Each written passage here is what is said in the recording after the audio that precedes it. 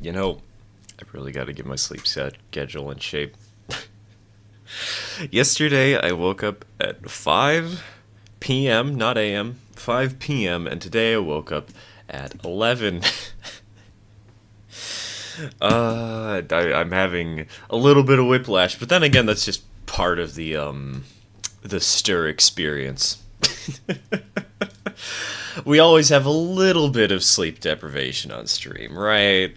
Right. Anyways, hello everybody. Good afternoon. Happy Friday. Happy Friday.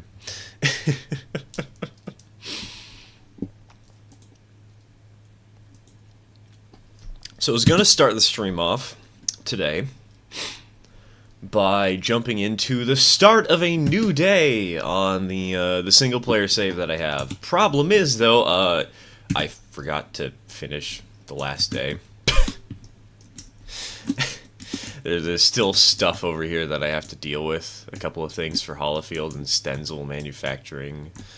And I put this train on the completely wrong track. It's on the main line. It's supposed to be on the siding.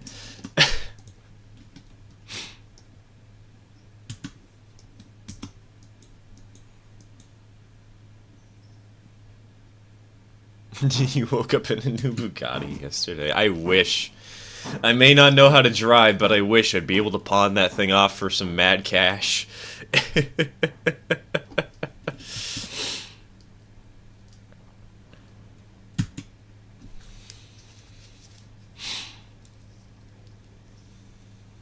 Brain isn't able to shut off until 1 a.m. EST. For me, it's 6 a.m. PST, dude.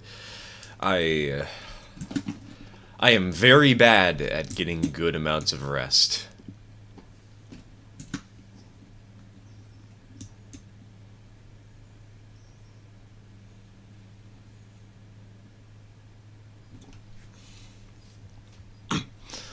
What it actually is 844? Is it literally just called 844? 844? You mean the steam locomotive?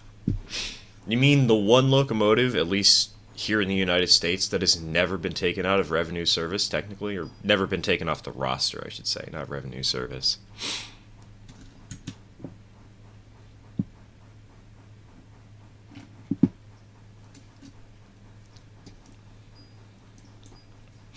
Still interested? I did some more research on the Canadian. Oh yes, those 660s. Those beautiful abominations. Those cursed behemoths.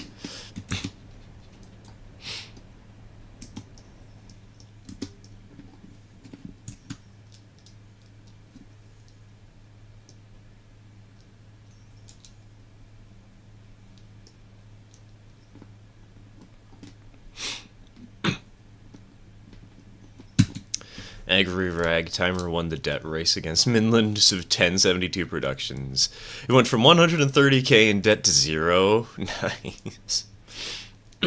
Speed run.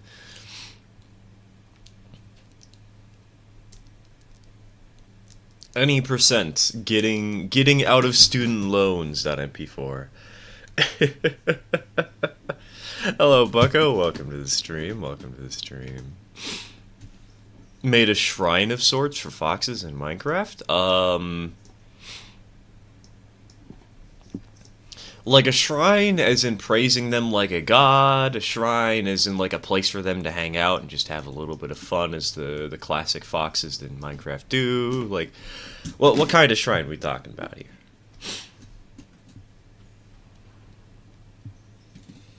Are Atlantics just specifics that skipped leg day? I need to win an argument, lol. If they are, does that imply that in the railroading world, skipping leg day means you lose a set of driving wheels?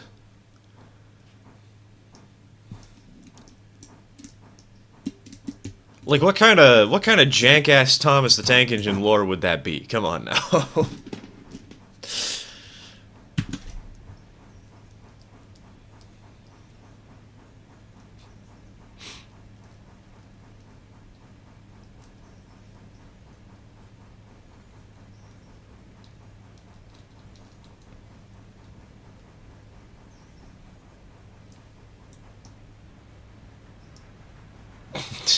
Triplex was on a streak.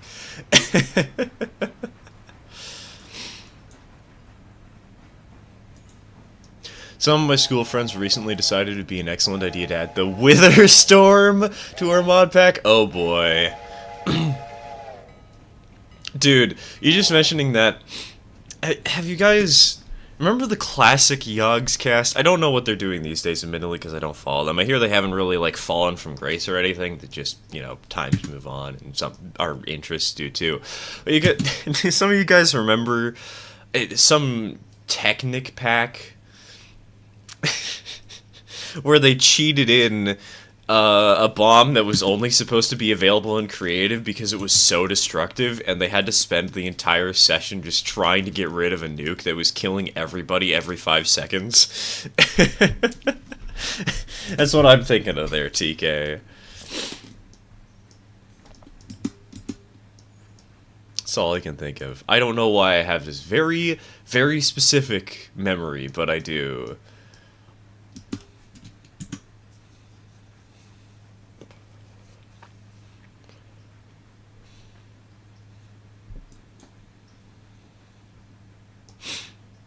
Kovoy decided that they didn't want me to unsubscribe.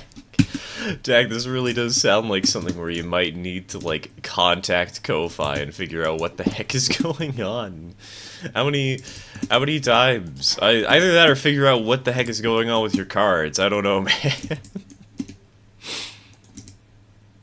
Is this a single-player save? Yes, yes. We're doing a single-player save today.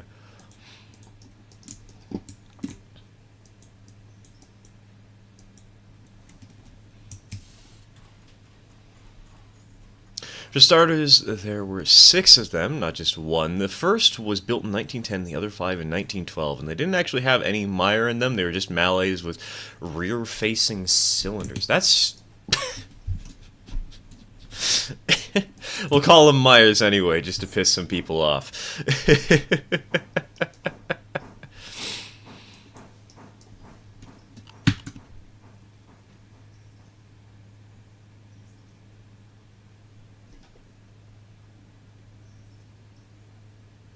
They were made as bankers and pushers, and at least the first one was built into a 210-0. I love some of their music, of course. Diggy Diggy Hole. Dude, Diggy Diggy Hole was my childhood. I remember getting very angry at my mom in the car because she was trying to sing it when I was trying to do it solo. I don't know why I have such a vivid memory of this.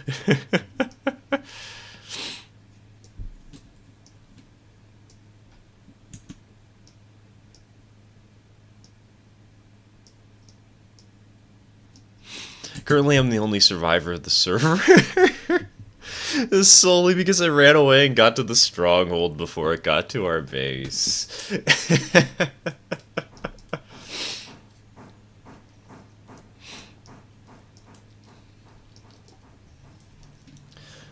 God. It's beautiful. I love it.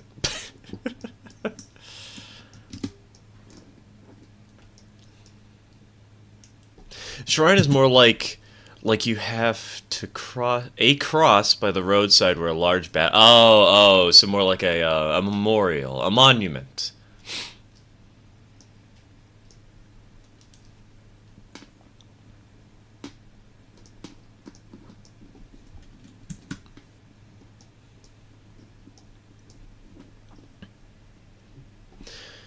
How slow are the speeds? Like 25? I believe in this area they're 35 to 40, but I'm just taking it slow because I'm just switching out stuff, you know?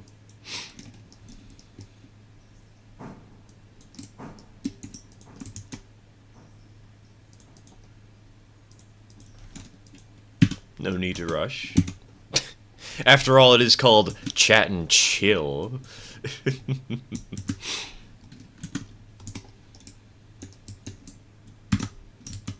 Being extra nice to the cars. Yeah, especially after what happened after stream last week.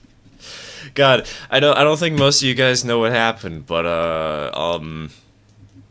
well, let's just say that I'm not going to be driving any real steam engines anytime soon, thanks to my track record.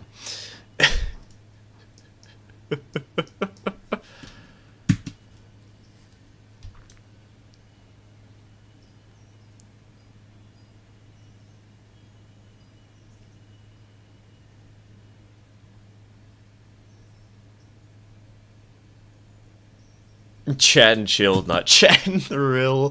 Chat and thrill sounds like a really bad horror movie title.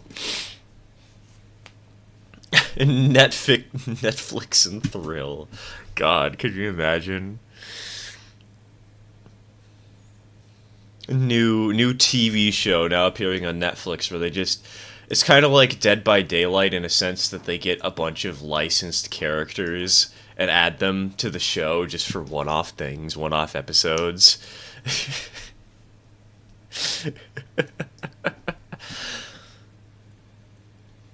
Track record. I'll see myself through the door. Will piss cups be needed? Oh no, piss cups have been needed. Things did not go according to plan, to say the least. Since what happened after the last stream is we had to bring back a train from Robinson's Gap all the way to Silva. It was a pretty massive coal train, you know, it was like 21 cars long, fully loaded, and so I decided to do a doubleheader. We had the Pacific and the Jeep running the train, because they were both stationed in that area, you know? But on the downhill, I realized, oh my god, I can get this train running up to 50 miles an hour.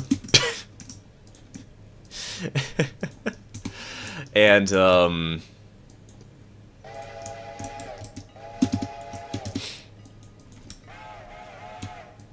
and with that, I'll just take a video. You know, like how I used to take videos when I did Railroads Online and post shorts, where it's just a train running through a small scene. Yeah, do that, but for Railroader. And so I started trying to get the train up to speed. And as it was descending the hill right in this area, right about this corner, it decided that 45 miles an hour was a little bit too fast, and both engines jumped the tracks. So we now have, on the multiplayer save, we have 2 locomotives positioned over here on the repaired tracks, just sitting there very depressed.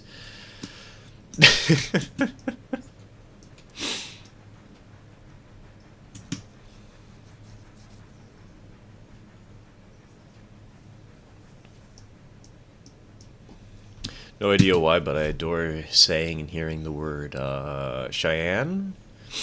Is that how it's pronounced? Am I saying that right?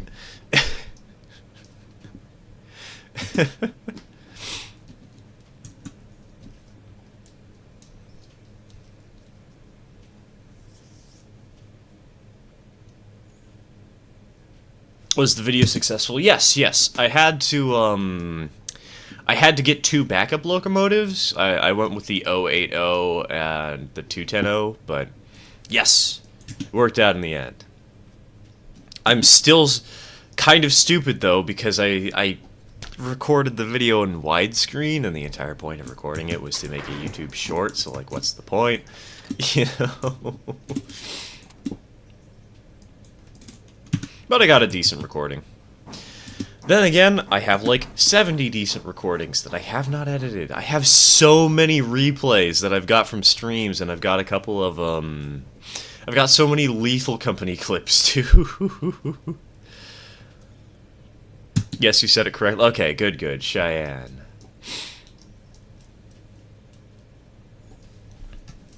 You know what? I'll start pronouncing it incorrectly. I'll start Stalt? Stalt? I'll start pronouncing it as Chiani.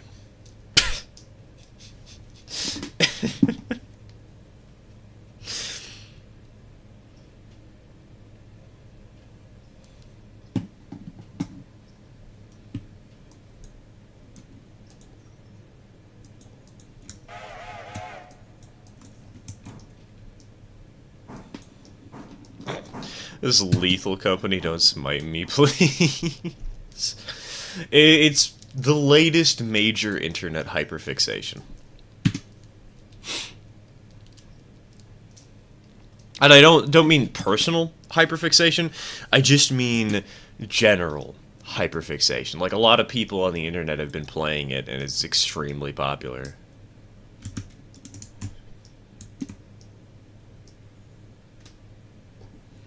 your favorite locomotive in the world? I adore 4014 Picture slowly fades in. 3985. Honestly, I don't really have a favorite. I just like train. I guess right now my favorite is Polson number 2.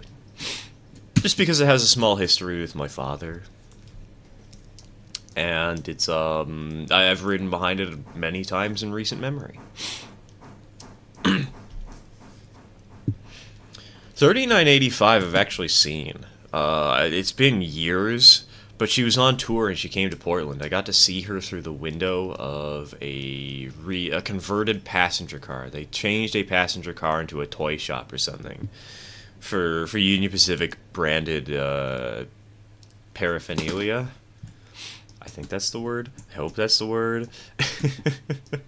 I only vaguely remember seeing it, but I do know I saw it.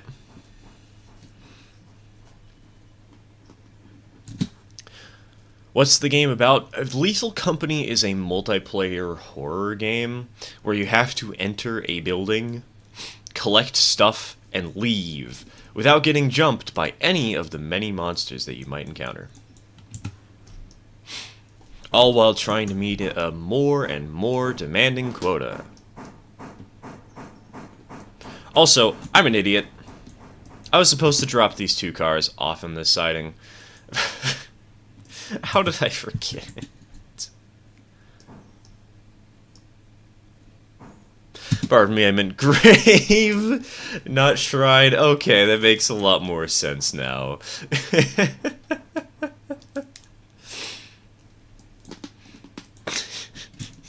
Grave.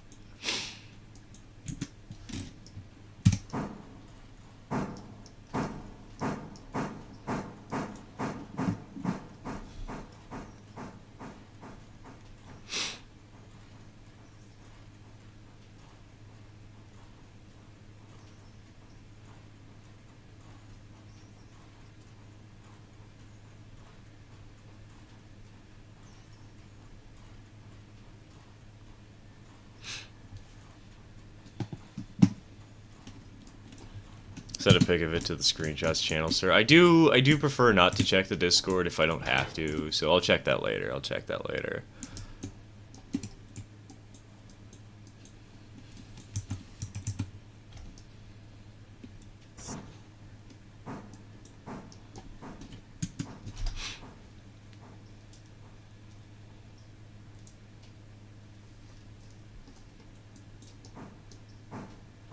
Got a tip on switching Holofield heating oil and standard oil sidings. Always put tank cars that are full behind tank cars being unloaded for easy pickup of empty tank cars.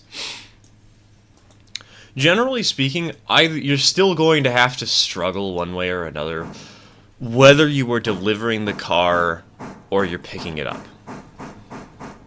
So really the question is, do you want to have an easier time putting it there or picking it up? And personally, whatever, you know?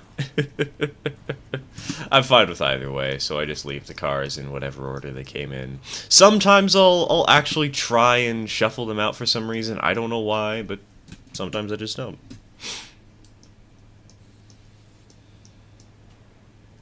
And today is one of those don't days.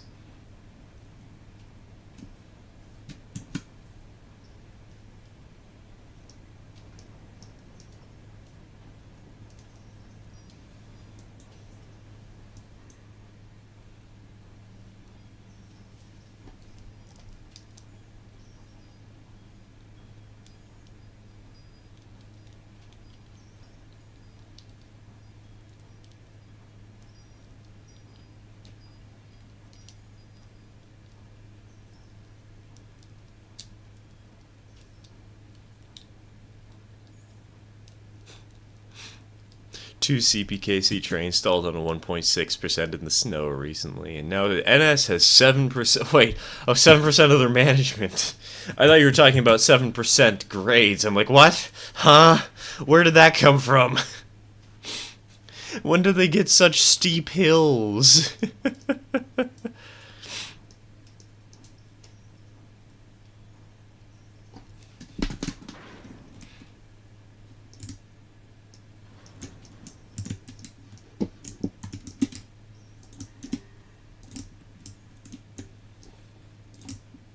things are going downhill in the American rail industry.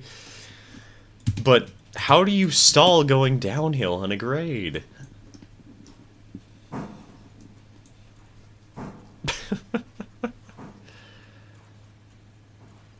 Said Saluda wasn't steep enough, Tony. We gotta try harder.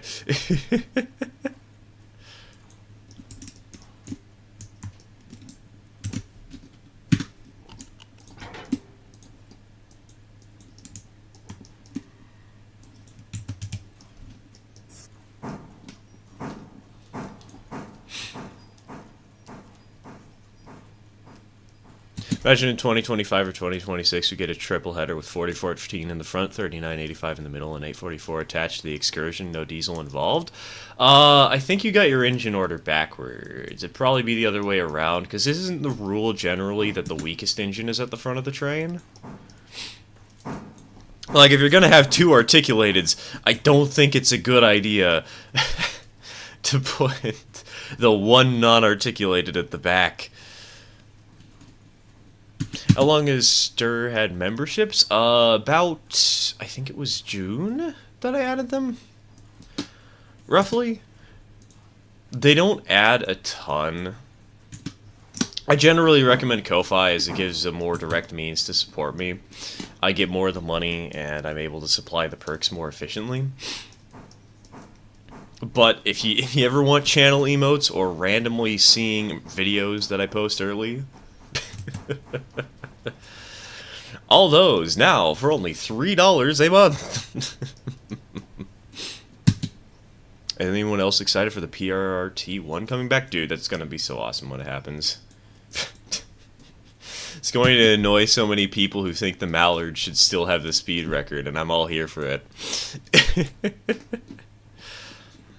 Admittedly, I don't think they're going to be able to actually get it to run at such a speed due to annoying legalities, but it's funny.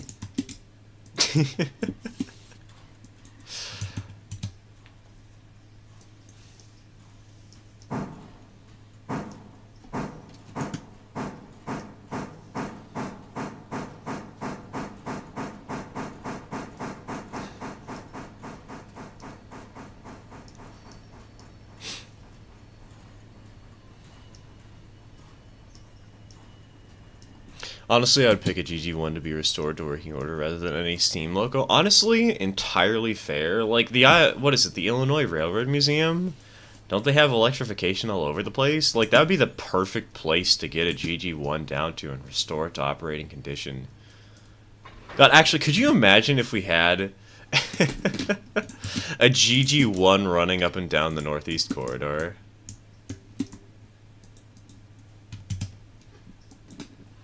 That'd be fun. Just like an excursion locomotive.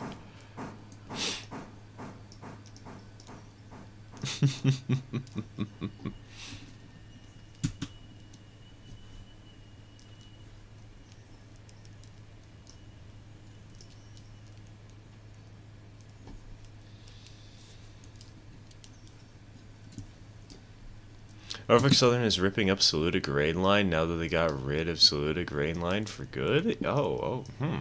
It's interesting.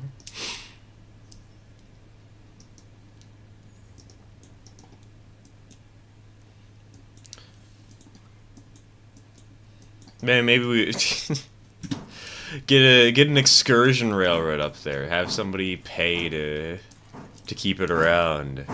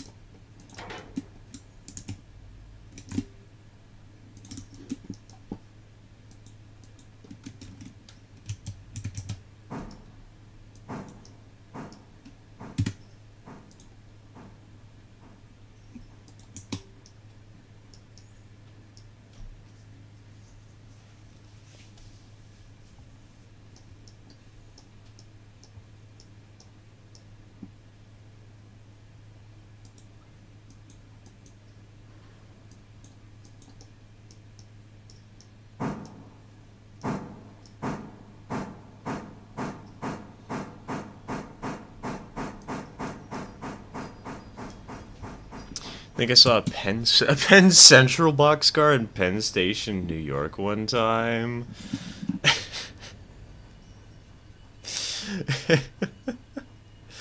It lives on in spirit, a memory of the worst bankruptcy known to man.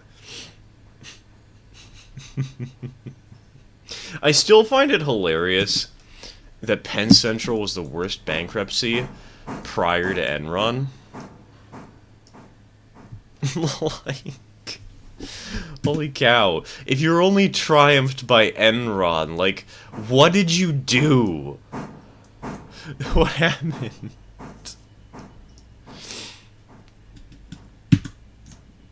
I mean, I know what happened, don't worry. It's not like I don't know what happened with Penn Central, but at the same time, it's just so funny to me.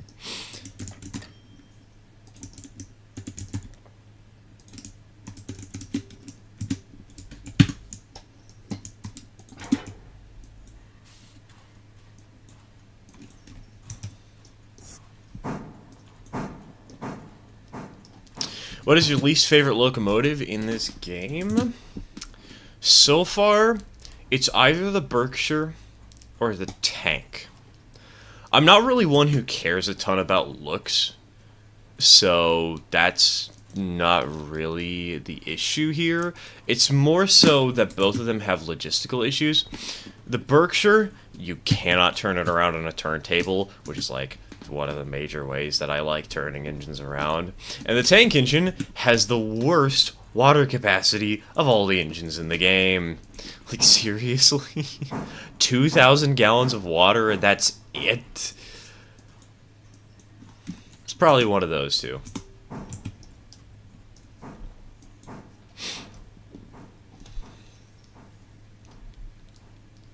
I suggest another conduct this stream sometime if possible. I'd have to like reset my save to give me something to do though. I've unlocked literally everything. What more can I do?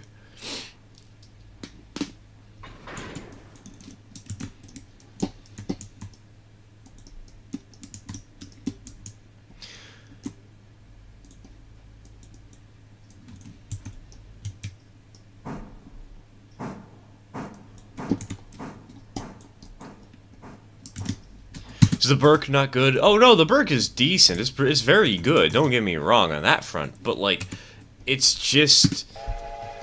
Hold on.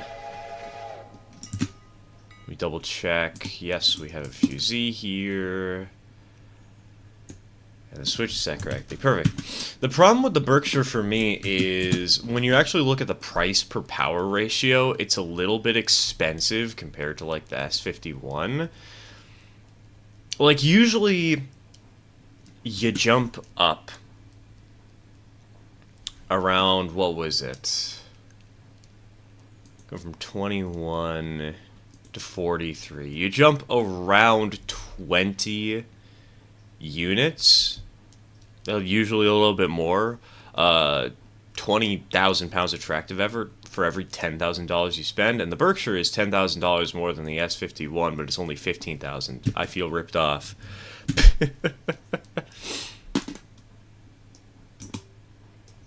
Really, though, the big problem I have is that the Berkshire is so big that you actually physically cannot turn it on the turntable. Bruh, when I get one, I'm probably only going to run it between Bryson and Andrews, because there's Ys at both towns, so you don't have to worry about the turntable at all, but...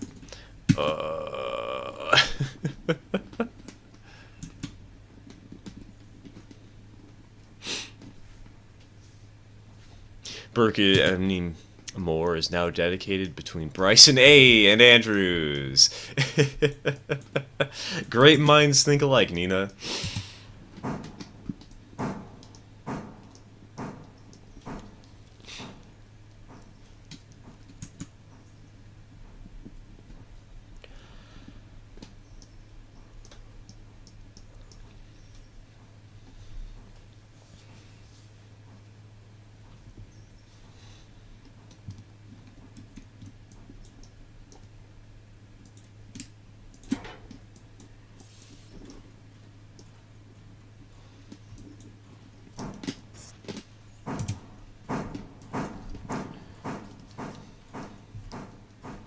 Could also run the Berkshire to Whittier since it has a Y. Yes, I could. But on that big multiplayer save, Whittier is more of a minor town. Because we have the route all the way out to Silva, you know? And so Whittier is more like a stop between Bryson and Silva rather than being being an actual major destination. It would be possible to get stuff there, but eh. I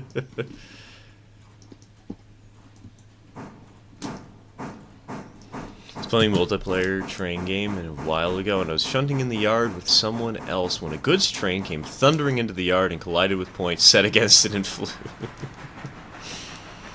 Launched itself to the other side of the moon. Perfect. Perfect.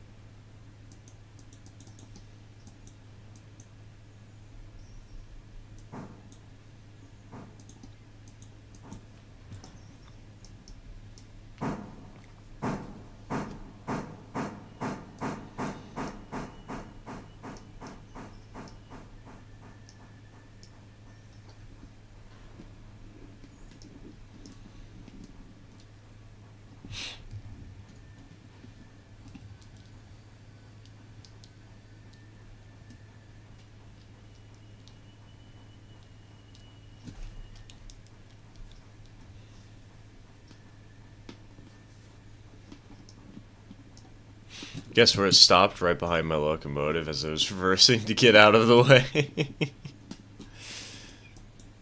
So you dodged a bullet?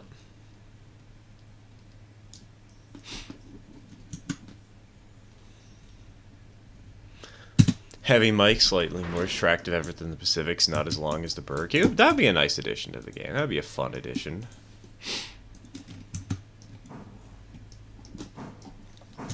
And then I could try and recreate the first sound engine that I ever bought.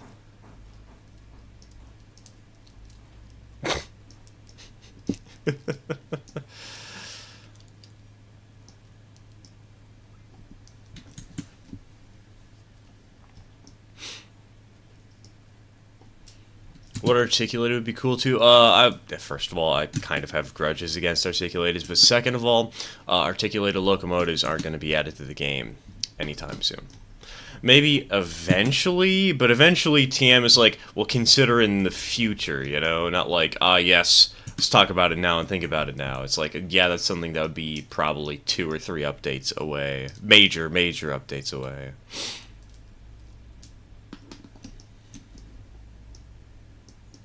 Donk.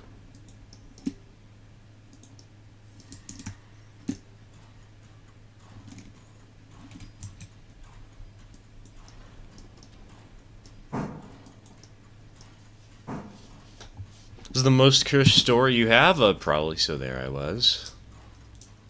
I've told that one while you were around, right? Haven't I? Feel like I've shared So There I Was before.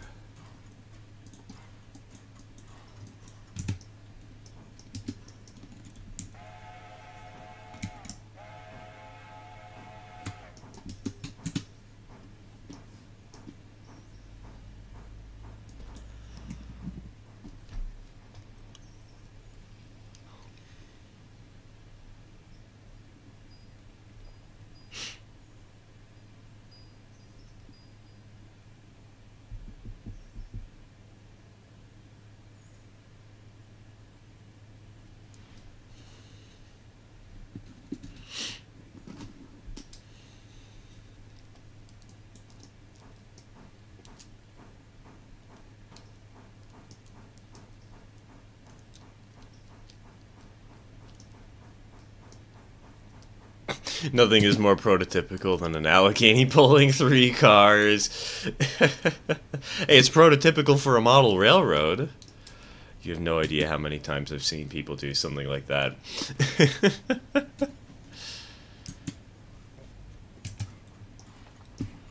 Actually, now that I think about it, I'm probably going to be in that ballpark soon. As we get to work on the 0130 model railroad, and we have that one articulated. Can you imagine seeing that thing pulling like 14-foot cars?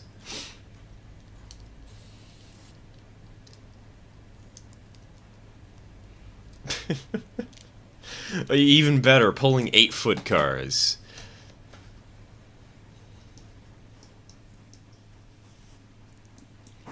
It's a terrible idea. I love it.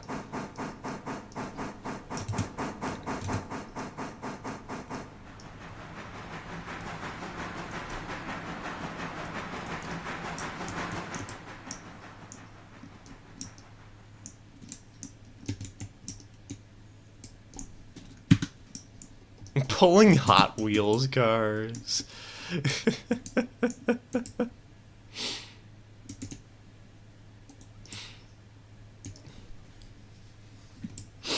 Babe, what's wrong? You haven't touched your Hot Wheels.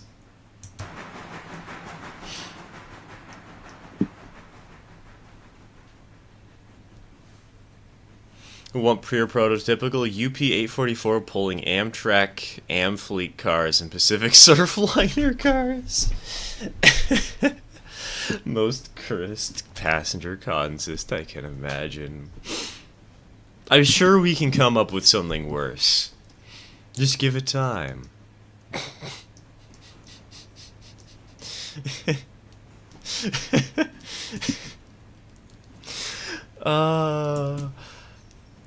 Get a moderate to small locomotive. Get something like what's the one engine? CNLC number 11. Get that tiny little 040T. Put her on Metra.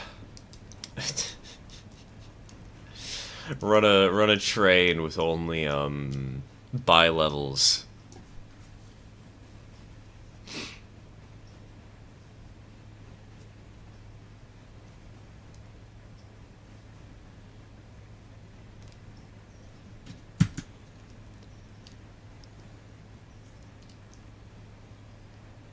Some massive American locomotive pulling old British two-axle coaches. We'll have the Tripex? God, I'm tripping over my words. We'll have the Triplex pulling that.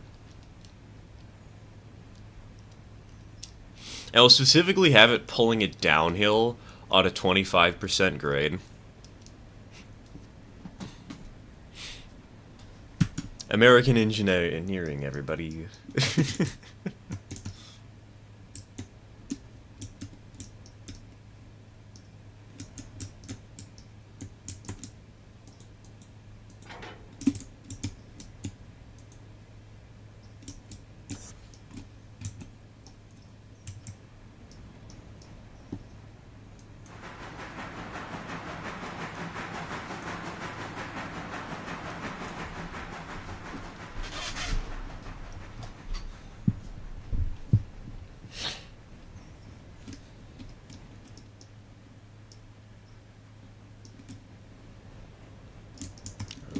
Left. So what I'm planning to do here is pull the Whittier sawmill stuff and put it on this siding. Then drop off. Actually, no, we're not. Wait. Yes. Drop off the stuff going to the interchange. Just leave it on the middle track here. Push this back to a point where we can serve these tracks and then pull this train onto the main spur.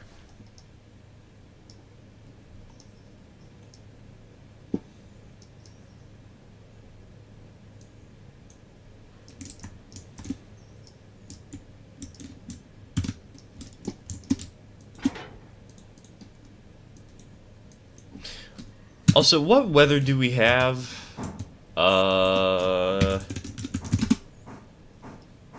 Is there any... Does anybody know if there's a way to actually, like, double check and see what weather we have right now?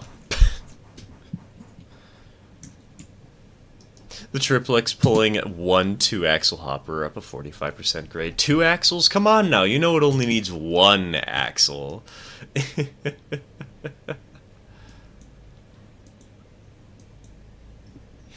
Slash weather, I did that. It just tells me this stuff, this garbo.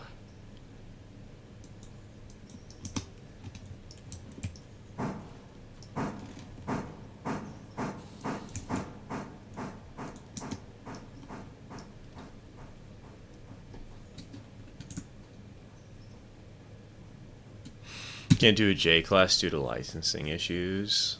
I'm not too surprised about that. Would be cool though. Also would probably be a bit big and weird.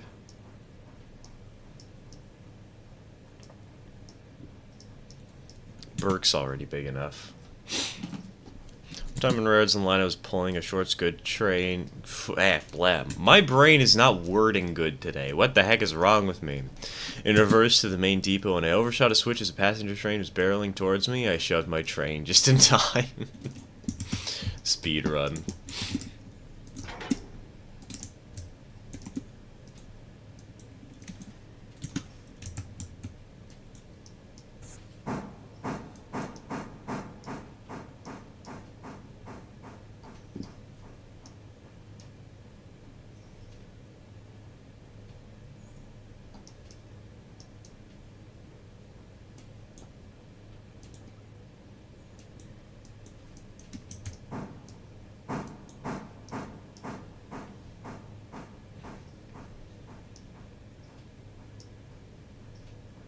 You can have a 1-axle car be like a semi-truck trailer. Well, now we'll have Talgo or Jimmy's. That's what we'll have.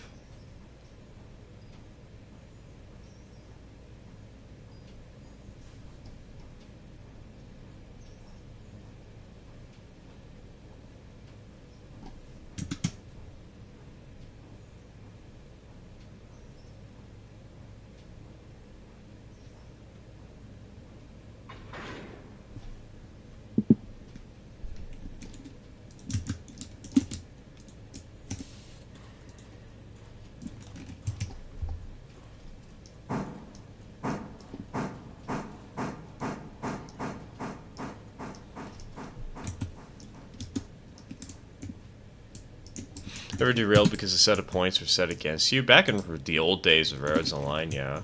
A couple of times.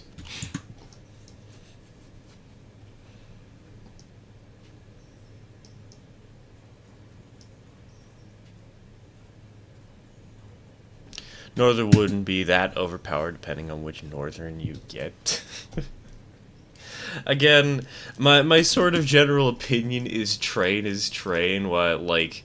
I know people like wheel arrangements, but at the same time, like... well, why is everybody fighting tooth and nail when the game is good as is? 1-axle cars? That's too much axle. We just need a half-axle car. Now we need a 0-axle car. We'll make a permanent maglev.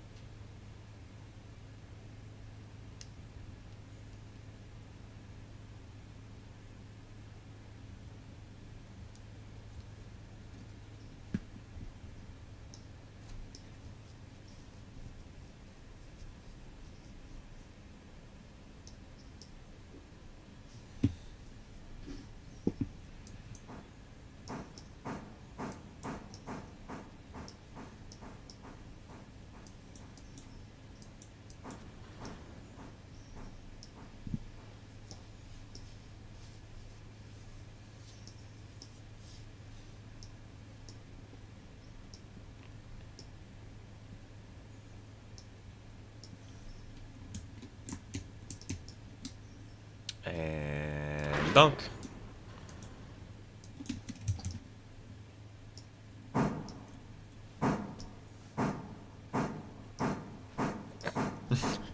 Norfolk and Western, there's no stopping us? What kind of dystopian horror movie slogan is this? I know it's their song or whatever, but like, that just sounds like a threat. There's no stopping us, Tony.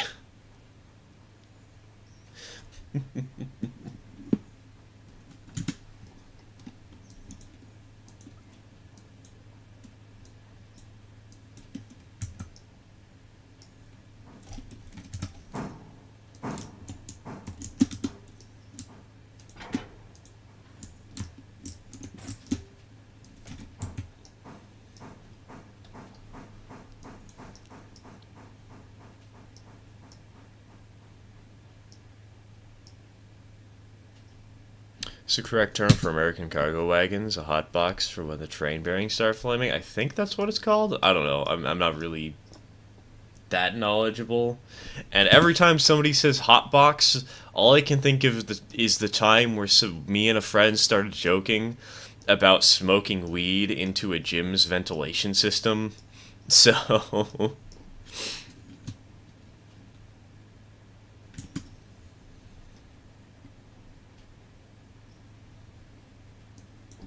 We're the Borg, Fork, and Western. Resistance is futile. Assimilation is imminent.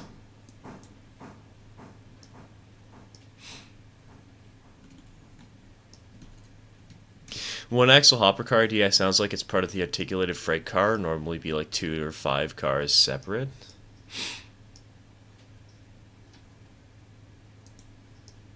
Completely spaced on today being Friday, even though I've had several conversations about it being Friday. That's a mood. Hello, Stuke. Welcome to the stream. Welcome to the stream.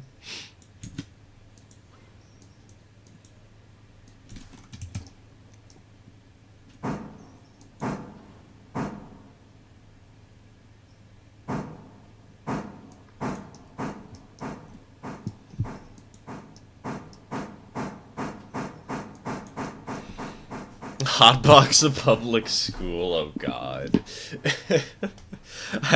I don't think I'm legally allowed to do anything remotely like that. So no thanks. I will happily pass.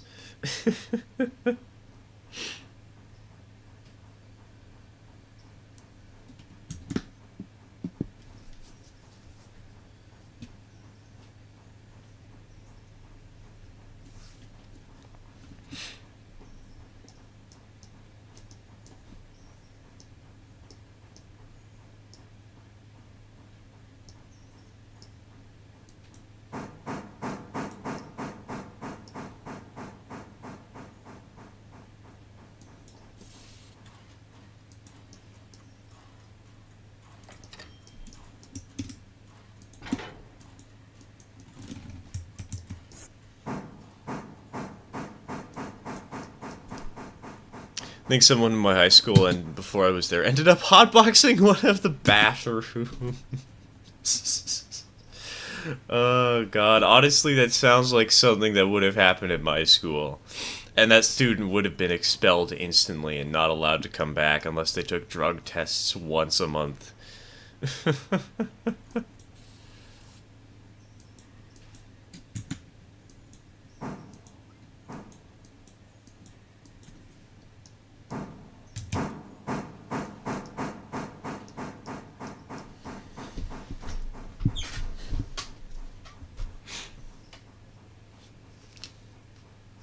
Give the school buses plain bearings and see how long it takes for you to get a hot box. Nah, just give the kids weed. It'll take 5 minutes. Oh, God.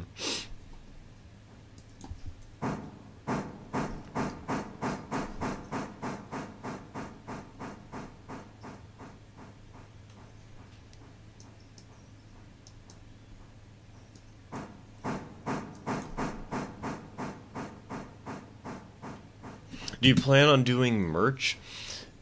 It's something I've been looking into off and on since June, honestly. Currently, the plan is to do quote-unquote merchandise by taking some tacky Thomas Kincaid stuff, painting it up, making it look pretty, and then setting it up as bidding on eBay and seeing how people like it. Right now, we've got the first phase of the project done, which is we now have 5... I think it's 5? Yeah, we have 5 new combines that I ordered in the mail recently for pretty cheap.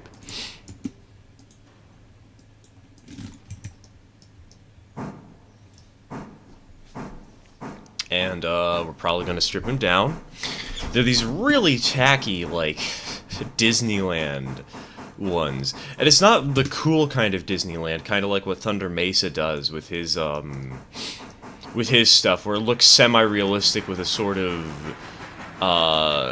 colorful and interesting appearance to it. No, it's just like, it's, hey, what if we put Mickey Mouse literally everywhere?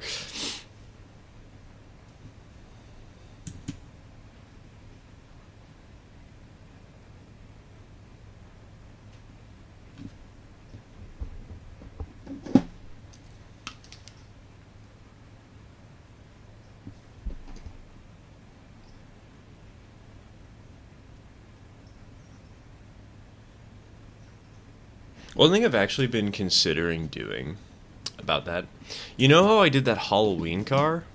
I was thinking of considering using that as like a trial to see how popular the idea would actually be. Because I don't need it. It was a fun car to build and I like the way it turned out. I'm really proud of it, but at the same time, like, it's just another combine, you know? Something Steamboat Willie public domain. You know, one of these days we'll just have an intro to the stream that's literally just Steamboat Willie the whole way through and through. From start to finish.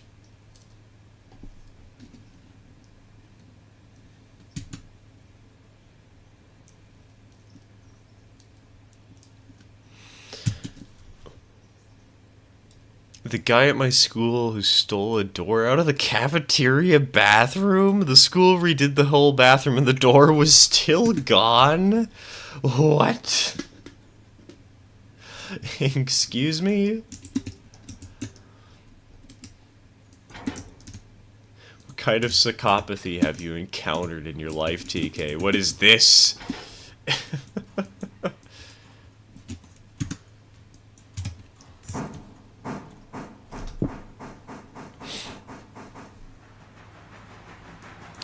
What do you mean by combine? A combine is a baggage coach. It's a singular car that is both a baggage car and a coach car at the same time. So it's a combination.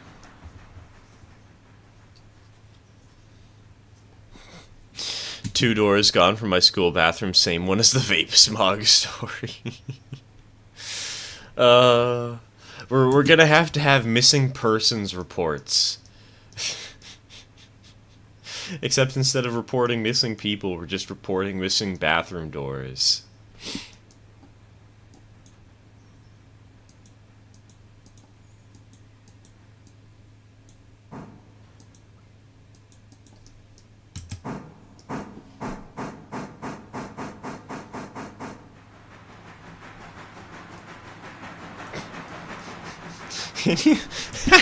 Could you imagine? You're trying to eat breakfast, you're sitting down at the table, and you just see on the side of your milk carton, "Have you seen me?" And it's just a picture of a bathroom stall door.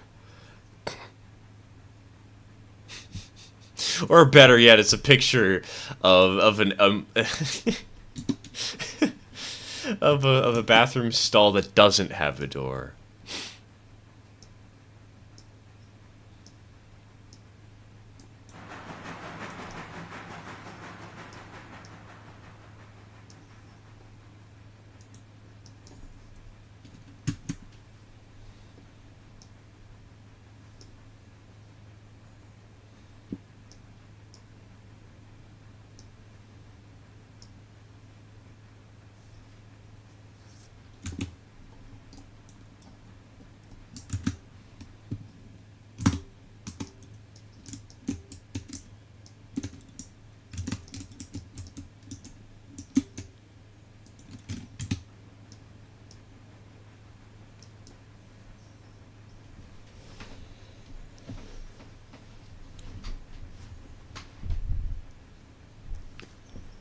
Apparently, my parents and I forgot to shut the fireplace door, so now we have to vent out our house in the middle. Oh, in the middle of a snowstorm. Oh no, God.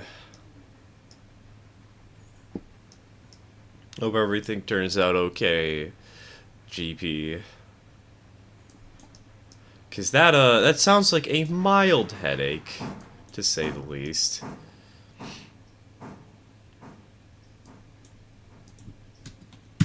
The venting that's pretty sus.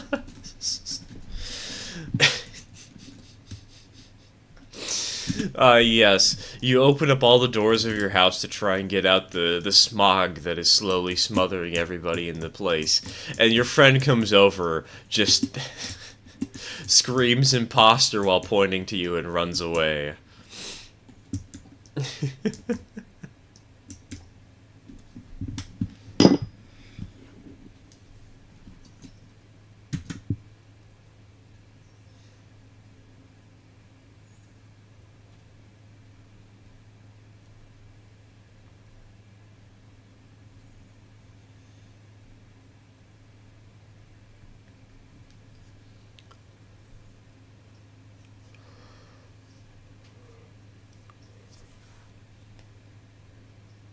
You know, there are two Norfolk Southern railroads. The first one was around from 1942 to 1982. It was bought by the Southern Railway in 1974, and the name was taken from merger between Southern and Norfolk and Western in 1982. That's interesting.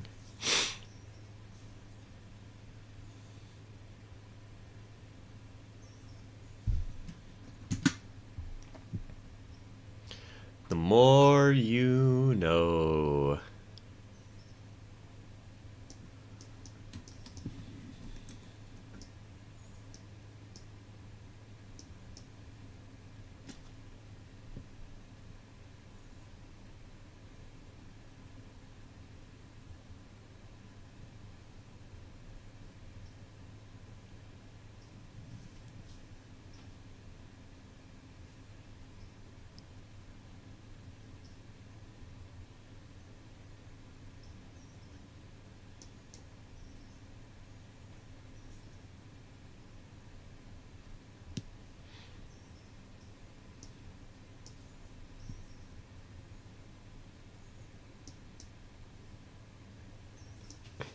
Although we just have to patiently sit here for the coal to refill.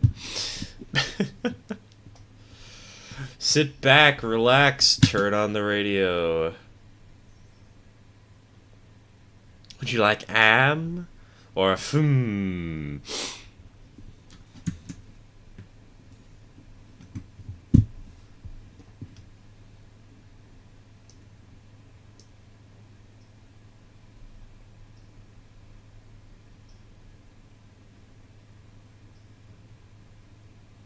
Wait, how much coal does this thing hold again? Hold on, hold on. Okay, 11 tons. I thought it was just 10.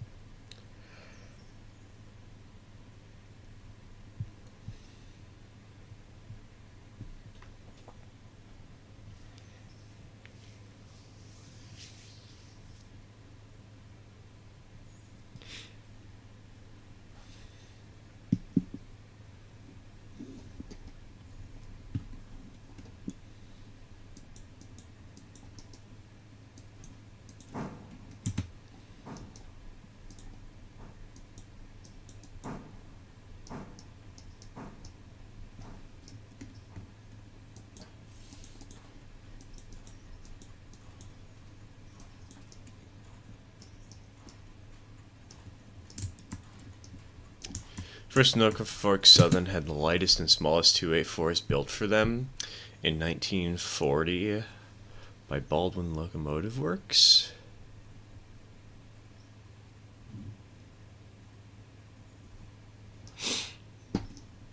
That's interesting.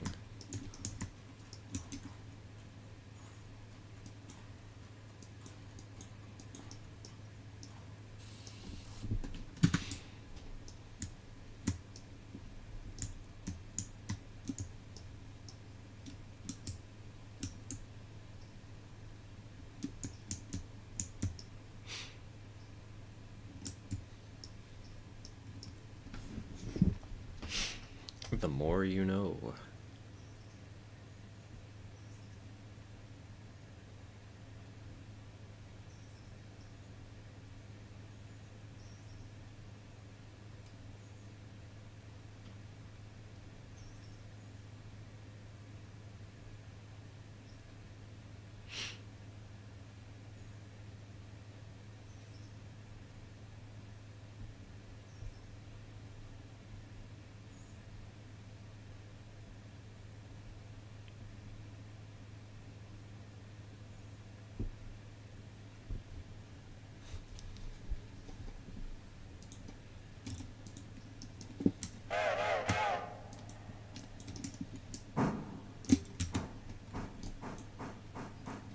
Oh, you know what? You know what?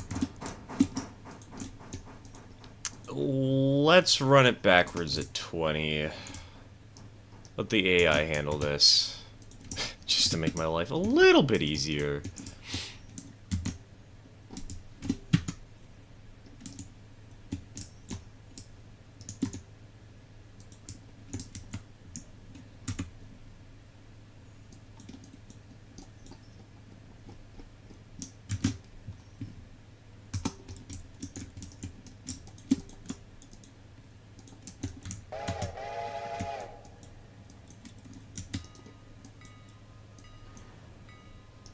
Pretty sure the whole gym is going to collapse by next year. Every single... Oh yes, the beam cracking.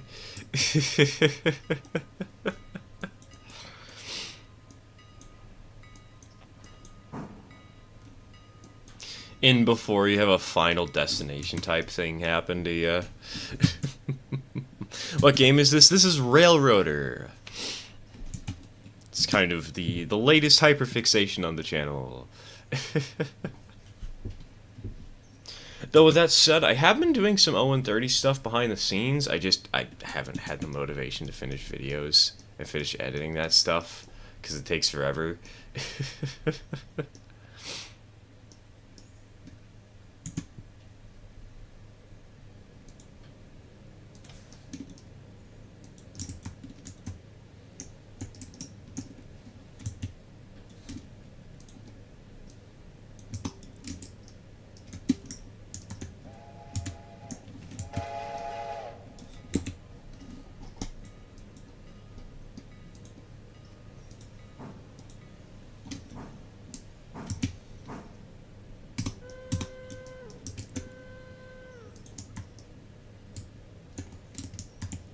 Oh wait, shit. Whoa, whoa, whoa, whoa. No, no, no, no. Hold on. I'm sorry. I'm stupid. I didn't realize there was still 0.8 logs left on this one car. Don't leave just yet, Conifer. We still need you. Hello, Apprentice Infinity. Welcome to the stream. Welcome to the stream. Everything's going well so far today.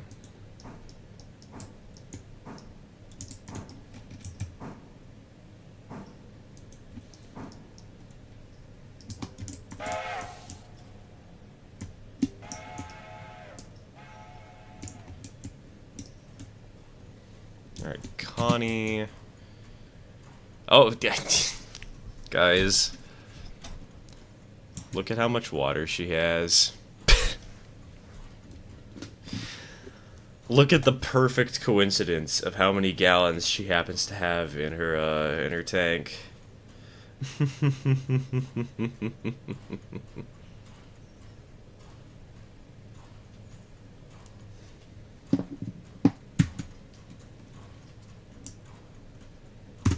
Just gonna grab a little screenshot of that.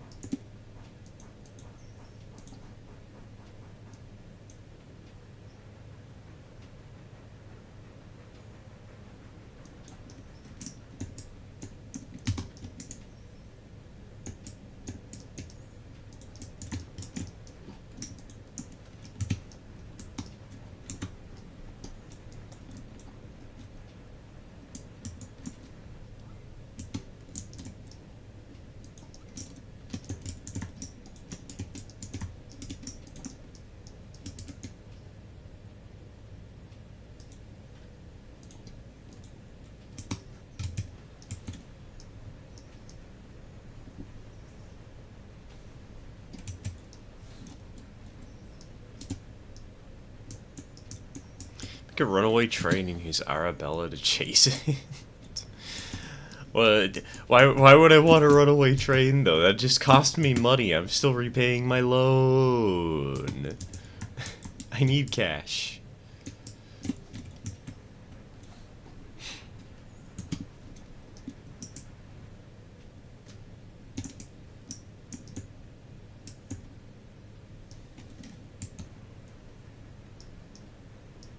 Recreate the Great Locomotive Chase. Ah, yes, let's get the General up in here. Get ourselves a good old-fashioned 440. I guess we don't have a 440, do we? Get ourselves a good old-fashioned 442.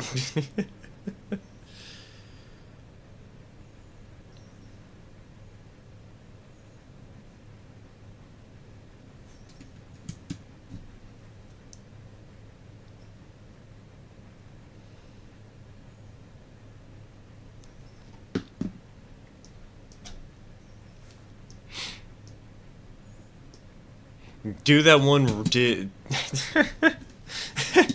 it like that one Disney movie where they actually killed everybody at the end. I have no clue why. That's the one thing I remember about the Great Locomotive Chase right now is that Disney made a movie where everybody, all the characters in the Union just died.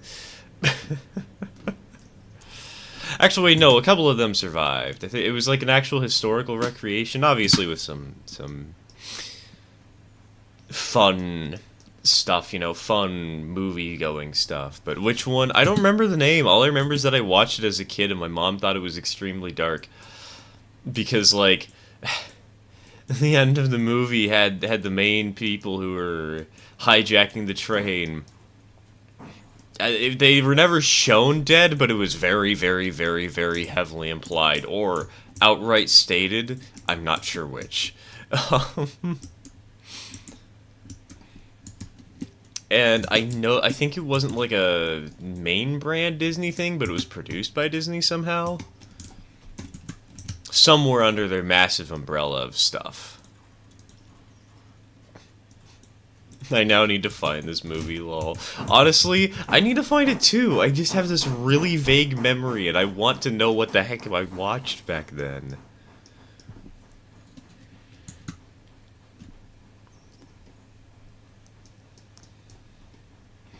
.442 with wooden outside frames sounds terrifying yet kind of beautiful at the same time. Russian iron boiler, all wood cab. I might actually like the look. It was like sort of like a Eureka, just a little bit longer with a trailing truck. That'd be cool. That'd be nifty. Very jank, but in a funny way. And I'm here for funny.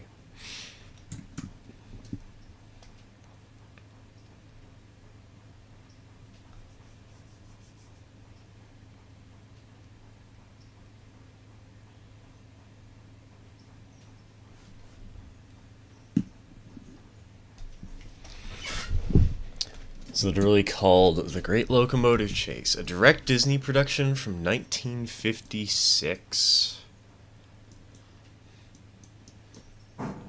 Could you imagine if they tried producing that in the modern era?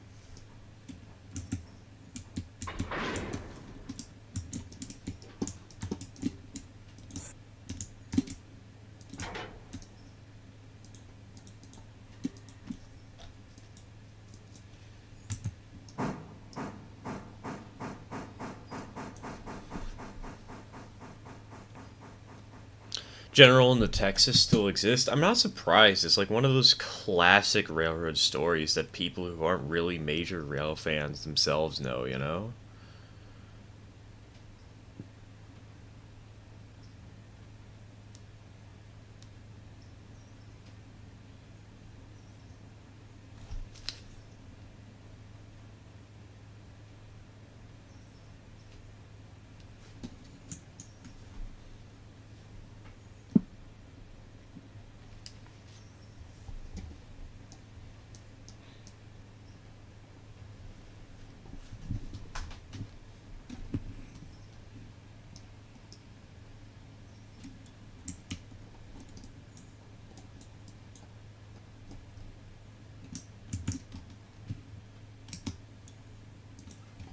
Yeah, they all died hung and shot for being spies. Yeah, exactly, exactly. And the Disney movie was pretty faithful to that. I say pretty because not all of them died. I think like a few of them survived. They just went for some of the more prominent characters. And like the story's like, oh yes, I was one of the people who survived, and here's the story, here's the tale. Although I might be wrong, I don't remember.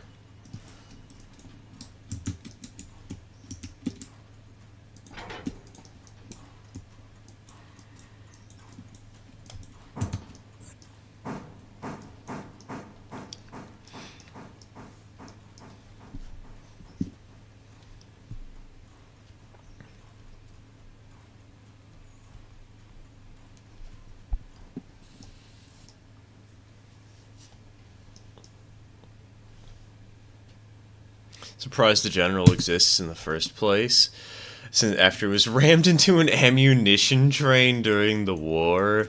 Damn.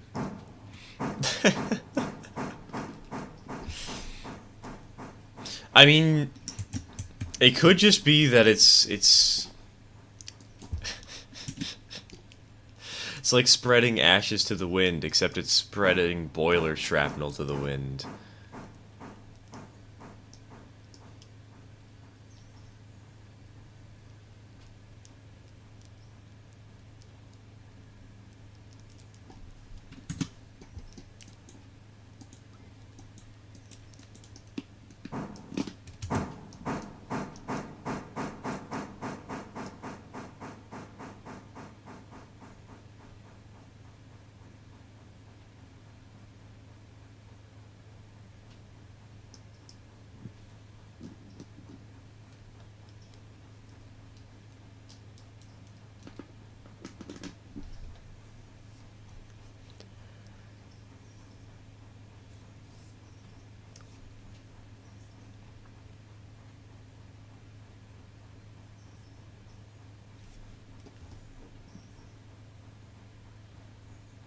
Let me get to the ship of Theseus argument. Oh god, not this again. No. I've heard this once before, and once was more than enough to never want to hear it again. Uh...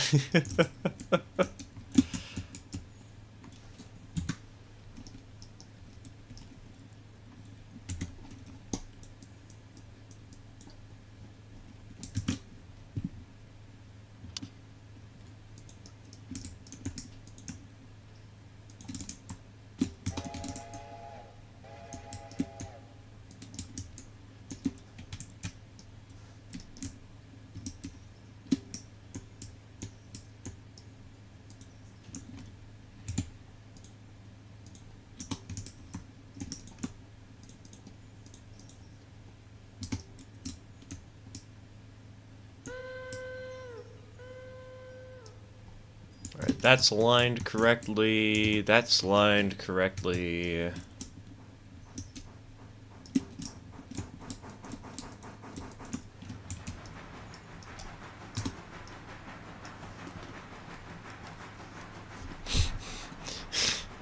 Some cursed Thomas fanfic. The general is a talking train screaming and blowing its whistle as it explodes. Sounds like Shed 17. God, don't they have a character in Thomas? Like, it's from Blubba, so, like, you know, maybe a bit of a controversial character, but don't they have a character that's based off of an American. I don't know if it was based off the General in particular or like another engine, but just have that guy die. Everybody loved Blubbo, right? It'll be such a tragic backstory, such a tragic death. That's where he got his mustache. He died and was reborn.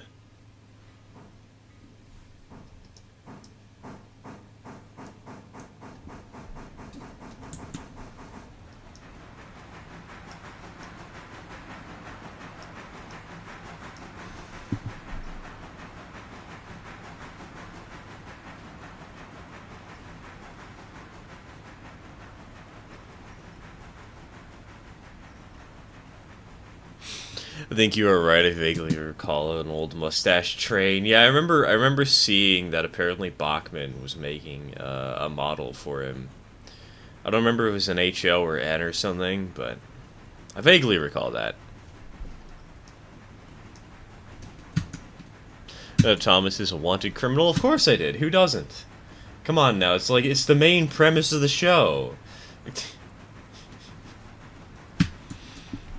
The fact that he's wanted in 17 states, including denial.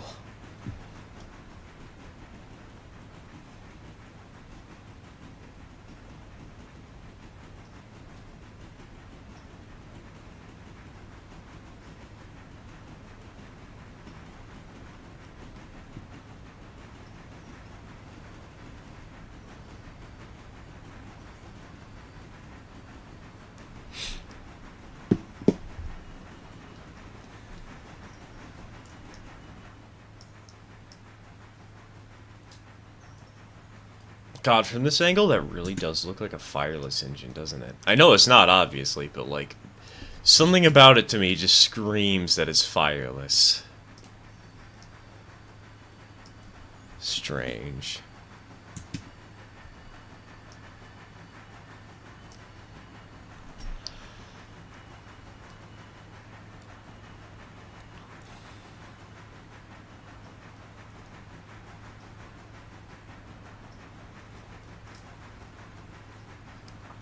Thomas was straight up like, this place blows, I'm gonna be owned by an obese director.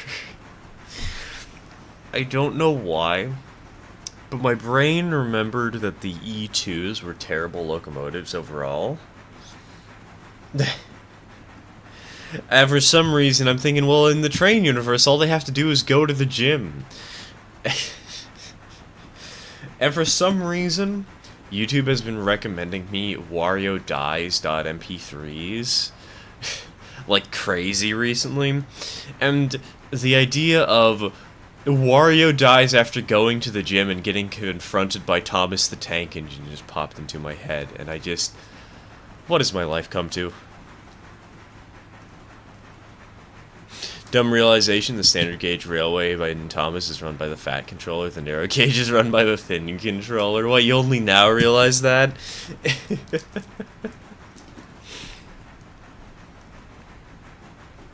Next we'll have the obese controller who's doing the Brunel gauge stuff.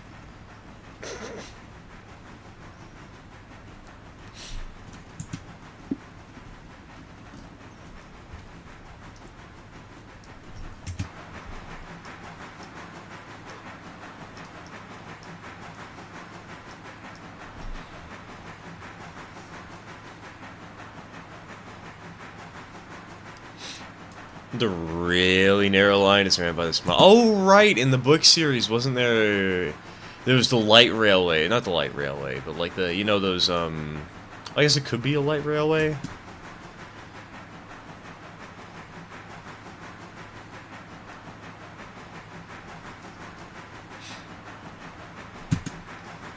But yeah, the trains that like you normally ride on top of. The size of the controller dictates the size of the railway they can use.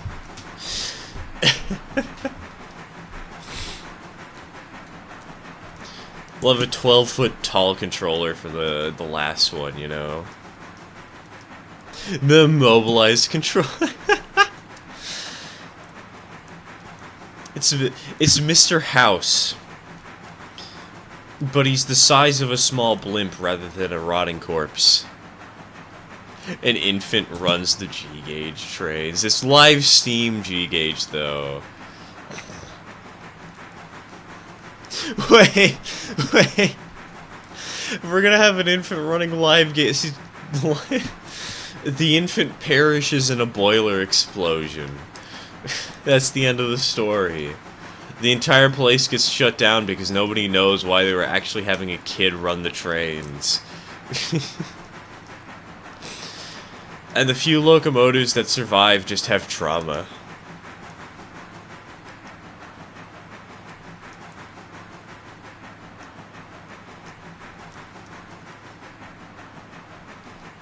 Don't forget the Blubba movie where the thin controller took over on the standard gauge railway because the fat controller was looking out for Thomas, who had just returned. A crippled guy with one. Oh no. God. We'll have one of those bicycle trains. Have a unicycle. God, wait, would the Thomas universe have a sentient unicycle? This is important information that we need to know. Would there be a sentient unicycle in the Thomas universe? Actually, you know what? Instead of just asking you that question,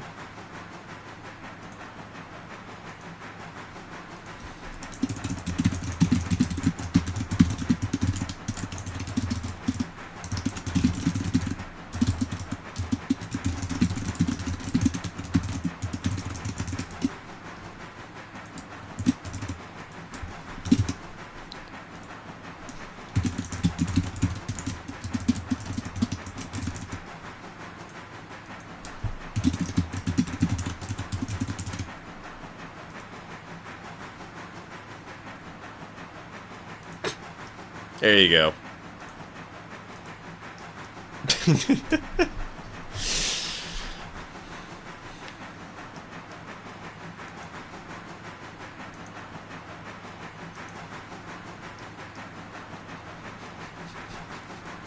We're just gonna leave that up for a couple of minutes.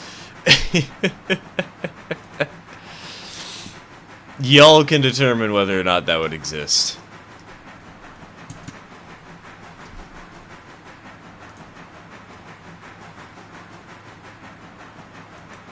Nobody wants a divorce? I'm impressed.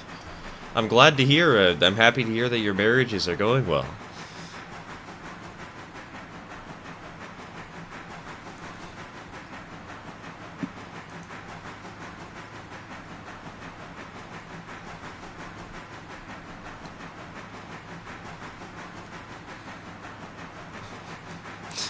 No, because unicycles don't have engines. If it's a motorized unicycle, a motorized unicycle. Could you imagine?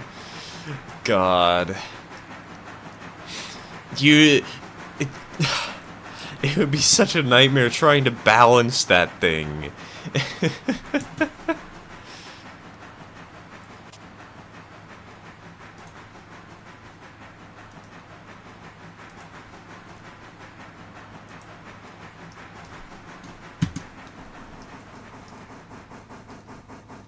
Motorized unicycles actually exist? What? How? How would one do that? How would one achieve a motorized unicycle?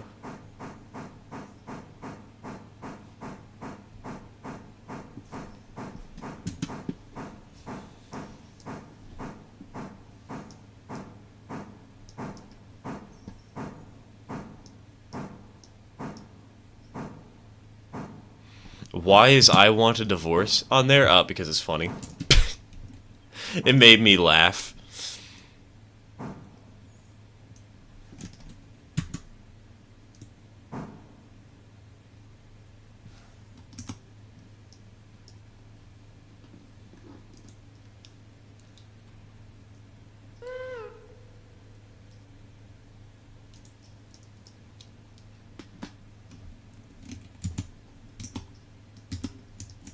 Alright, with these cars spotted, let's just wait an hour. Oh, okay. It's just that only some of the cars are loading because the game is It's weird.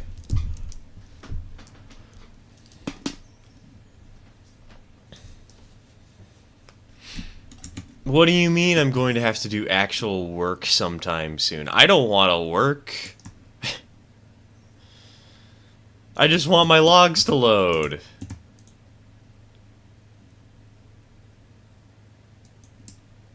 So why is this displayed as 2 logs, but it's only showing 1?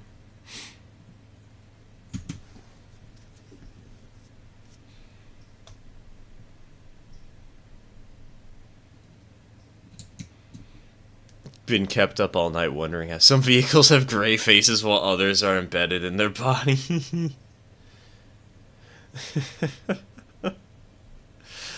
What is it? Boko would like to know your location. Actually, is Boko one of the ones that didn't have a gray face? God, the HSTs didn't have gray faces.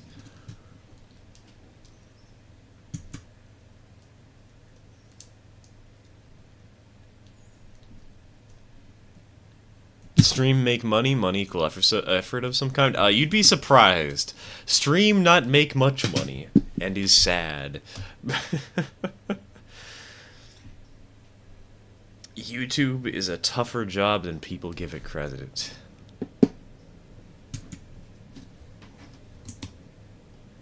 The faces on American passenger cars have their faces on their door. No, the door would be the nose.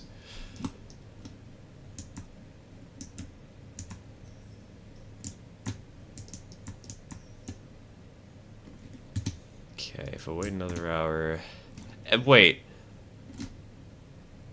Why is it just taking forever to load this? Oh!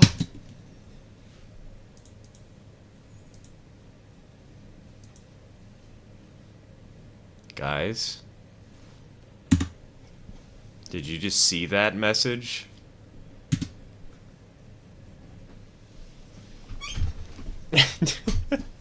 Did you guys just see what's happened? You know what that means? It means that we have to run the passenger train up and down the hill so that we don't lose our reputation. That's what it means. It's one of those days.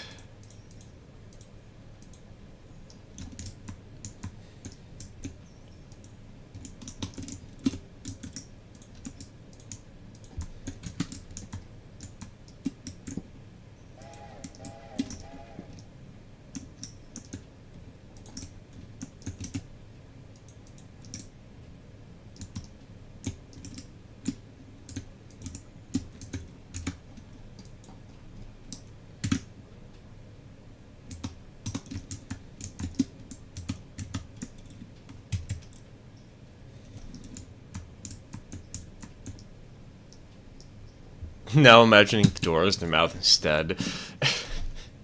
I could say something very, very cursed on behalf of that, but I think I'll refrain. What message? This message. Final phrase of Bryson Bridge line to Fontana has been completed! Yippee. Okay, hold on. Finance. Loan. Milestones. Alarka Junction. Why? Start the first phase.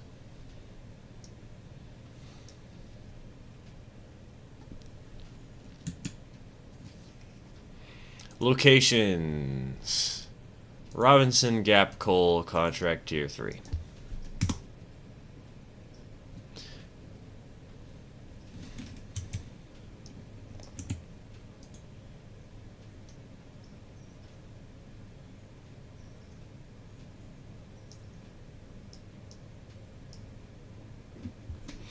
No locations to check Cottle Creek L2. Maybe not enough logs to load your train. Yeah, that's what's happening here.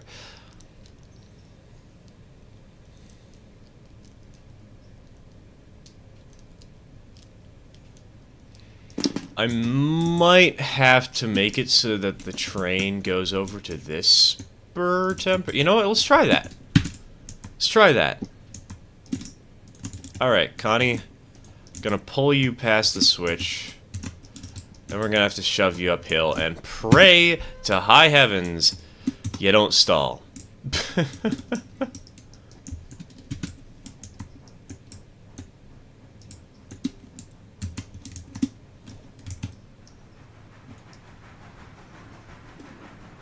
Passenger car mouths are the doors they feast upon. People, no, no, we're not going down this line of thought today.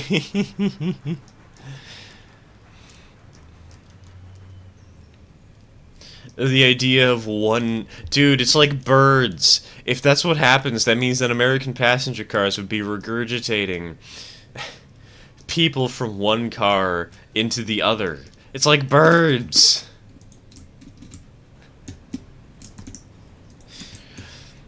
I hate it, I hate it, I hate it, I hate it.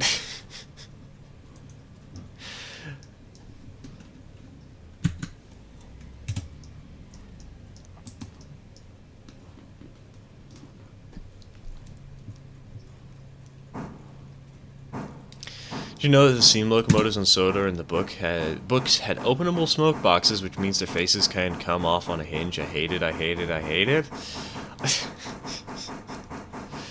Sounds like the start of a creepypasta where somebody actually starts questioning it. Like, everybody else considers it to be normal and part of their daily duties and their job, but, like, somebody's like, what the fuck is this?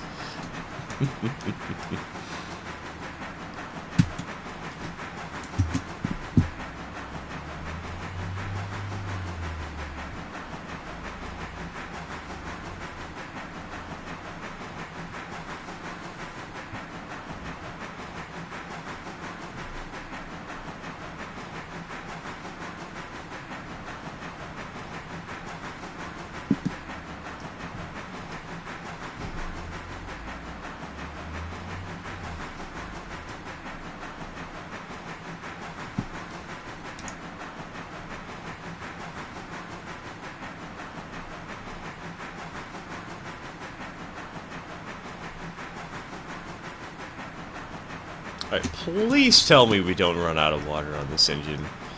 Oh god.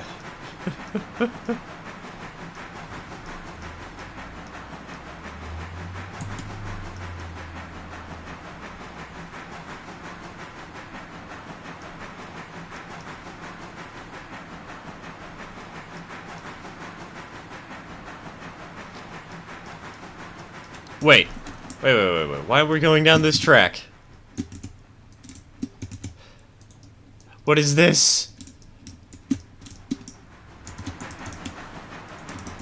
Why is that switch set to go straight here, but it's not... Oh my god. It's going to annoy me.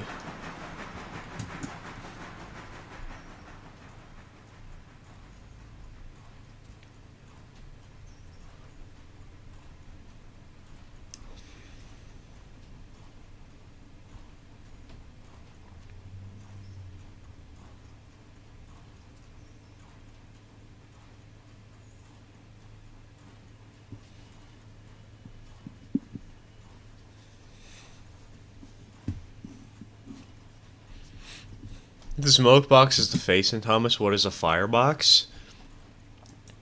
We don't think about that, Tony. You don't question what's what. It just happens. God.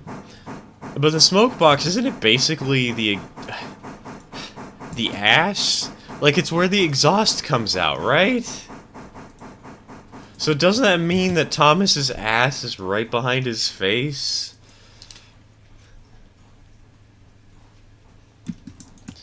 Somebody contact, like, the unlucky Tug. See what he has to say on the matter.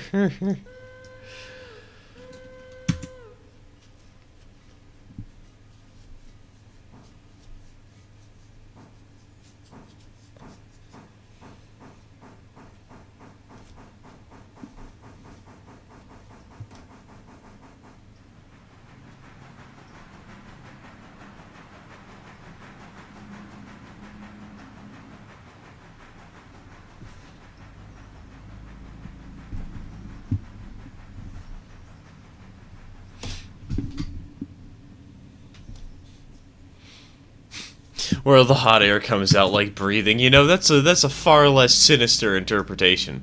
Alright,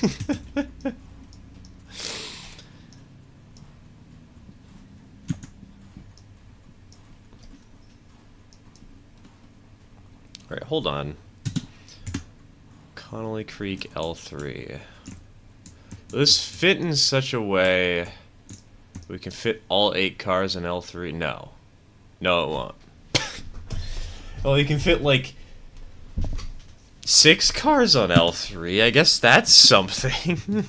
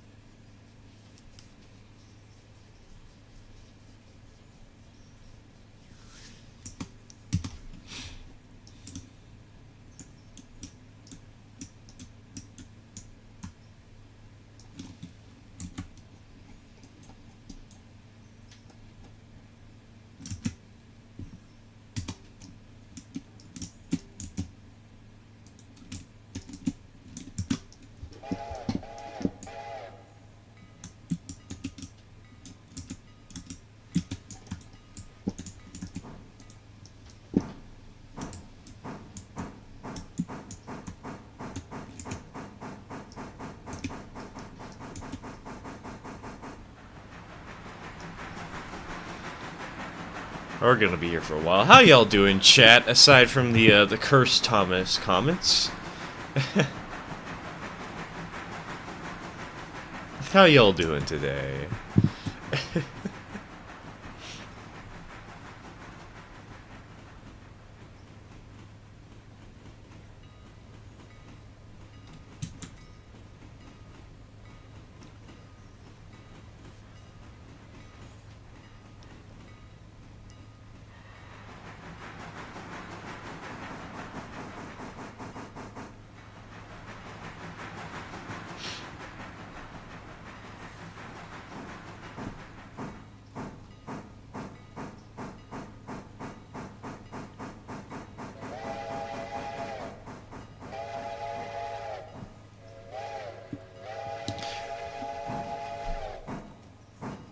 Right. There, happens to be some freight cars in the way that I might need to move, aren't there?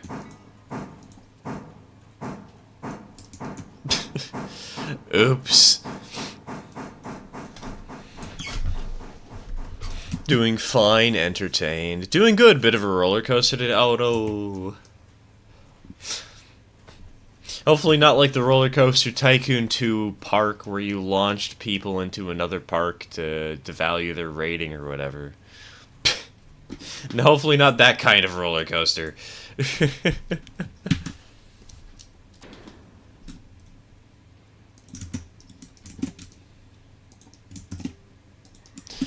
we're discussing the organ arrangement of Thomas characters, there's one pretty... TK, there is a... I'm pretty certain, like, we haven't thought about it. There's a reason for that. But there are some people who have. And I regret knowing that some people have very much thought about this. Very, very hard. In more ways than one.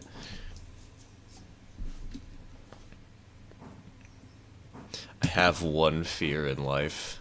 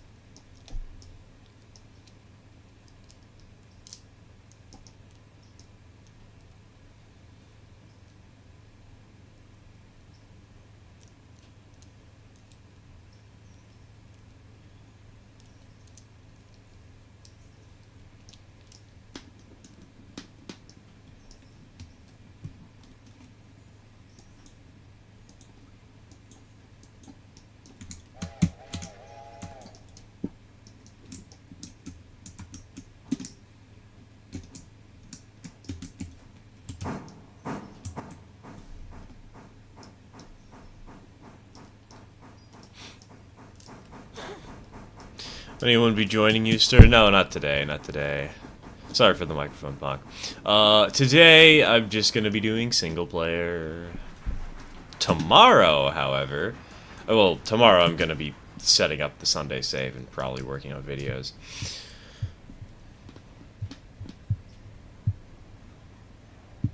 Sunday, however...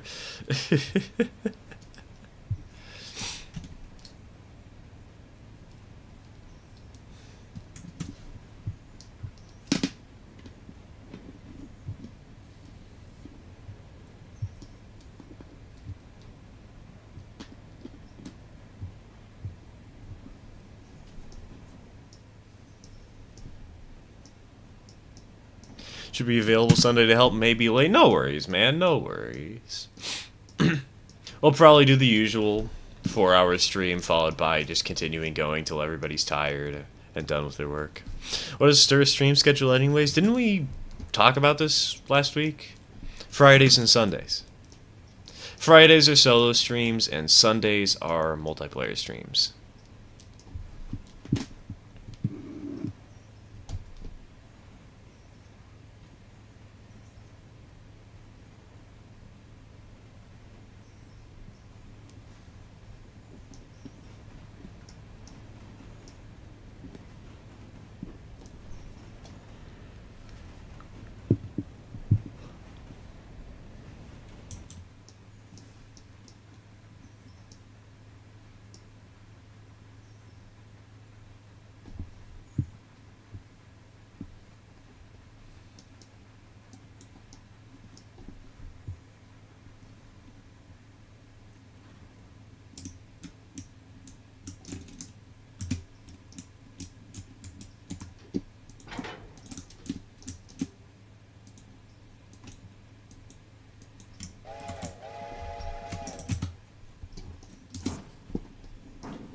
Alright.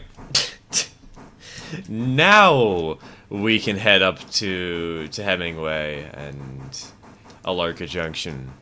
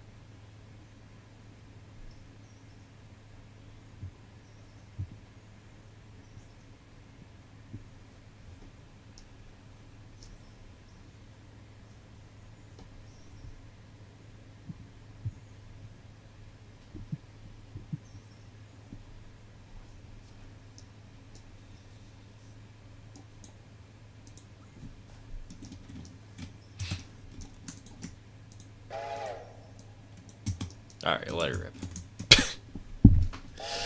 Most calm, quiet situation. You know, maybe at this point I should just run an ad on the stream just to make my extra 20 cents. That's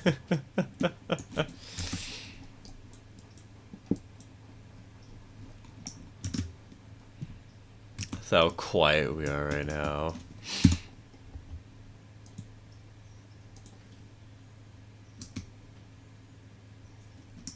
Wait, are you kidding me? Really? Again?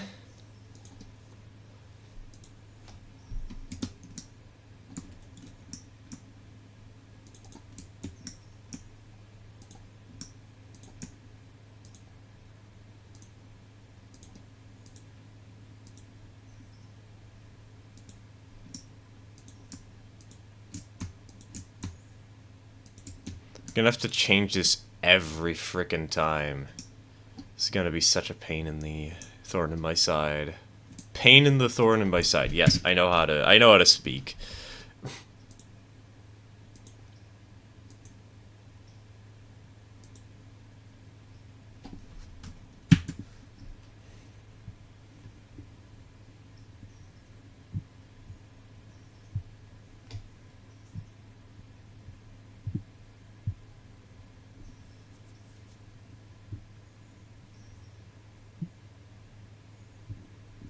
Be right back. No worries, Rockstar. Take your time. Take your time.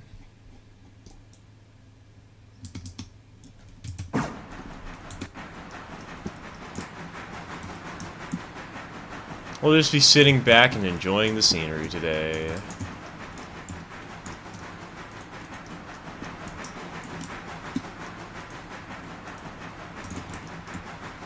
Wait.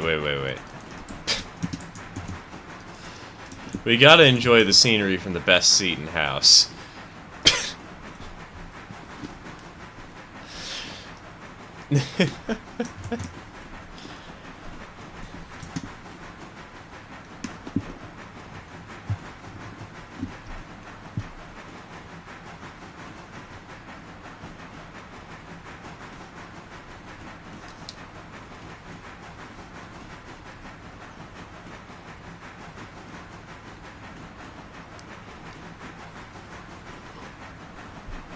For the true first class view.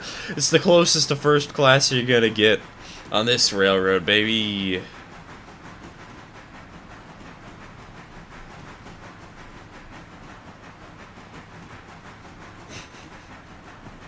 We don't have actual first class. Screw that. We have a toilet. Use it. I dare you.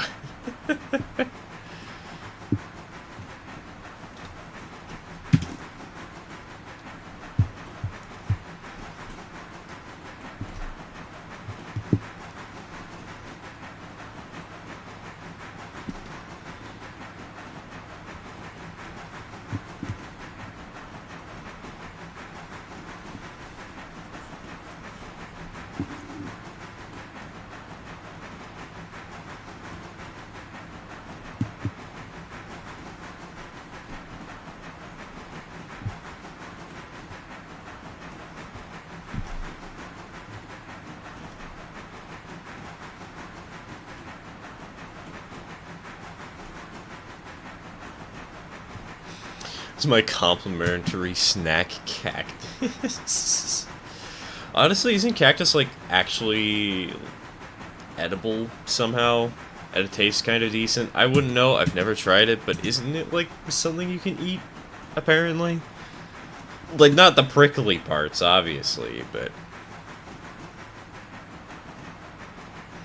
Also, why not call it a snacktus?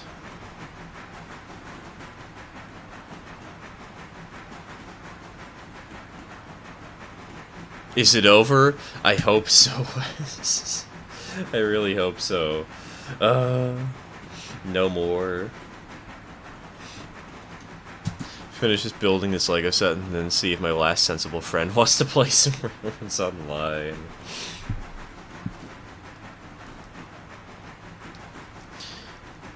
If they were truly sensible, the answer would be no. I mean, I know some people actually enjoy it stuff, but... Joining, there's a poll for sentient unicycles. Oh, right! We had a sentient unicycle poll. I forgot about that completely. Hold on. Let's finally finish that. How long has that even been up? Like half an hour? Well, there you go. There's the result. It seems that most people believe that there are sentient unicycles in the Thomas the Tank Engine universe. The more you know.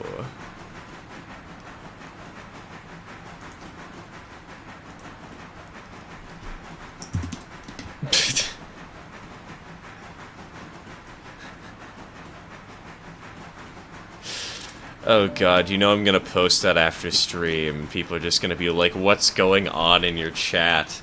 Are you okay? Do you need help? Is this a cry? Is this a plea?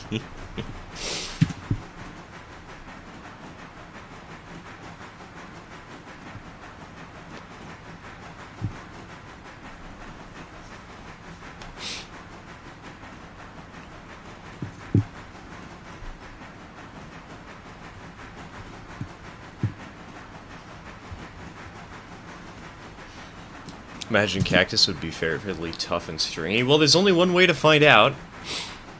And we're gonna have to do that same thing where we have snap, like... we're gonna have to make those really cursed nachos, but with cactus instead of, like, snap peas.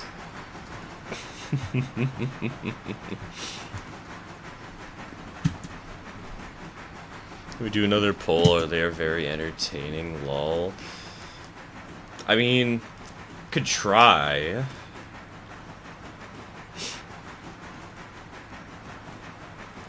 Just trying to think of what I'd put on the poll, though.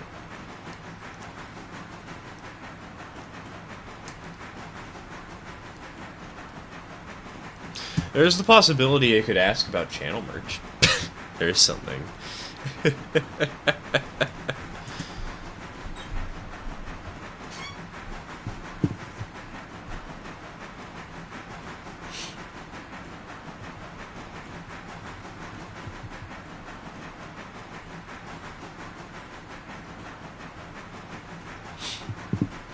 How far along are we, by the way?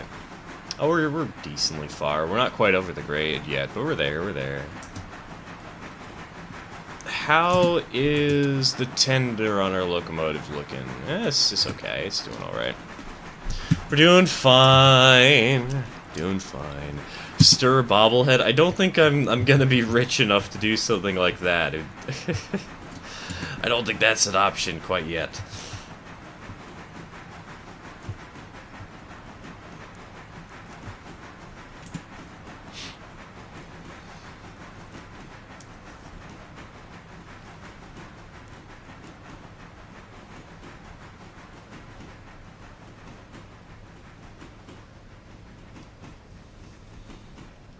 Stickers. I was considering Araloma. Oh, an Araloma patch could be fun. Trying to make something fancy. It could be interesting. What I've been considering most is magnets.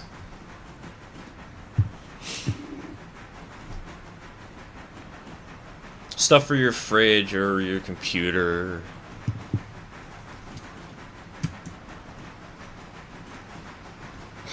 Stir branded M1A2 Abrams. Yes! We have to do it. Get a sponsorship.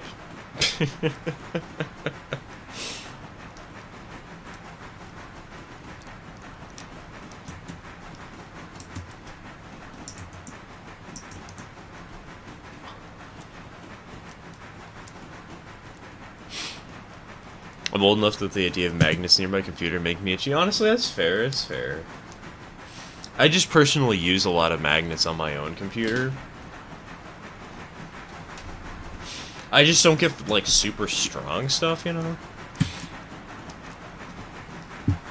Because there is a possibility things could go wrong if the magnet was too strong. But as long as it's, like, strong enough to hold itself in a couple of pieces of paper and nothing more, it shouldn't be too bad, I don't think. I hope.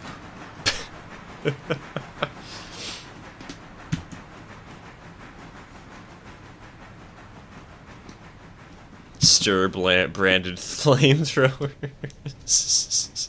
Remember back in the day when even weak magnets could... Oh yes, I remember those days vaguely too. I've heard a million stories. Apparently, that reminds me of something, actually. Apparently, my mother's father was actually... He worked for a company that was an early pioneer of computers.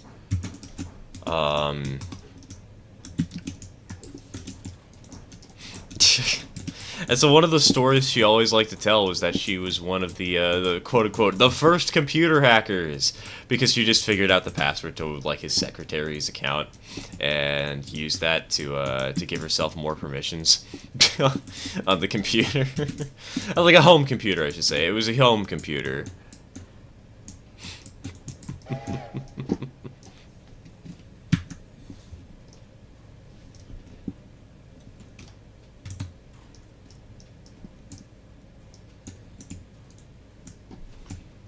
Nobody's left here. You know what, though? Let's just go ahead and make it so there's literally everything on this train, because why not? Can we at least get a bobblehead for the PNG tuber? Oh, God. I don't... How much would that even cost, though? Because when making channel merch, you know, you have to think about how much it would actually cost, both for the components of the merchandise and to make sure that I got something out of the deal and, like, paid off artists and whatnot, you know?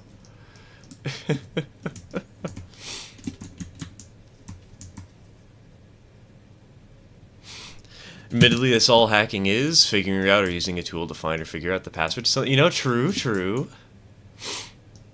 Next after Alarka Junction, the Alarka branch line? No, actually. I think Alarka Junction is going to be the final stage of this. I could go for Alarka Junction. It's not completely off the table, but I like the scope of the railroad so far. It's not overwhelming for only one person, you know? It's nice. It's humble. And so I'm thinking that Robinson Gap will be like the major end of the line where we run passenger trains to, turn them around, send them back the way they came.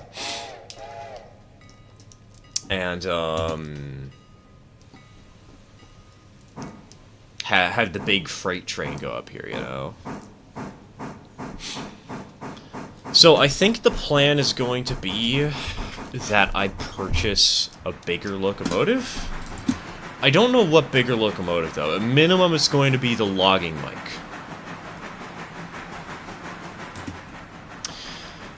At maximum, probably this S51.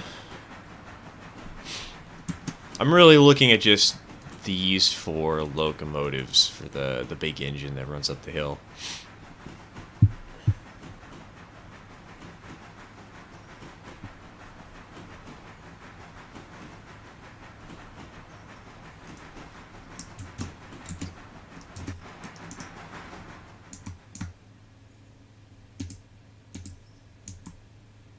Make a poll for the first merch item. I don't think like it'd be like an actually a good representation of what people would want, you know?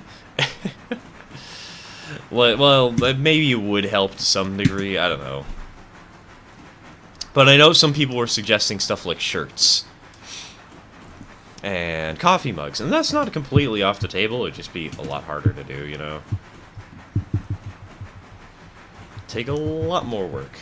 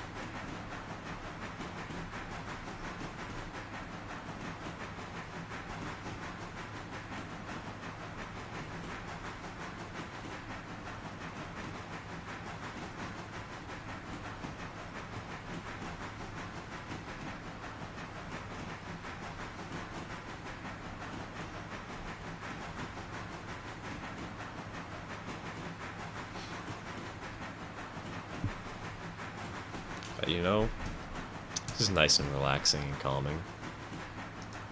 Just watching the world roll by, sitting on the toilet.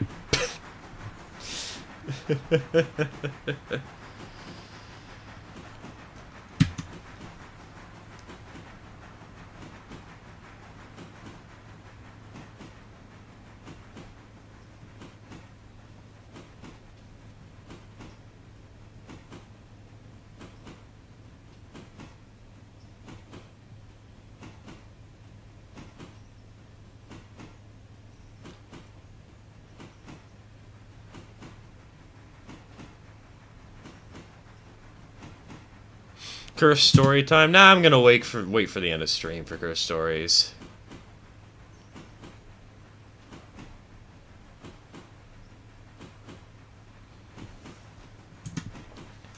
Figure it's good to be consistent with that, you know.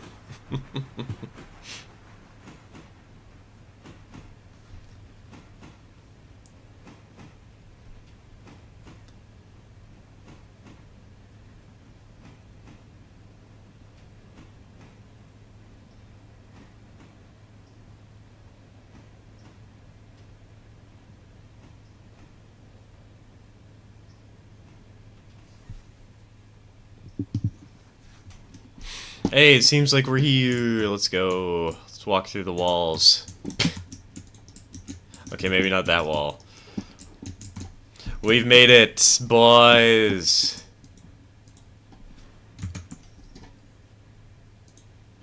We've done it. We've arrived. For all 8 passengers who were here.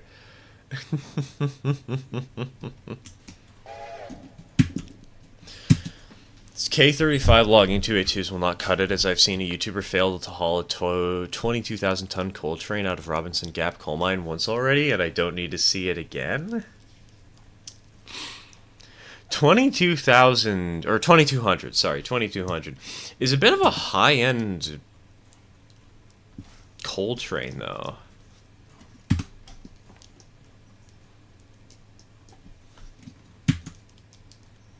Robinson's Gap is downhill. How'd they... Hold on. How'd they fail to bring it out of there? Yeah, exactly. Like, it's downhill. How are they struggling with that? I do know there's a slight uphill right here, but it's like 0.5%. I think there's also a slight uphill somewhere over here, right? It's like, yeah, it's 0.1% though. So like, oh no, there's a 1.0.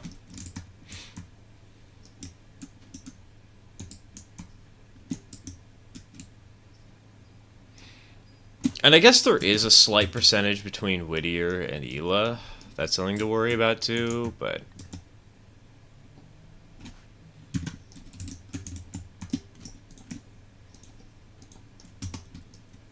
Wait, no, actually, hold on. No.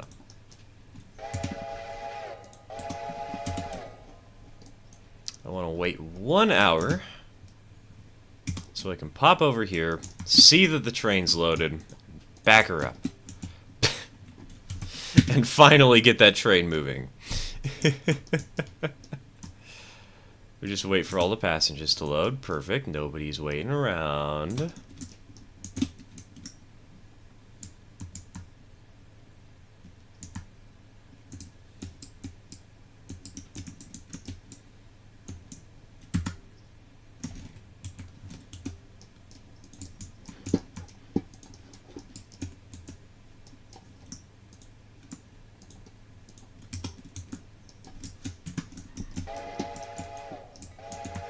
Alright, back to the first class seating.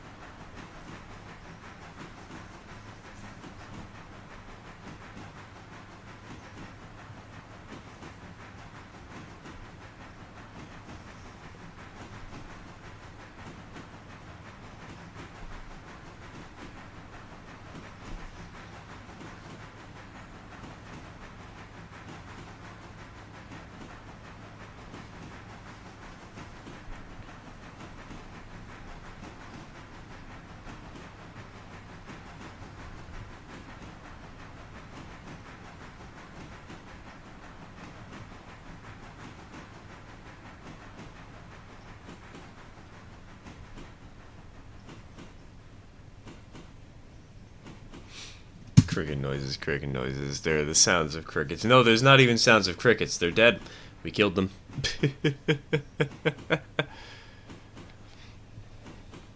Couldn't get past the grades after Bryson with a 22,000-ton coal train, and the YouTuber in question. Oh, Kerbo, hey. He's been on the streams occasionally. Well, in the stream chats. Fact is, though, like, I've never actually had a train be that... Well, I had one train be that heavy, but that was because we had 2 loads back-to-back, one from a day of Tier 3 and one from a day of Tier 5. That's the only time we had a coal train that was quite that heavy. So, hello, W&E. Welcome to the stream. Welcome to the stream.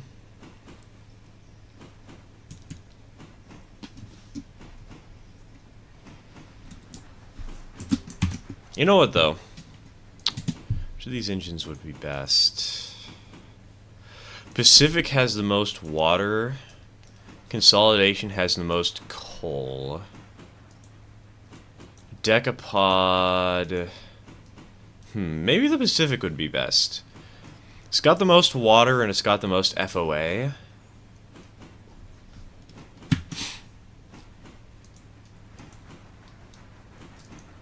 We'll go for the S51. Nobody can stop us now. Now we'll go for the B. Actually, we could go for a Berkshire on this save, can't we? I mean, it'd be really stupid for how much of a run it needs to do, but there are Ys at both ends of the line. We could do it.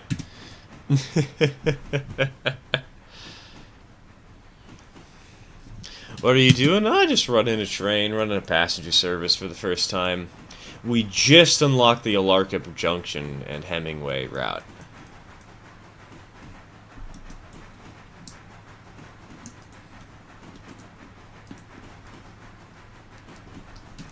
Have you ever played Derail Valley? Yes, I have. It's been a while.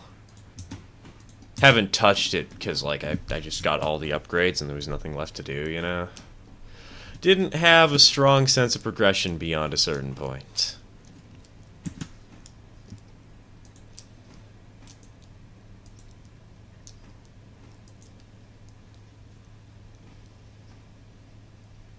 Yeah, but the one reason a Berkshire would be good is just because, it would be so nice for that water. At the same time, it would be such overkill compared to the engines I already own on this save. It'd be great. It'd be so stupid. Could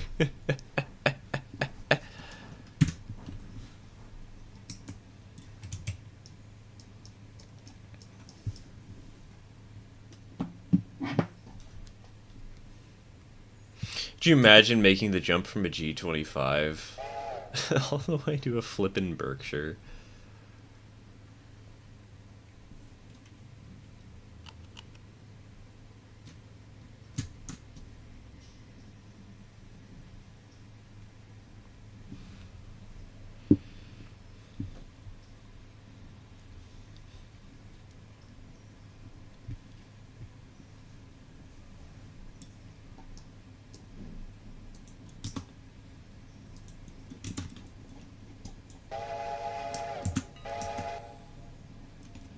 That's set up. Hundreds sitting up on Connolly.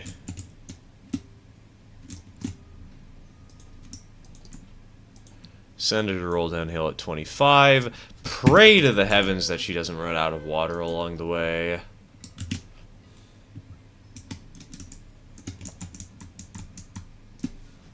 That's set.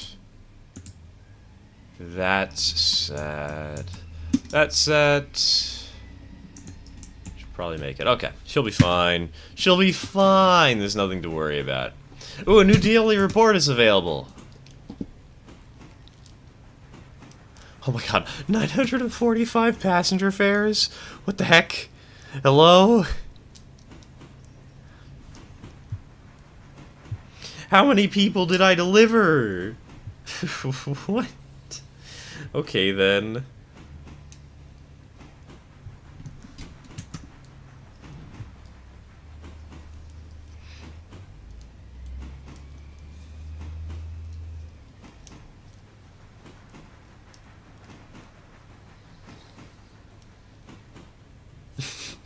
All of them. That's right, I'm going to deliver the entire universe at this rate.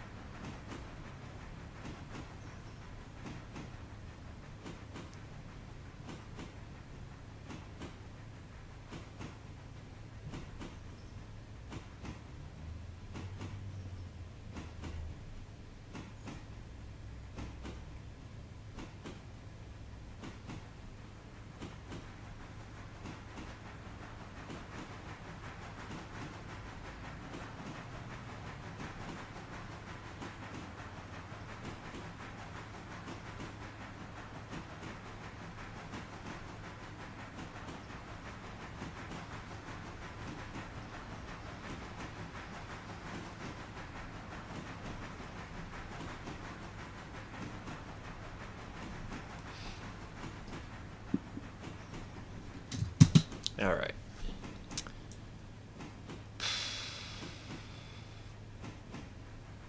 It's joined. How many P-Cup moments have occurred? 0. I am very diligent. I don't die as much on this save. I try my best to survive. We might have extreme lone moment soon, though. We're still trying to determine what engine I should buy. You know what? That's what we should have a poll on.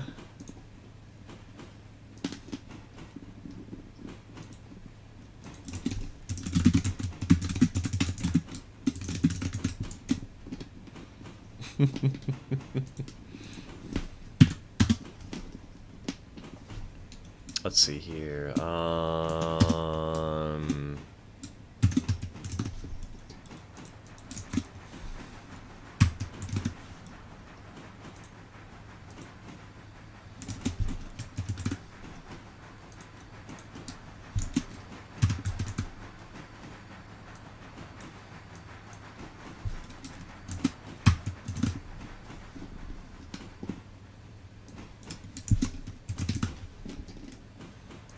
Alright. Wait, is that actually good? You know, maybe we'll just have to have layers. Layers of combat. Layers of fight. Not combat, fighting. I don't know. Rounds. Rounds of each engine. Once one wins a pull, it'll make it to the next round.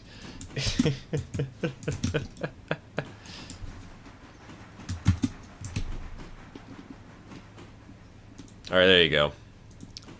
Poll has began. The Burke still won't make track speed up Red Marble with that 7-car passenger train? Jesus.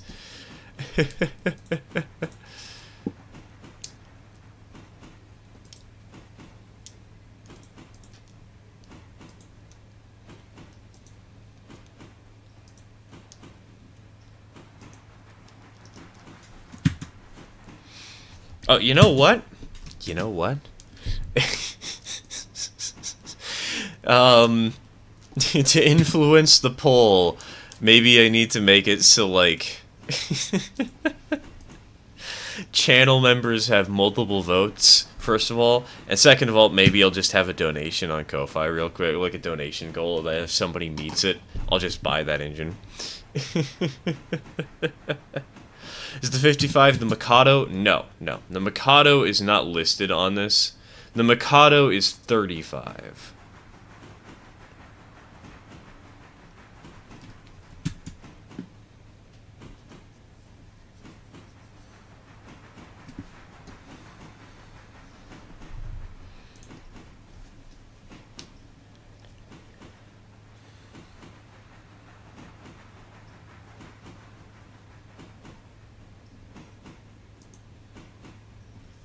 To the one person who voted for the GP9, I salute you.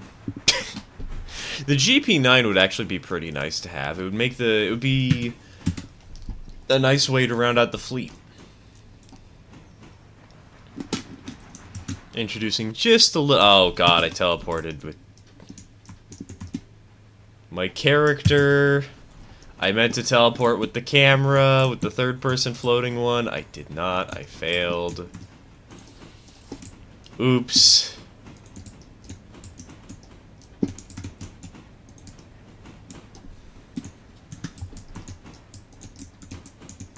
Alright, back to our porcelain throne.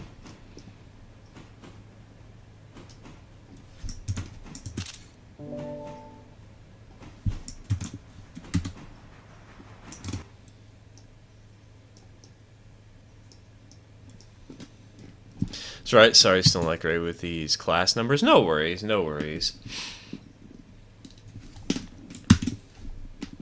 It'll get used to it eventually. Oop, sorry about the bonk.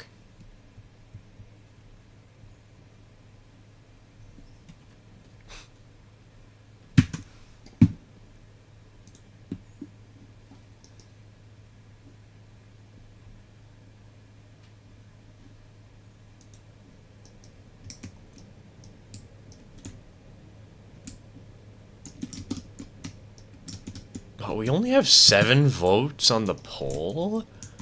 The heck?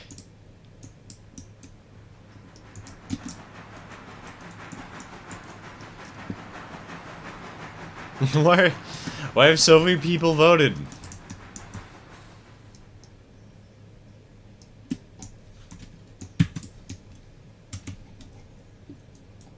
What's the matter? Place your claim, place your stake.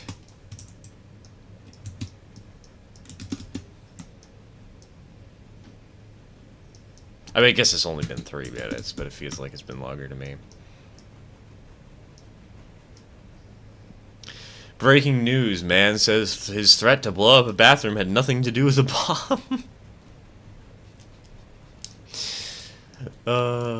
He had too much Taco Bell. C-55s are based on 280s that were built for the iron ore hauling railroad, the Lake Superior and Ishpeming. Ishpeming? Am I pronouncing that right? In 1916? Those engines feel a little more modern than 1916 to me. I mean, I guess they are just 280s overall, but like, wow.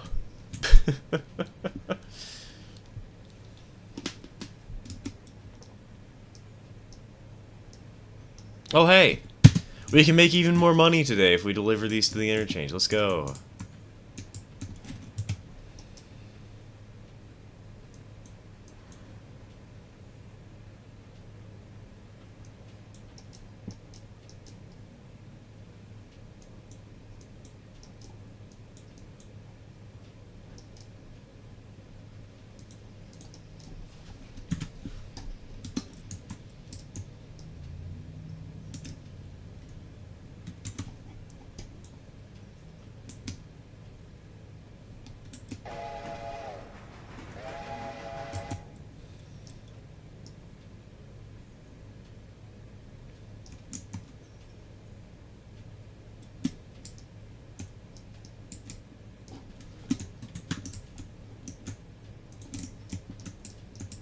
Well, while she loads, I guess we'll wait for the trip to Bryson.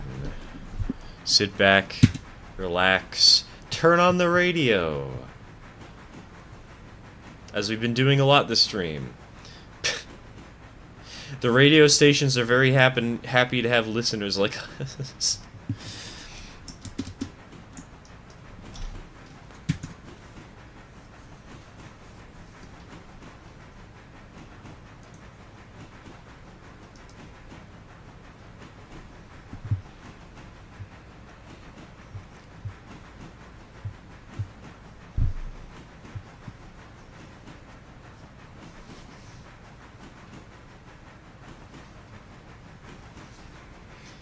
Waiting for my friend to respond to my Discord ping.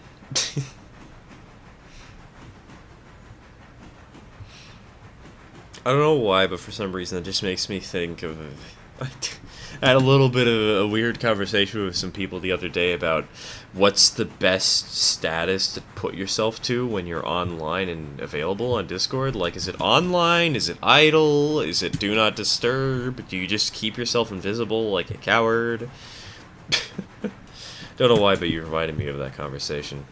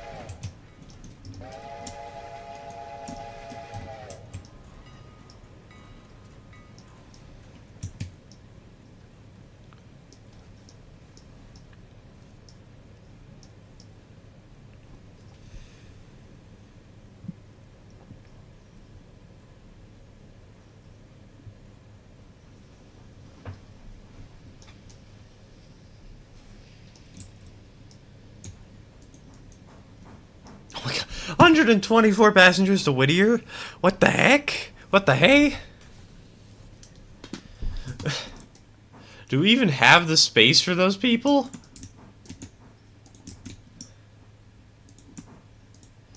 Maybe? I don't know. I don't think so. That's so many people. What the heck?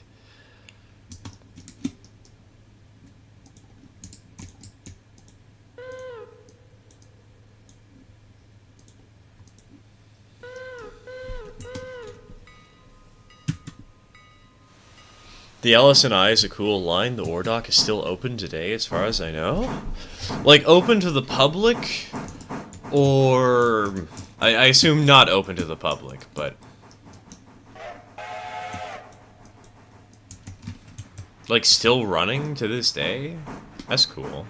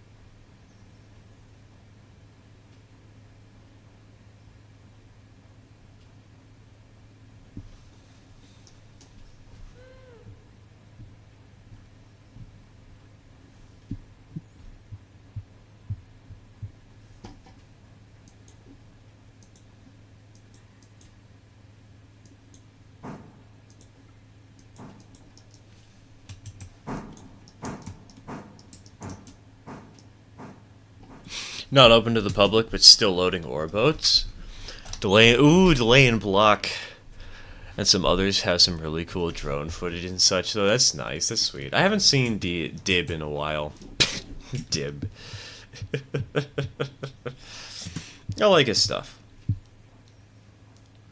At least I think I'm thinking of the right person.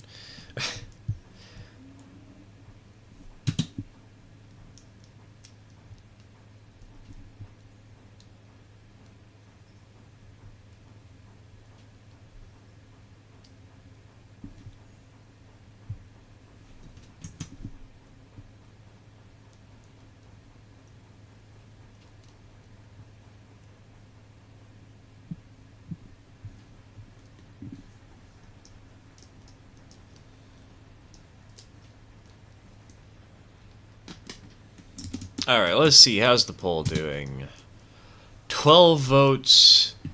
C55 is in first place. D46 and B65 are in second, tied. GP9 is last. 13 votes. As soon as I ask how the poll's doing, we get another one. Let's go.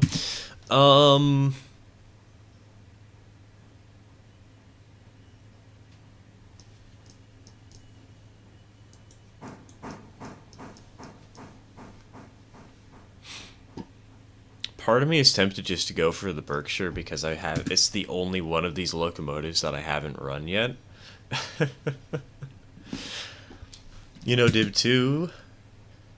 Not like personally or anything, I'm just aware of the channel. Maybe as sad as I was when Drayden quit narrating. I haven't watched them for a while, so I don't remember that happening.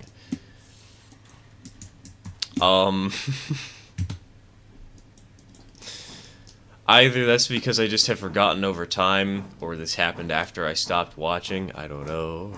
GP9OP. Yeah, it really is. Apparently, from what my father says, the diesels are, like, way too overpowered for what they're worth. Like, it would take at least 2 Jeeps to beat a Berkshire in tractive effort. So he's not exactly sure why they're almost as strong as the Berkshire. And then also their fuel economy is just so good, you know?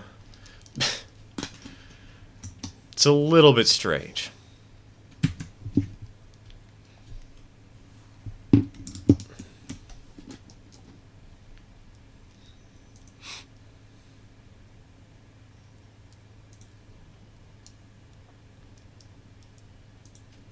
Lake Superior and Ishpeming Railway is still operating to this day, and Lake Superior and Ishpeming Railroad has jumped from steam locomotives to Alco diesels and now a mix of GE and EMD.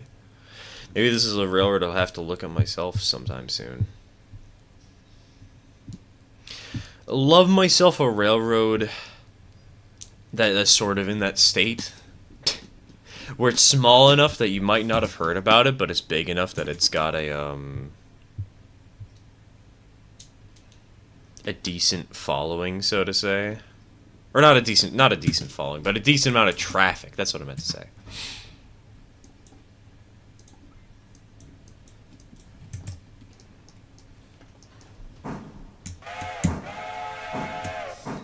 Fair enough, they also haven't posted a lot. God, words. That says lately, not recently. GPs are OP as all get out in this game. I parked mine because it feels like cheat. I know, right? Maybe that's something I need to, like... Maybe I need to list another post for the devs to see, or, like, message for the devs to see, of just, like, all the random things that I think would be worth changing or considering changing.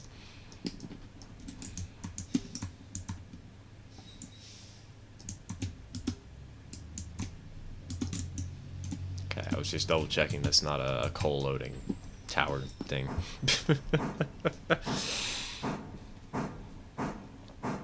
Because there are a couple of other things that I've noticed that are like one quality of life feature I want is like an indicator in the lower left that tells you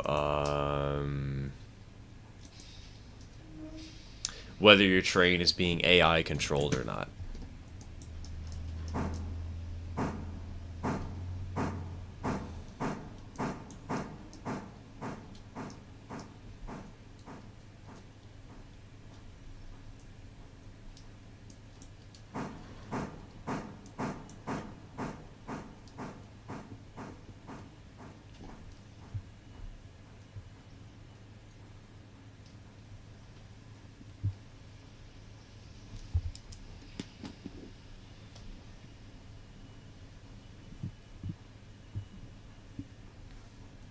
Oh, speaking of AI controlled, I've neglected the passenger train, haven't I?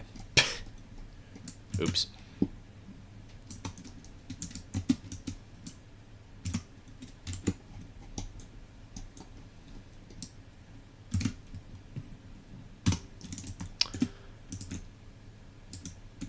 Alright, train is full. Let's send it on its merry way.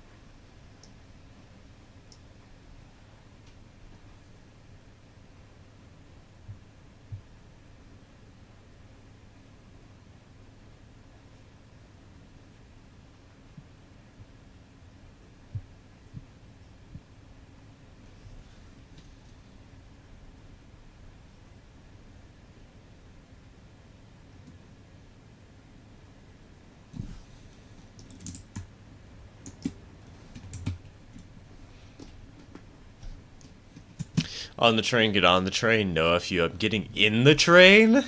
What, are you gonna jump in the firebox? Make it a personal crematorium? Should get decal locomotives or customize them more. I do wish there was a better level of customization for Steam in this game, but like at the same time, I'm really here more for the gameplay than the visuals. So I'm always going to be happy as long as the trains are fun to run.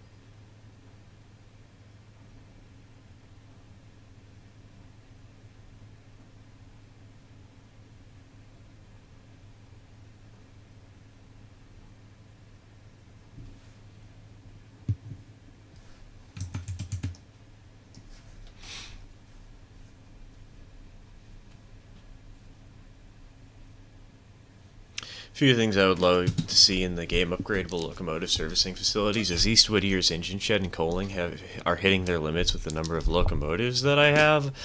Personally, I really just want to see quality of life upgrades more than anything.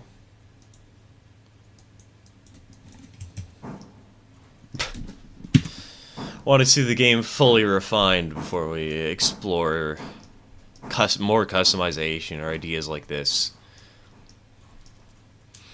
Of course, I always kind of want that with any game. I know I'm simple. I know I'm very simple-minded, and I just like having game finished before trying these crazy ideas, but keep calm and blame railroad trauma. But I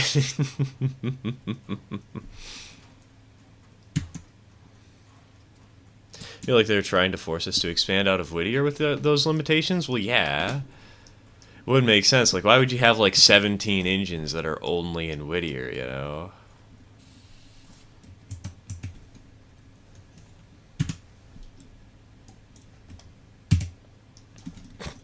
Actually, you know what? Maybe that's a challenge playthrough I need to do.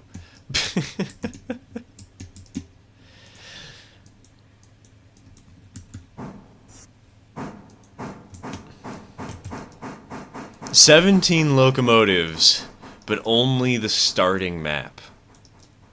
How efficient can we be?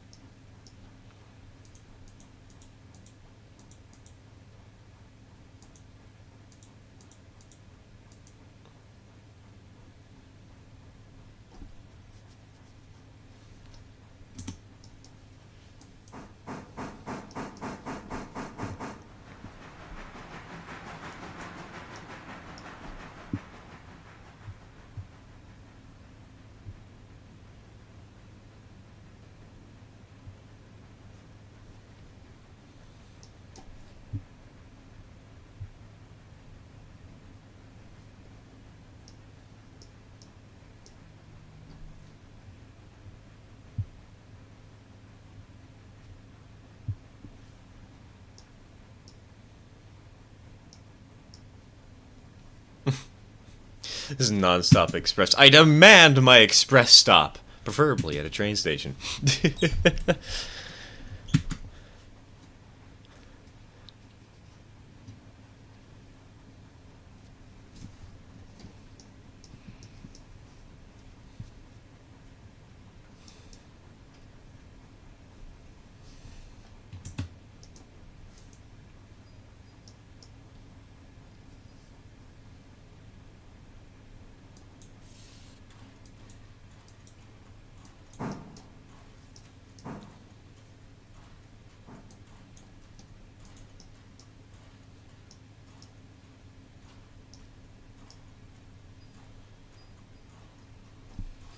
Alright.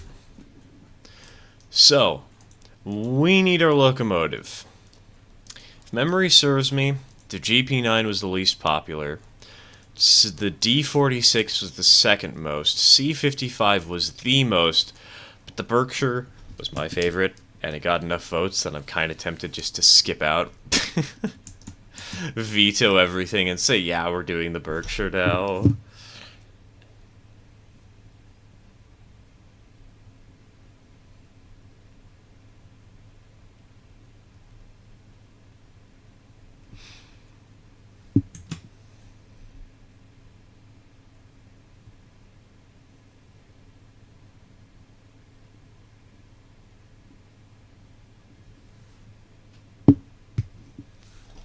Poll it? We did poll it.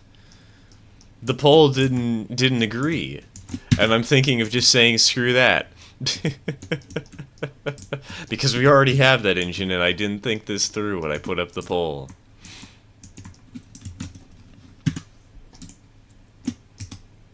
So let's save the game.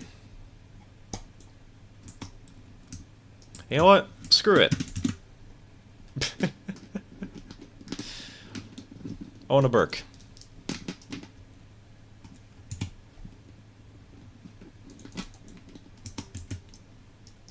Why can't it be both? Because I'm getting into debt in game and nobody is getting into debt in reality. There needs to be a trade-off for chat. There needs to be a cost. Holy shit. Okay. I understand why this engine might be too big for the turntable. Well, that might be a problem.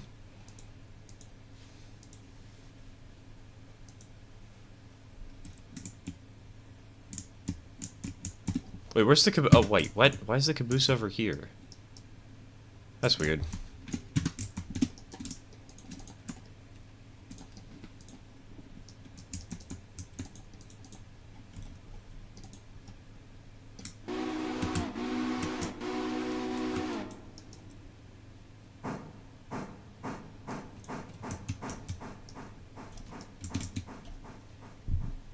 Alright, so this is engine number 3. Exciting, I know.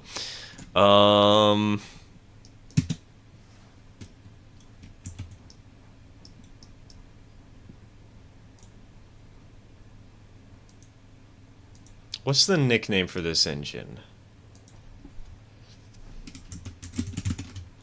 We'll go with Moto.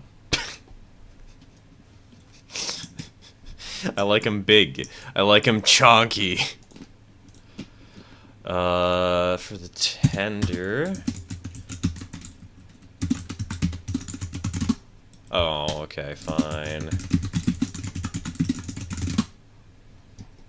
That's pretty cool. That works. That works.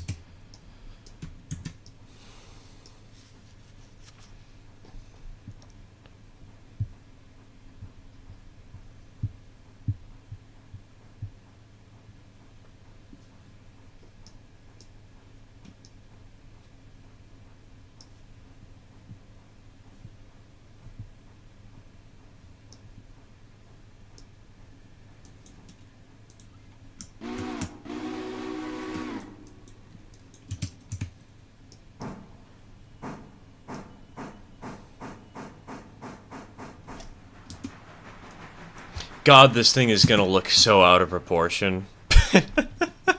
Okay, can you wait until we put this thing behind the G25 and just compare them by size?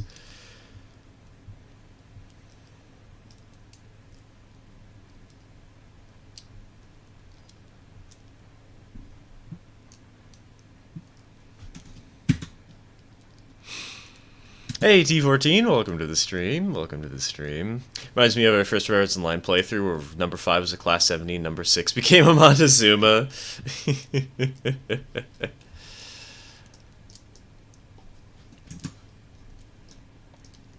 It's basically the vibe today. Chonk. Actually, you know what? Chat? Since I have betrayed your trust, I have a question. Actually, not really a question, but a statement. Propose your best names for the new engine, and then we'll put up a poll. I'll put on my favorites, and we'll see whichever one wins that.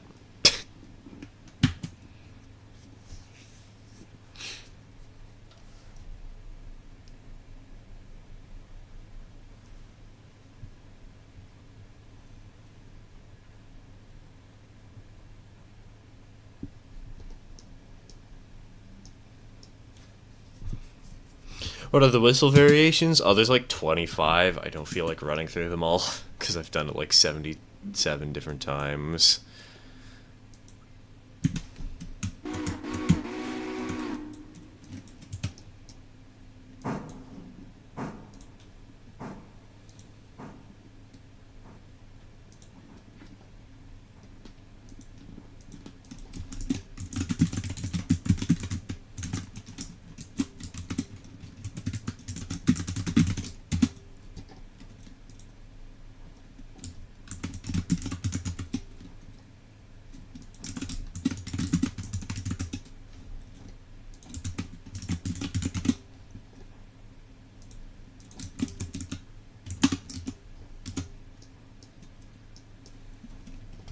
Trainee McTrain face.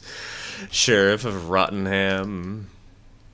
We need a cowboy hat if that's the case. Come on now.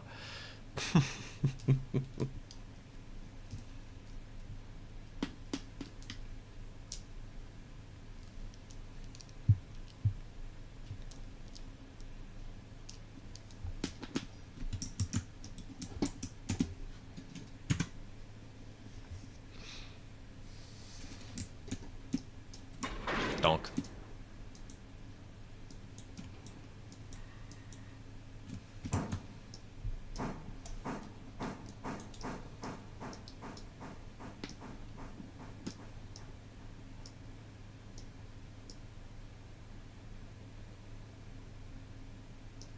Steamy Steamerton. Ah, yes, we have the best creativity amongst names.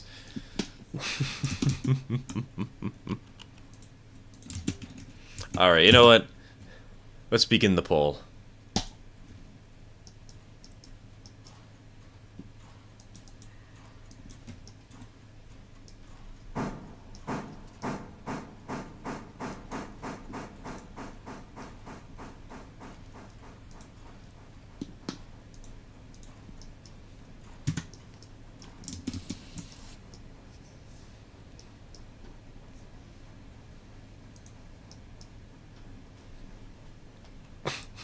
Leave chat to their own devices.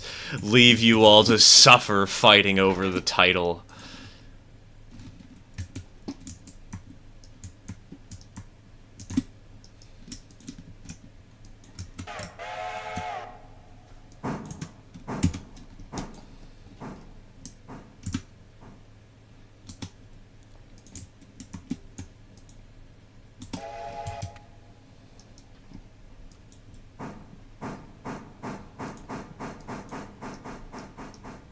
Big Bertha and Big Smuck getting a fantastic lead there in the poll. You got the Big. The Big is popular.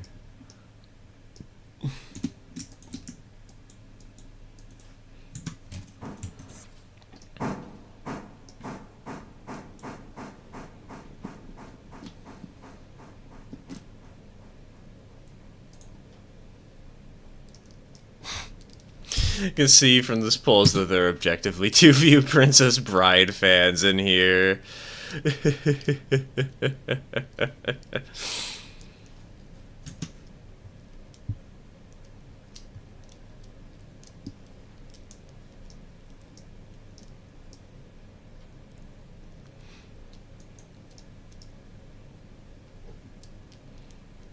Look, if it's any consolation, TK, Gert comes from Stardew Valley.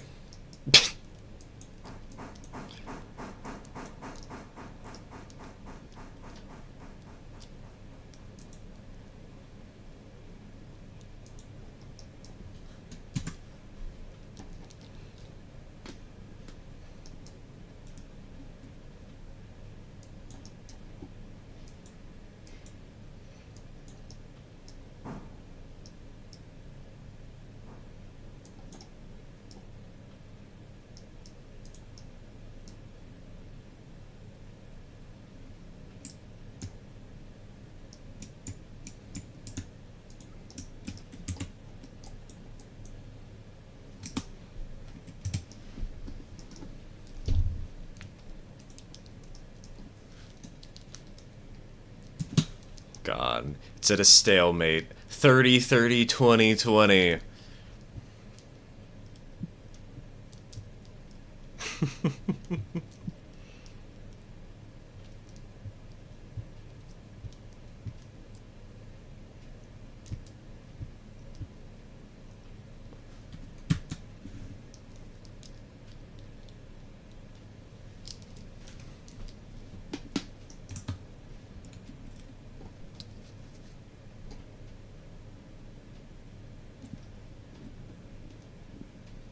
Been on the Stardew Valley wiki far too much, and I've never seen any mention of Gert. Oh, I never said it was an official Stardew thing. It's just related to Stardew Valley. Something that happened between my girlfriend and I a long time ago. Oh, God. Gonna have to chronicle all the random memes that we've done together.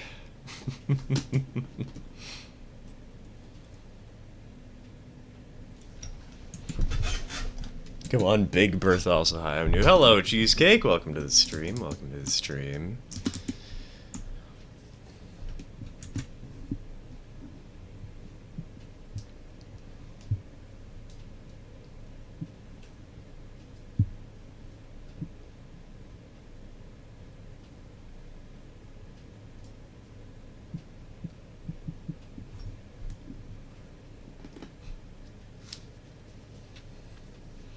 God, this thing is a thirsty demon.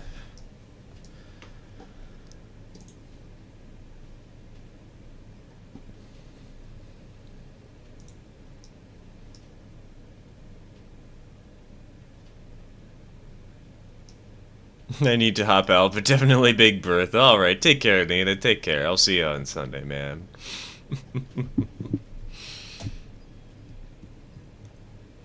We'll find out soon enough what this engine is going to be titled.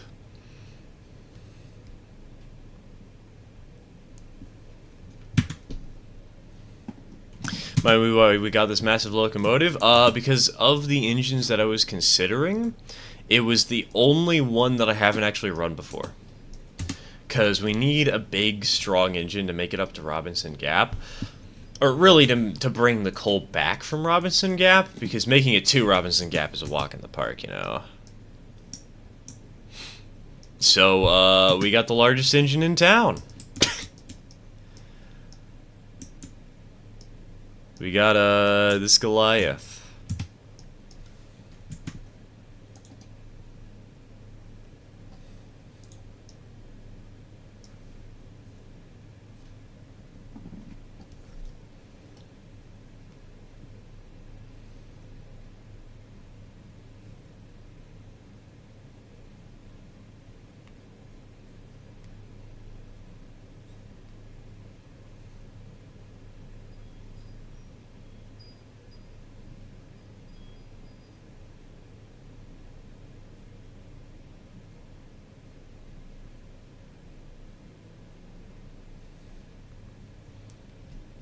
Engine is cursed, and is now cursed in my opinion. Name won't matter. Engine is very cursed.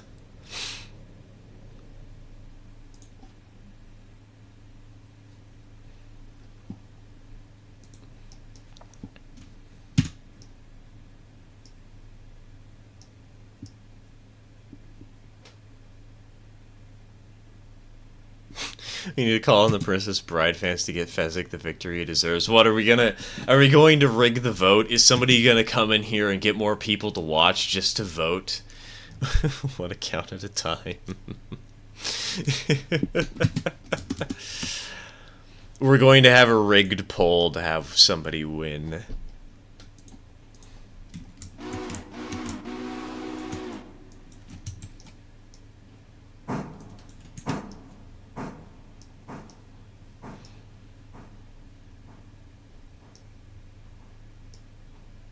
This is the largest steam locomotive in the game. How about putting the smallest whistle on?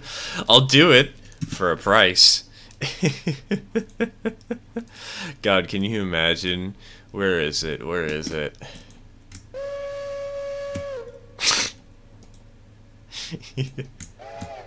That'd be so funny just to have the Virginia and Truckee one chime.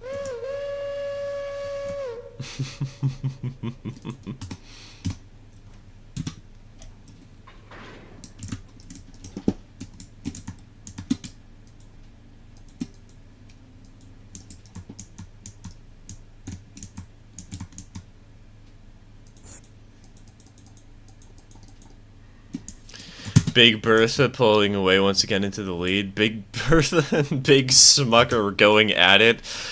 Stir quotes out of context.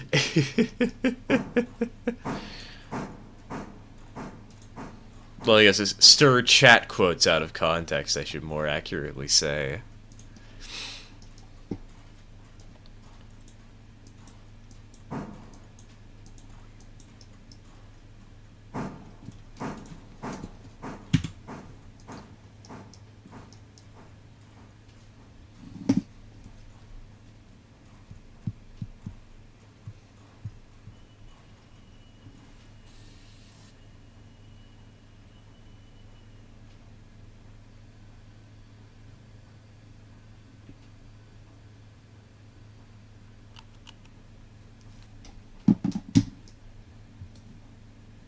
Wait, $4 for 2 fares? What the heck?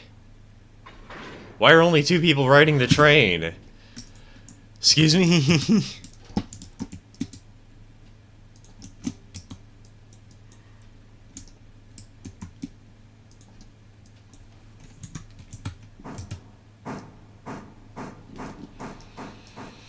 Reading T1s, the big 484s have single chimes fitted on them. They may, but I'm still sane enough to understand that if I'm going to do something like that, I might as well make it cost somebody money so that I don't suffer completely.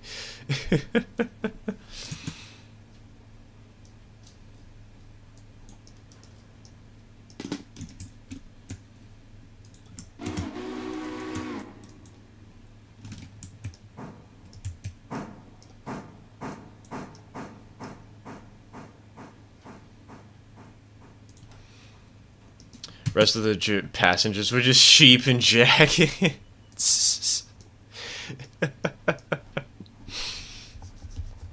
Where's the wolf that they're running from? Who scammed us out of the cattle train?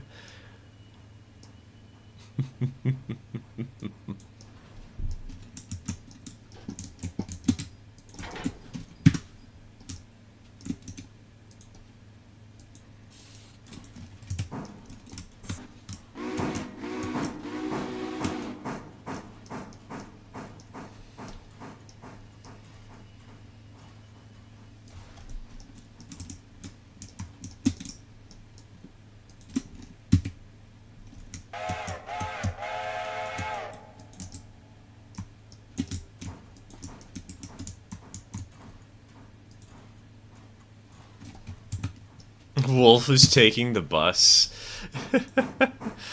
Birdie would like to know your location. End the poll after 15 minutes. You know what? Every time you ask, I'm just going to make the poll go for longer, and I'm not going to tell you how long I was originally going to go for.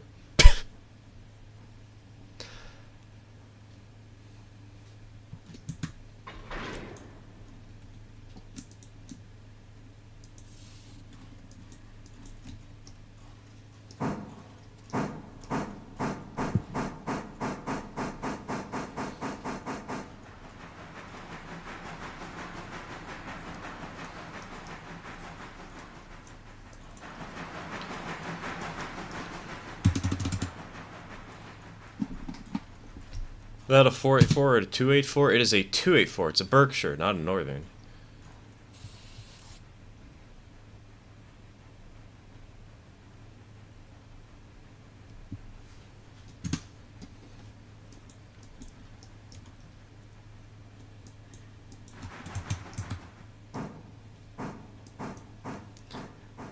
Driving a car in a train game feels wrong. We'll get one of those trucks, those road railers or whatever they're called.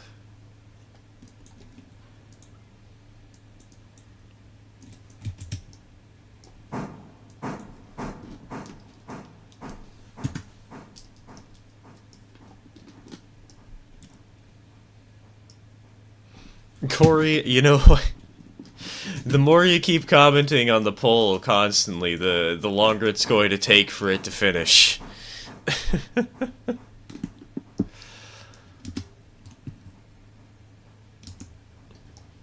It'll play out at whatever pace it needs to, man.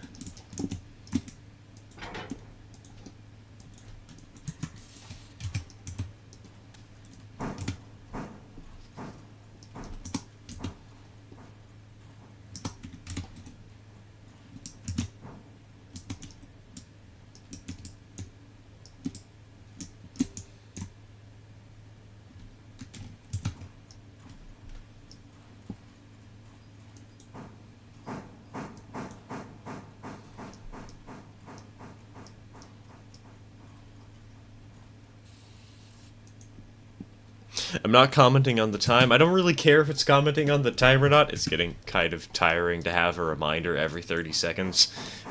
Please stop.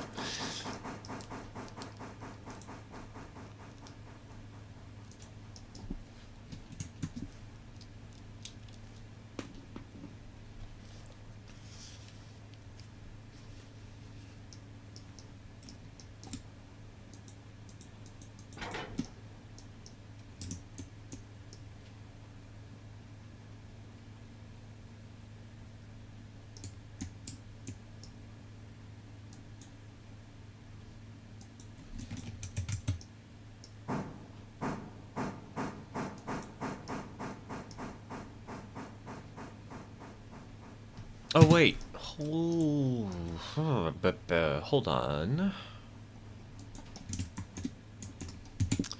Equipment. Wait, does it not show what hoppers we own? You serious?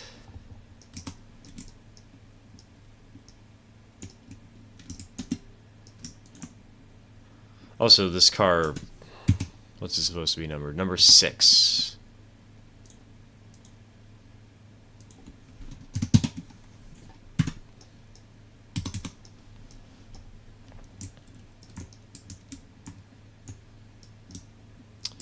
So, do we have a hopper that's delivered to, like, Bryson or something? Because I know we have the coaling tower here to refill.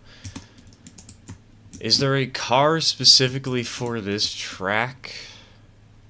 Or am I just going to have to reuse the one that's all the way here at Whittier? I think I'm going to have to reuse.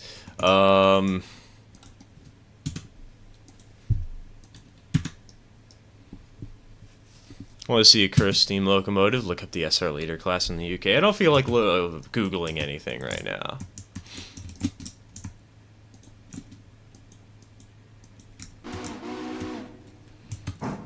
Rather focus on the stream. I'll do it after stream. Then again, I said that about a couple of other things, and I don't even remember what I said that about. Does anybody remember what other things I said I would look at after stream? I know there's the unicycle, the motorized unicycle, but...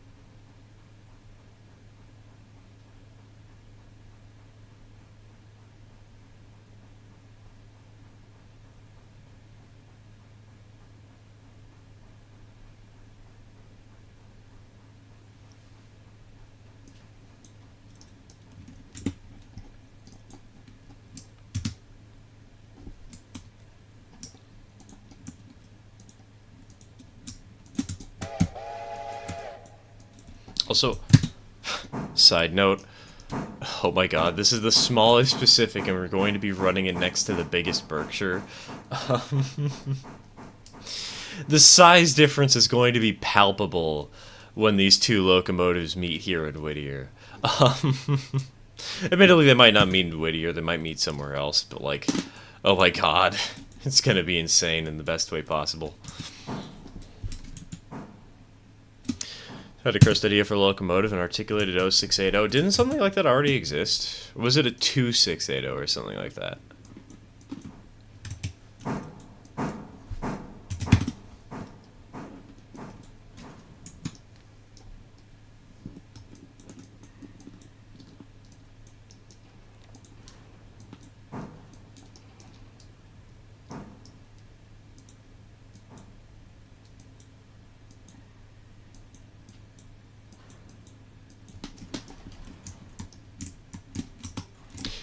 Curious, will you need to get more passenger cars for that passenger train at one point? Maybe. The problem is I want the train to be easy to turn around, and it's gonna be a bit of a headache at Alarka Junction even once the Y is complete.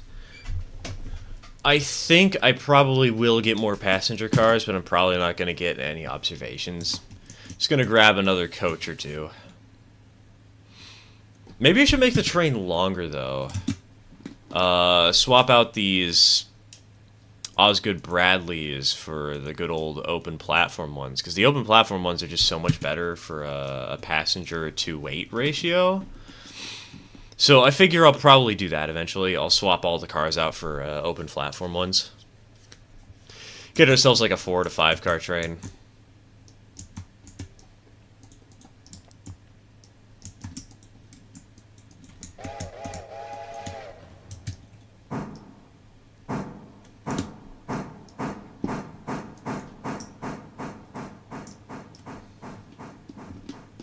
Imagine we come back next stream and the Berkshire's thundering past with a 9-car express train. Next stream we won't be using the Berkshire. We're not going to be on this save. We're going to be on the multiplayer save.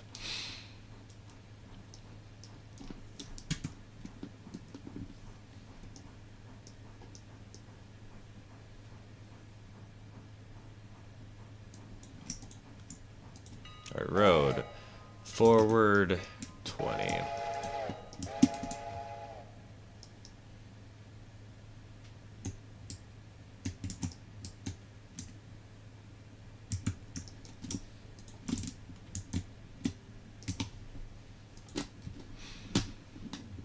Alright. I think it happens to be about time that we skip to tomorrow and see how much freight this sucker is going to haul. Is Berkshire going to be the premier passenger engine? Why would it be the premier passenger engine? Our passenger train is tiny. Why would we put this on front of like two coaches and nothing else? Nah, this is a freight engine. It's going to be doing the coal hauls all the way up to Robinson Gap.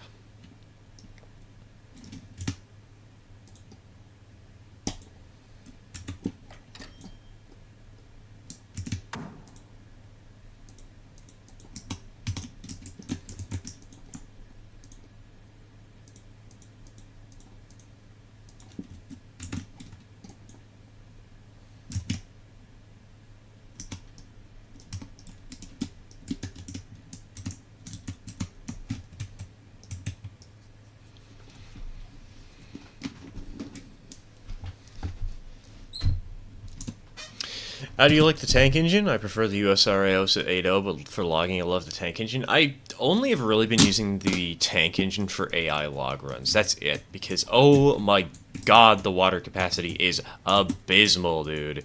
It sucks. It's so bad. It's a cute little locomotive and it's nice to have, but like, if you're trying to do anything serious with it, you're just screwed, you know?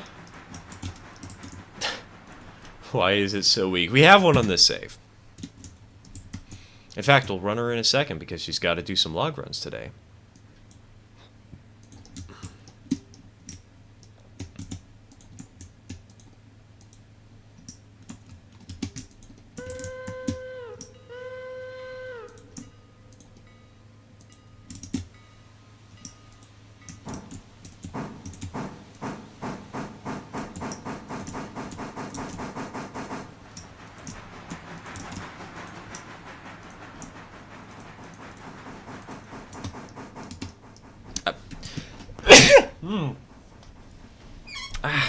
Bless me. Jesus, where'd that come from?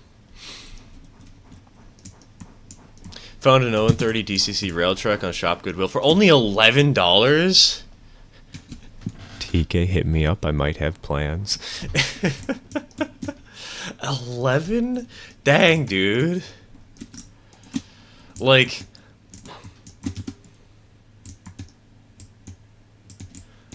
$11? Really? You know? What? I assume it's bidding, though, so, like, it's probably gonna skyrocket a little bit, but... You have the whistle mod installed? No, no, I'm not bothering with mods in the game for any time soon, you know?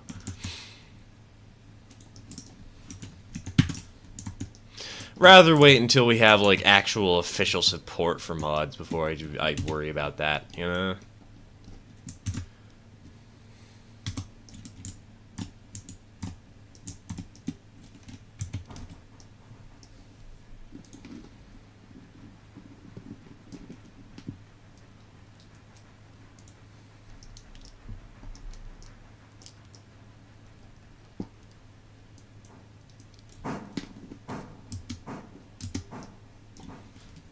Alright, so...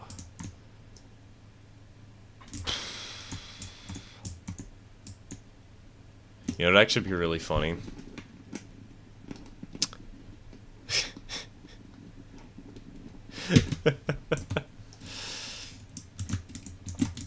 If I just ran the entire train today using the Berkshire and nothing else. All the way from Alarka back to Whittier. Every step of the way. No questions asked. Berkshire, Berkshire, Berkshire. It's not like we're running a real coal train today, you know? Because the entirety of what's going to Robinson Gap is literally just one car.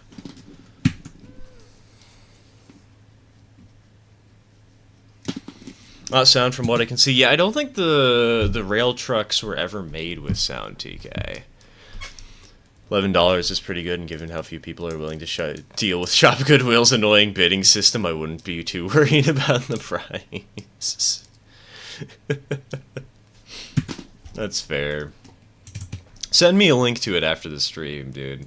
Because I might have an idea for something to do with one of those things.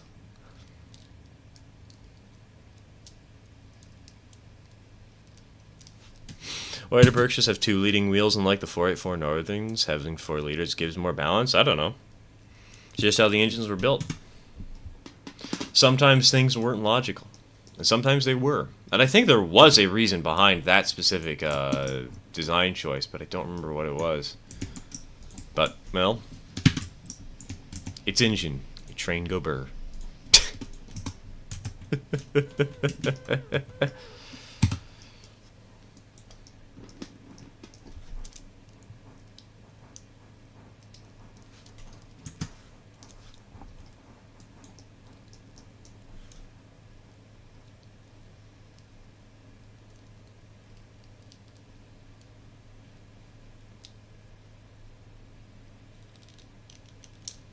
Alright, you know what, actually? Nah. I will split up the trains. Actually, no, will I? God, I don't know. I don't know if I want to... What am I going to do? Do I dare split the train into 2 trains, or do I just keep it as one and be a little bit crazy? Heppel.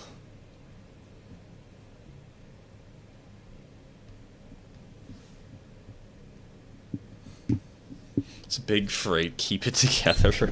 All right, we're splitting it, baby. I don't know if I really. I'm trying to think about logistically what I need to do. I know I'm going to leave the Whittier sawmill cars here because, like, why would you ever take them anywhere else? Like the Ela stuff, I can understand. Maybe even the Stenzel and like whatever. What's the other place? House Track and other stuff. I could see that being reasonable, but the Whittier stuff, nah, the sawmill stuff is staying behind for sure.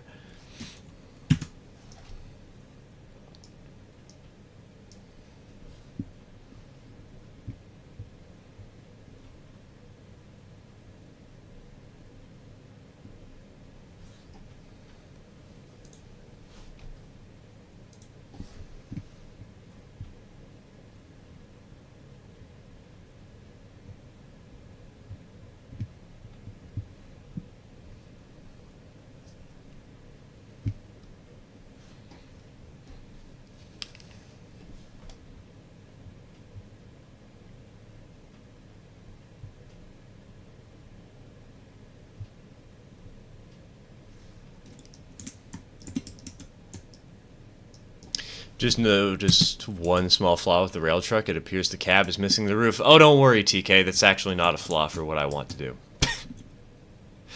That's actually perfectly fine.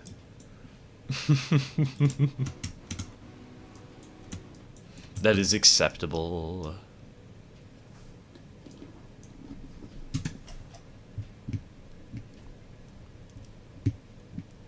Besides, you know, the parts for that thing are pretty cheap. At least when it comes down to the cab in particular. I've seen, like, I think Bachmann sells them for like $10, $5, something in that range. I don't know.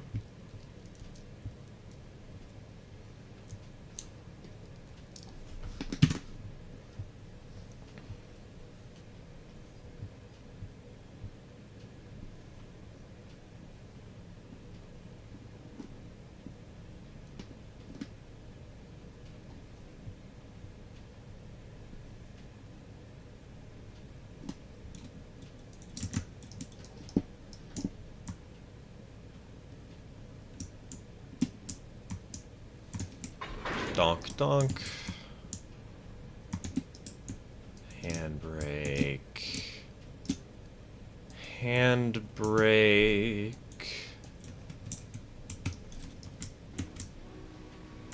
I think we'll leave the Whittier stuff behind. Take everything else with the Berkshire. And have the Mogul switch out the stuff here in Whittier. I think that's the plan.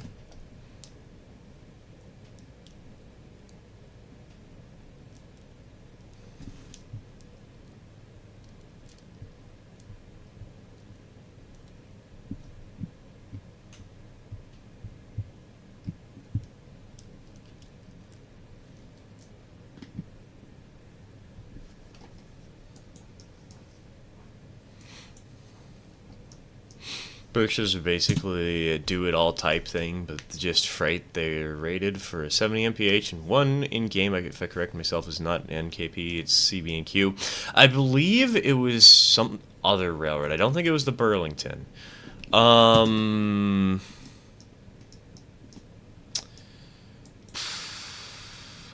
I think it was the Louisville and Nashville, if memory serves me. I don't know the prototype off the top of my head. I just think it was the L&N Big Emma is what it was called. Of course, I could be wrong. Who knows? I'm just a random YouTuber who's spouting nonsense into the void. I think that's what it was.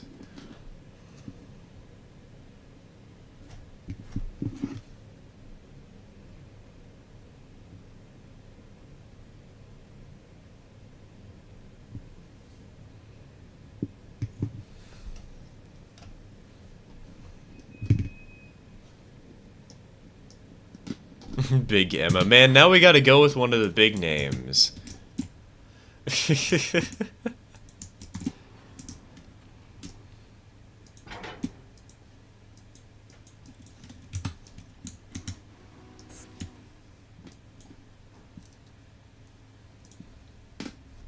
an idiot. I don't know why the CB&Q came to mind.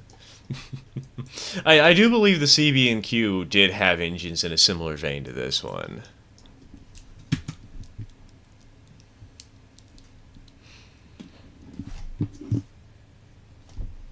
So I can't blame you for thinking they were similar at the very least, you know?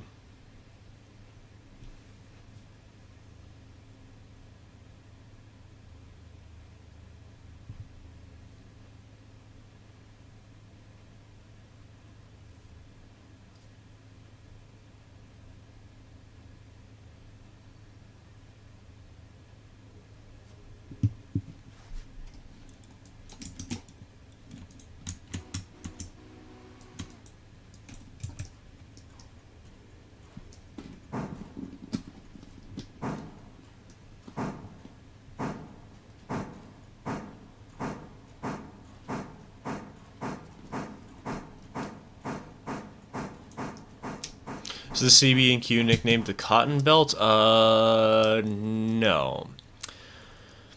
Cotton Belt was, I don't remember what the railroad's actual name was, but it was a railroad owned by Southern Pacific, if memory serves me. I mean, I know they had the same paint job at the very least. Chicago, Burlington, and Quincy was better known as just straight up the Burlington. And is one of the railroads that made Burlington Northern.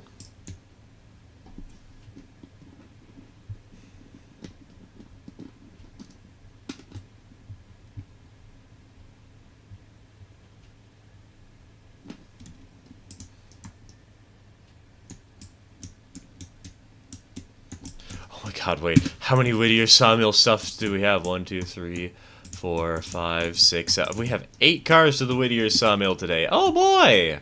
That's a lot.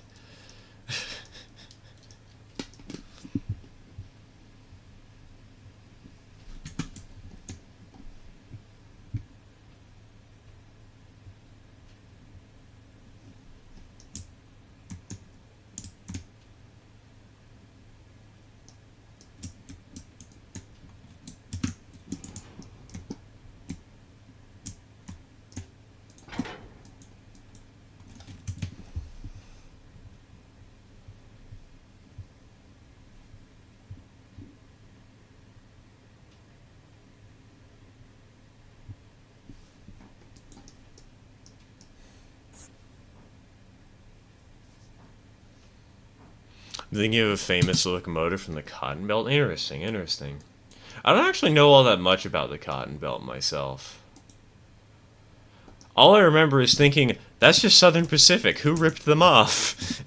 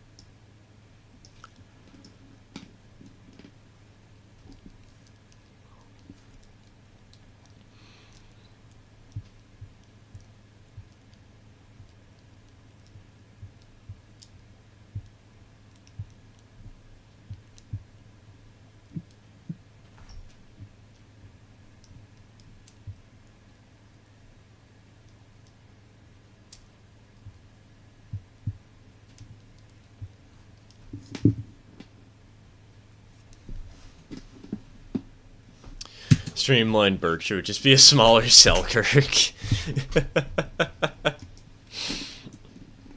Let's streamlined 210-4. What we really need, is a streamlined 210-4T. That's what we need in our life, everybody.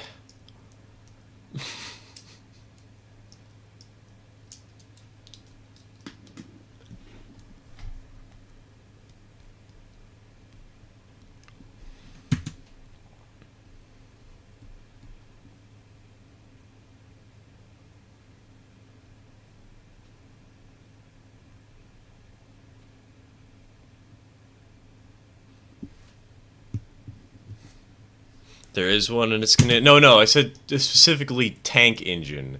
Tank engine.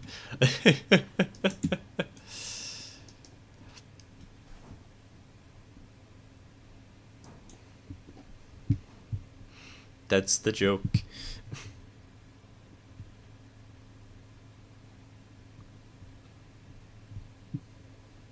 I know Canada? Canada, yes. Canada had one. At least one. Probably more.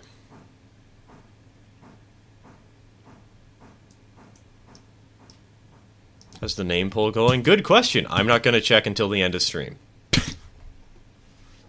In fact, I'm probably going to forget it that rate.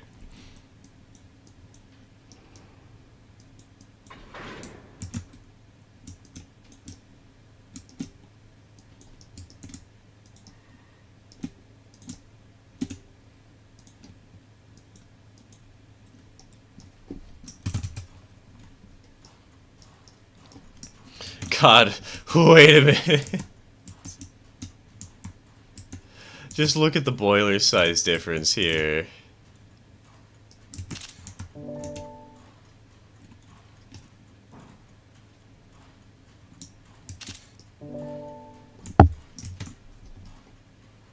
Sorry, didn't mean to hit the microphone.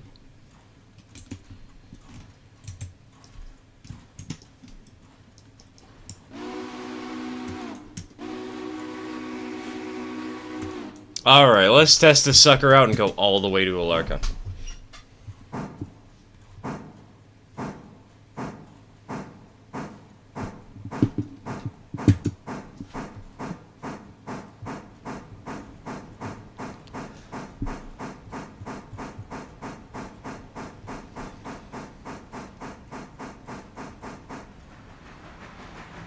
Fun fact about the Selkirk, since Canada... Sorry, well, how was I mispronouncing it? Canada was still part of Britain in the 1930s. They're technically the largest British engines. Nice. Tell that to the 9F fans, baby.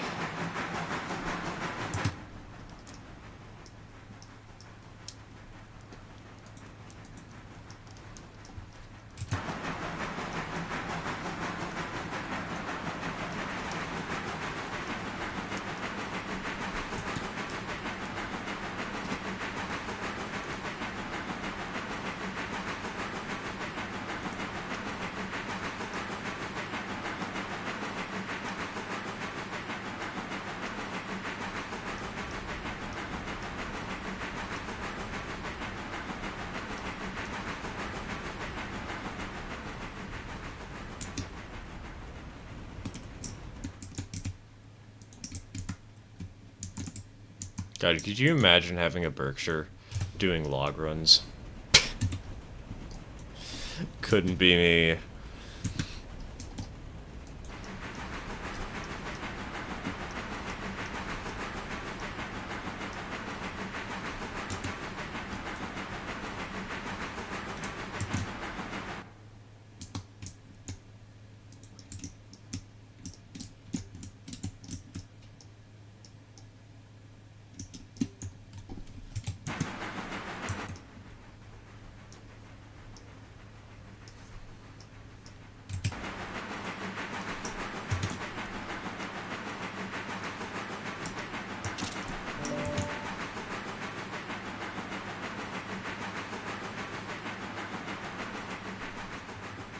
That was a good screenshot. That was pretty sick. Actually, want to try that now? Oh, gosh. Having a Berkshire on the Walker branch.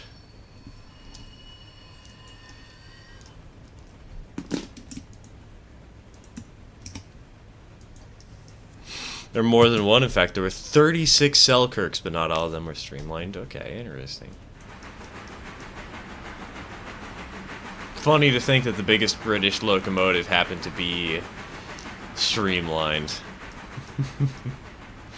In a way. This engine wobbles side to side like Great Western 60 on the Black River Western. Literally pull up any video of 60 going down the tracks and you'll see what I mean. I mean, we can disable the wobble. If we go into preferences, I think it's graphics. No, it's on features. Sway intensity. We can just make it so it never sways at all. It doesn't feel as natural, though.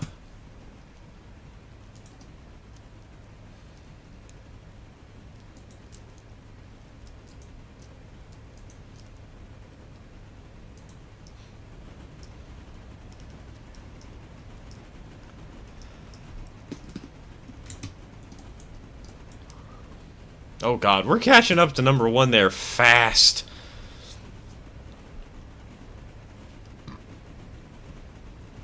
That means we'll be able to stage a screenshot. Eventually.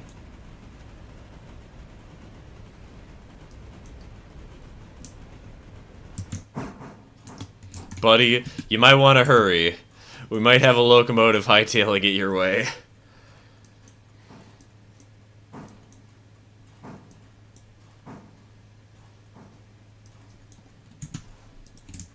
How many passengers have we got to pick up? Surprisingly not many, only 40.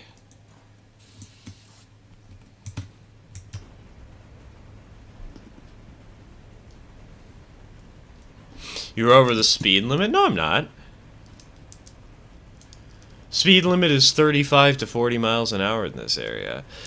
Good evening, Radium. Welcome to the stream. Welcome to the stream. Right now I'm going like 1 mile over the speed limit, but that's it, and it's really easy to fix that problem. Okay, let's get her out of the way ASAP.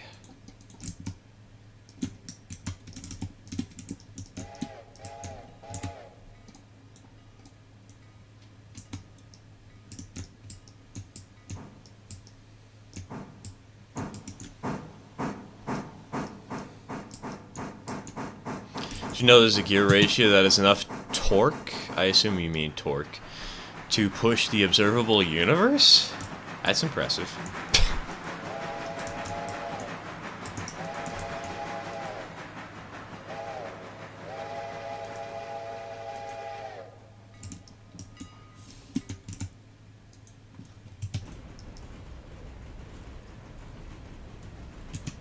Alright, boys. It's time to get our screenshots. Okay, we'll be in a minute. It's almost time to get our screenshots.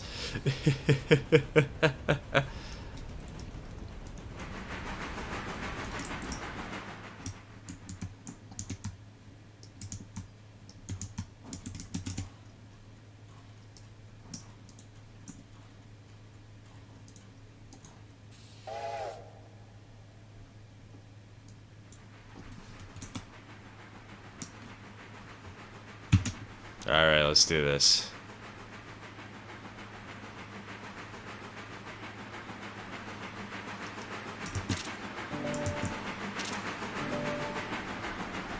Perfect. Perfect! It's beautiful.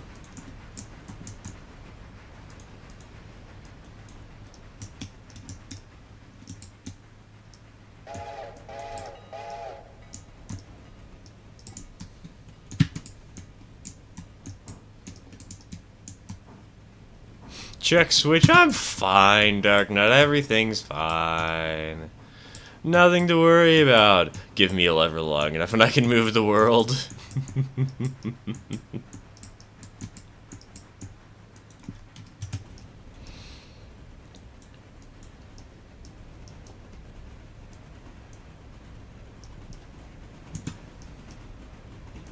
Did you know, Vipo, you posted that like 5 seconds ago. I read the message. Did I not read it out loud?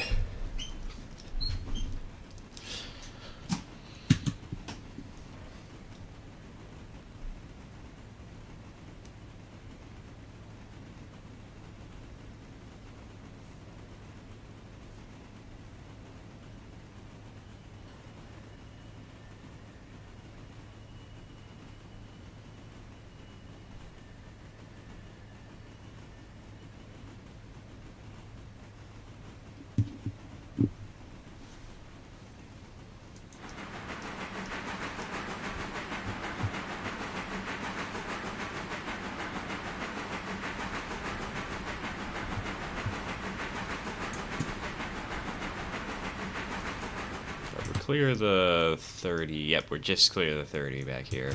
So that means we get to roll at like 70 miles an hour. Because apparently you can do that over here.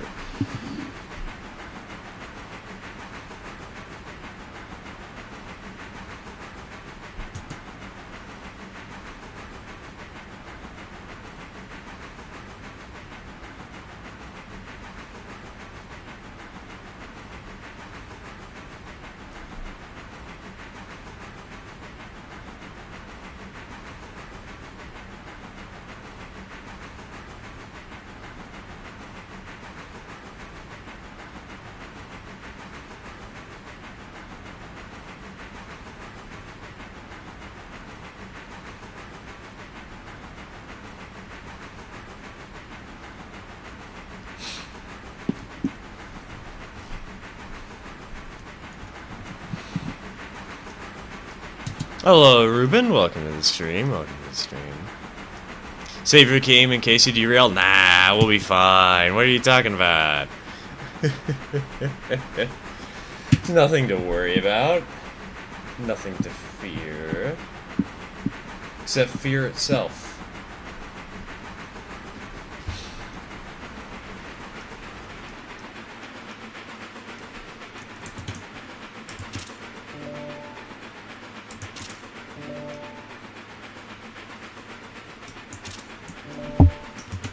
God, I keep hitting my microphone. I hate that. I hate that so much.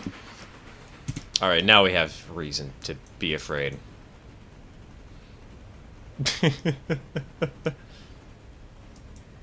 That'll bring us down to 40 miles an hour just for safety's sake. I know this is a pretty shallow, gradual part of the route, so I don't really need to worry that much, but might as well be a little bit cautious.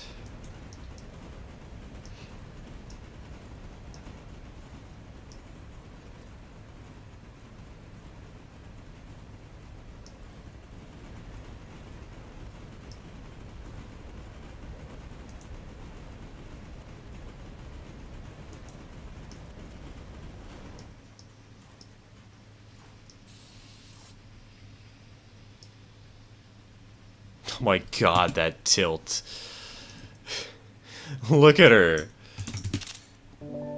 Look at how much she tilted there. Holy cow.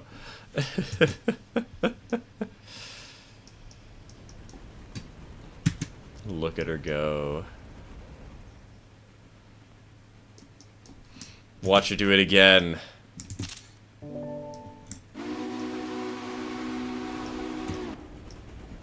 I think I saw a railroad crossing sign facing the wrong way.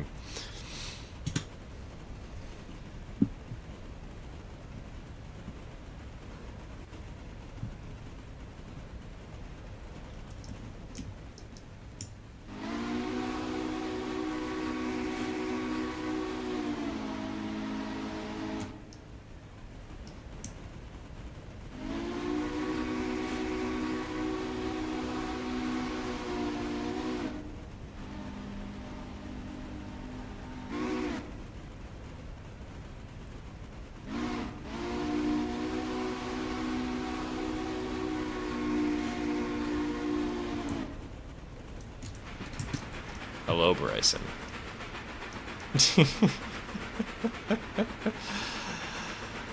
We'll fly through Bryson and then we'll back up and sort out the train here in town.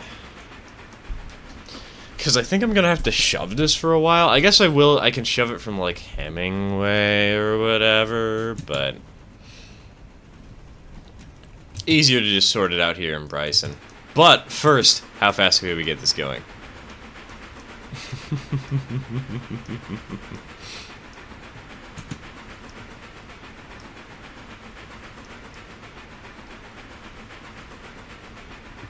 Really? Only 43 miles an hour? Oh, it's because it wasn't using steam efficiently.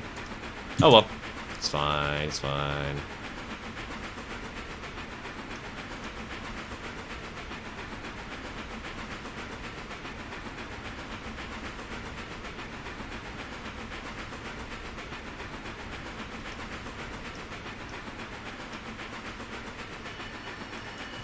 Okay, we found the limit. 45 miles an hour. About the most we're ever gonna do on this route.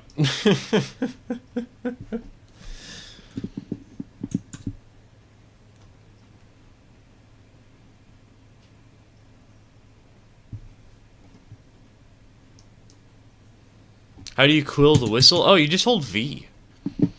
So there's H, which allows you to basically have two tones of whistle. You have the default tone, the low tone. Hold on. And you hold down shift to make it go into the higher pitch one. But with V, what you do is you hold down the V button. I'm doing it right now. And then you drag your mouse down.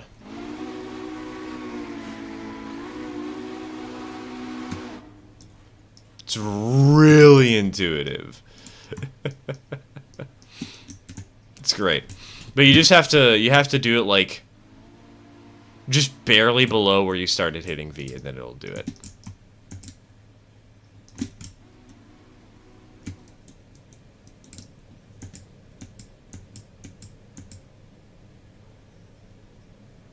Alright, let's see here. How's we gonna sort this train out? I guess we'll put the caboose on the caboose track first, and we'll figure it out from there. We're stopping? Yes! Yes, we are. It tilts more than pizza. Wait, no, not pizza. Pizza. Pizza.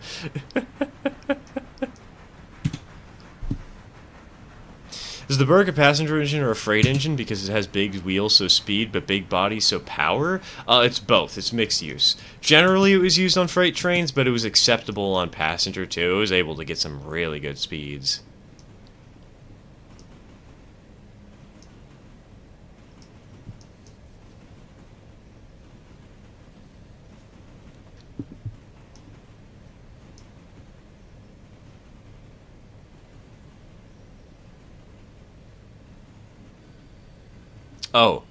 Oh, I have an idea. I have an idea on how we're going to end a stream. It is a terrible plan. And you're all going to love me. You're all going to love it. I can see it coming.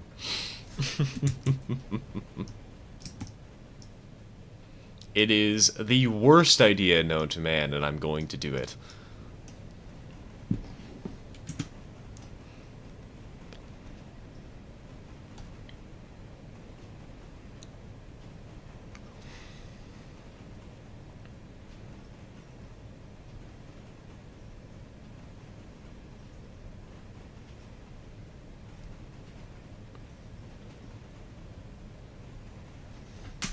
We're gonna put the Berkshire in the roundhouse? Heck no, it doesn't even fit on the turntable. How would I get it into the roundhouse? I mean, I guess I could just drive it across into one of the stalls, but like... eh.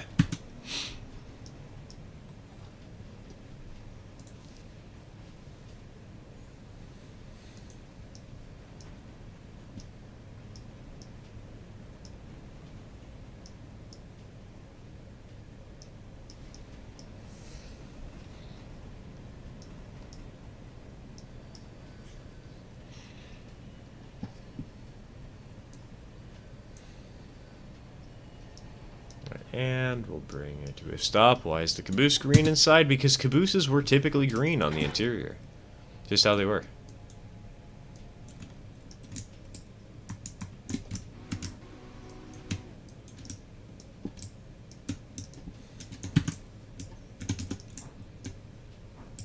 Alright. Okay, never mind. This is going to be stupid easy. I was going to say, like, oh, how am I going to sort this train out? And I realize right now, like, it's stupid obvious. Let's make it so all the stuff going to Alarka Junction is on one track along with the Ela Farm Supply car, and then sort out these cars where they need to go. Easy as that.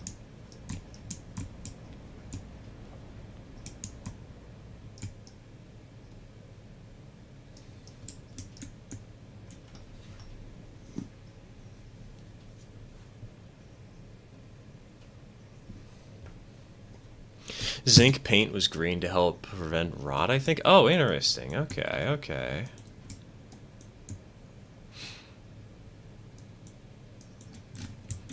Would explain why a lot of wooden cabs had green interiors, too.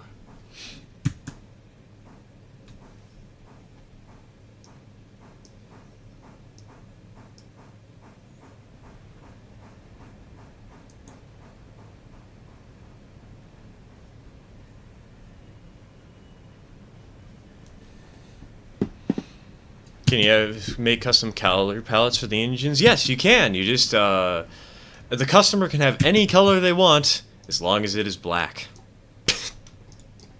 No, you can't. Not really a high priority for the devs now. A lot of people do want it, but like...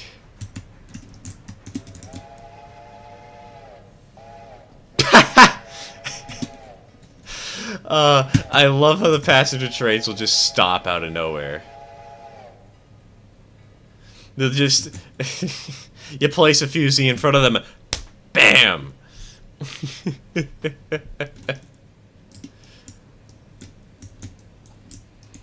So many people are going to be complaining about whiplash in that train right there. Passengers are very much not happy today. Hang on, stop, I forgot my charger.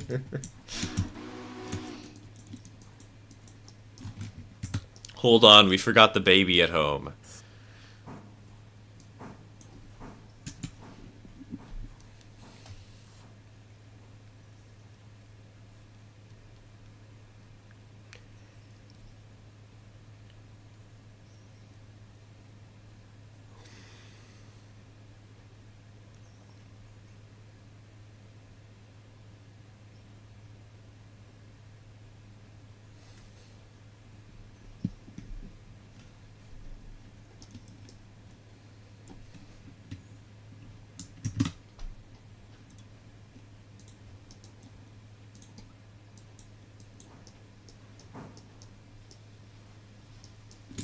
Speeds off the other way, making F1 car sounds.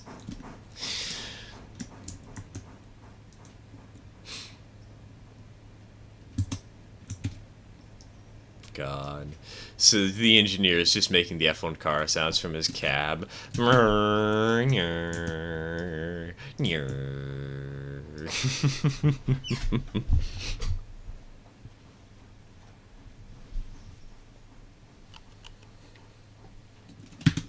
Alright, 141 fares. It's pretty fair, if you ask me.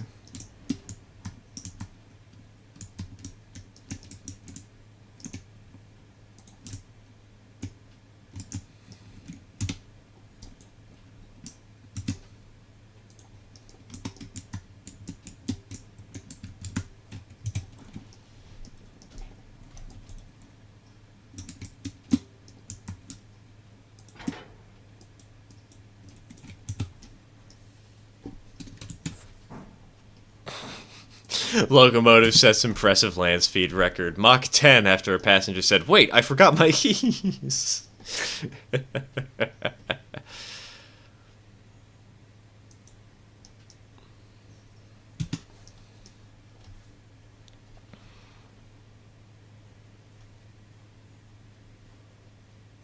Gonna turn the Berkshire around and light engine back to where we came from with Arabella? No.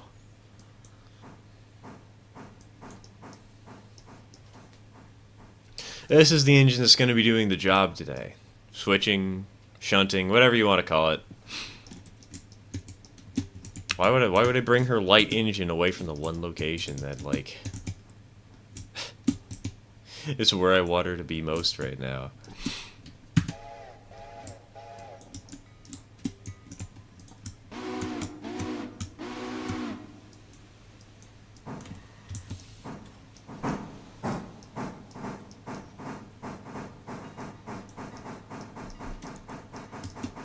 Fun fact, you automatically go 37% faster when making race car sounds. It's backed by the science of trust me, mate.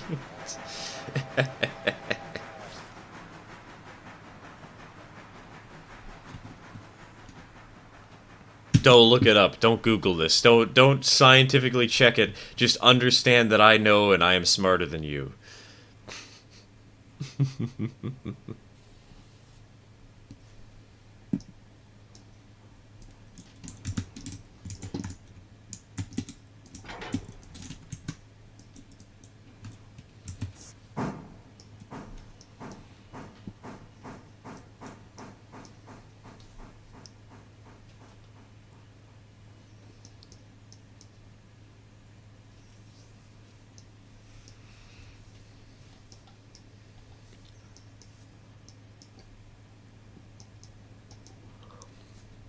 All passengers are now suing the engineer and the company after massive injuries. Law fees alone are going to be in the tens of millions. Yes, but not for us. They're the ones who have to prove fault. And they signed a waiver.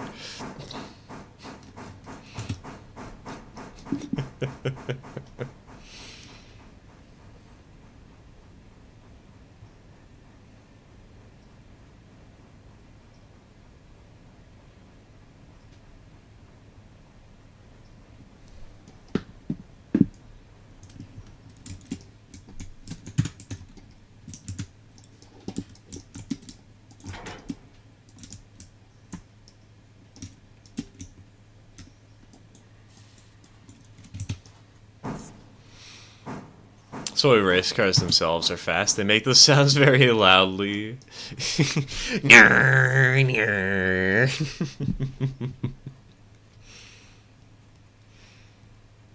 you're ever playing Mario Kart, this is how you win. As somebody who plays Mario Kart professionally, I can confirm.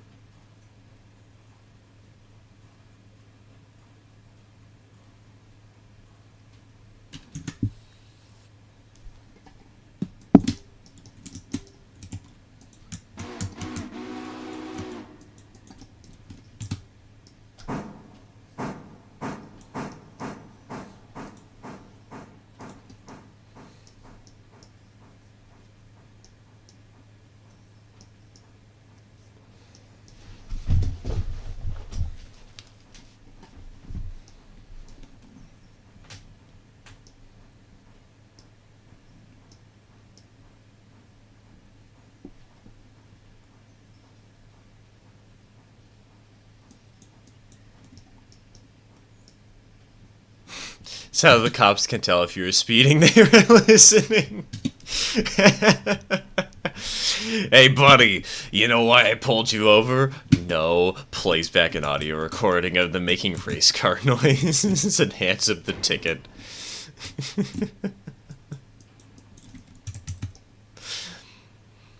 Sounds kind of like an ASDF movie sketch, not gonna lie.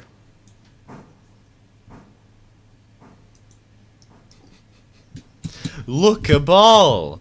Ball man.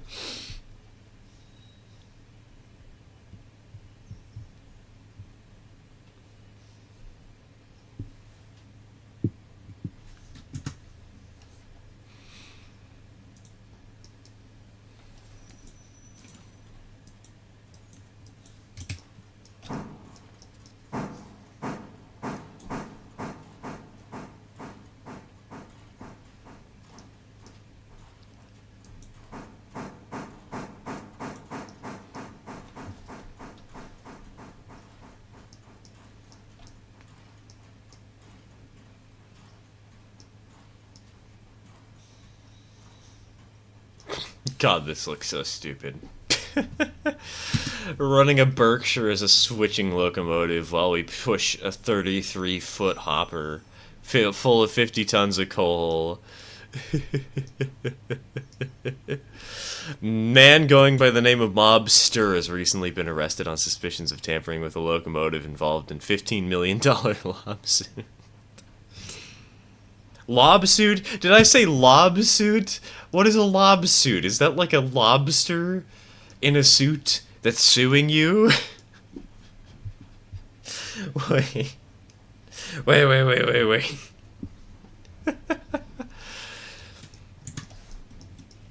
I guess we're finding out more lore about the channel.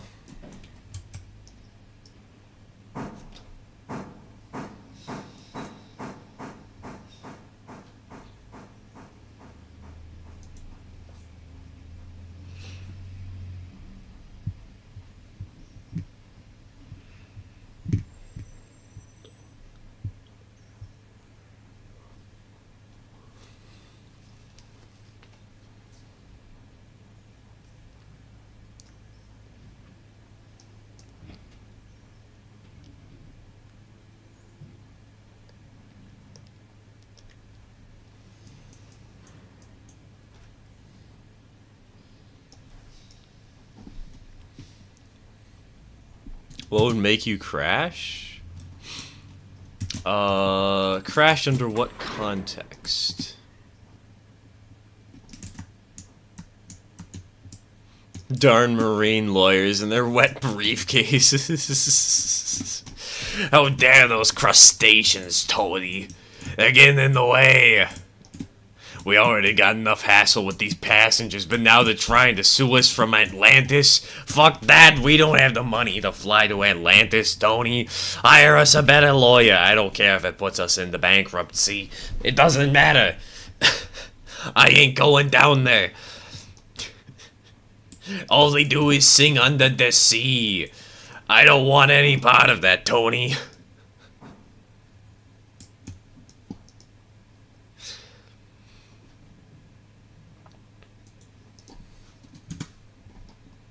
Donk.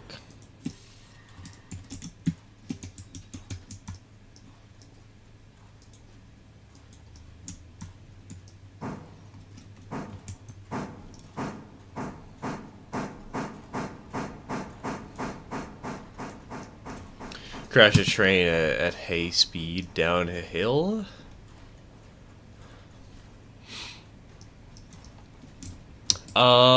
Two things can make me crash. One, a donation. Two, more realistically, is me being blind and forgetting to check something important. And just not paying attention to where my train's going.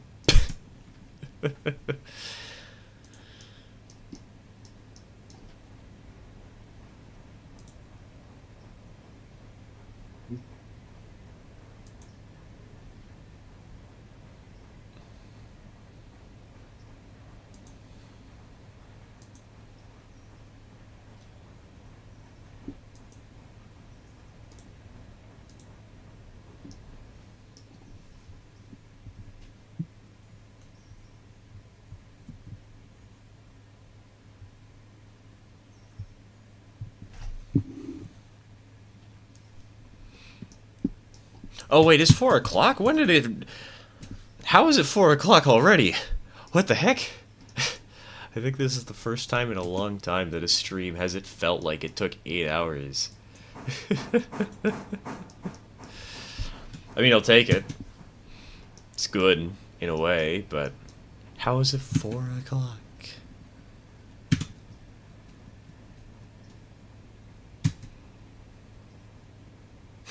Newsflash, Cunard Lines has massive delays as the RMS Mauritania goes on strikes. Cunard's staff says the boat is very tired. In fact, she EP.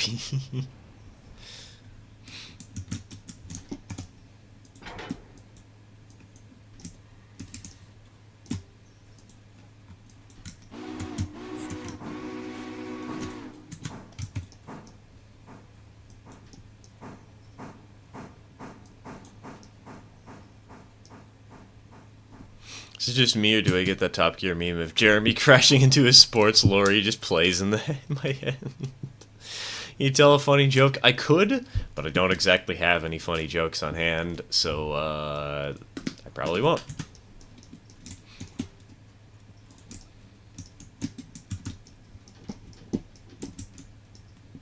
Can't tell a funny joke if I'm not funny. That's the evil plan. Remember, if people are pestering you to become a clown, just be annoying. That'll stop them. That'll prove him wrong.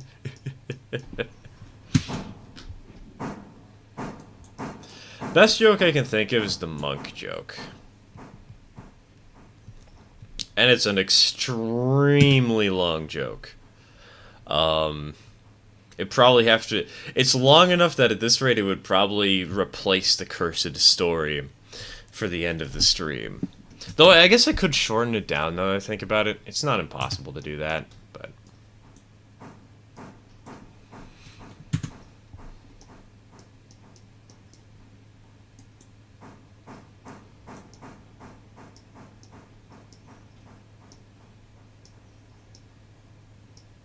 that I said I walk away into a void in a dark corner of the midnight. Have a good one, T14. See you around. See you around.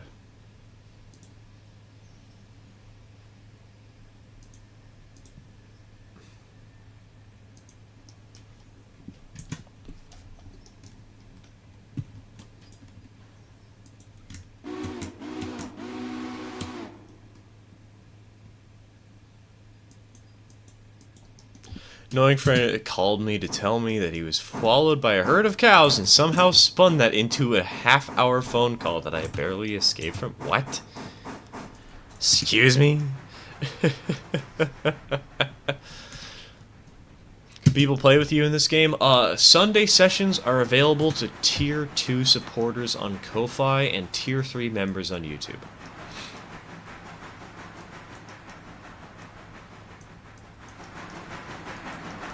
This is not a Sunday session, though. This is just a Friday me screwing around having fun session.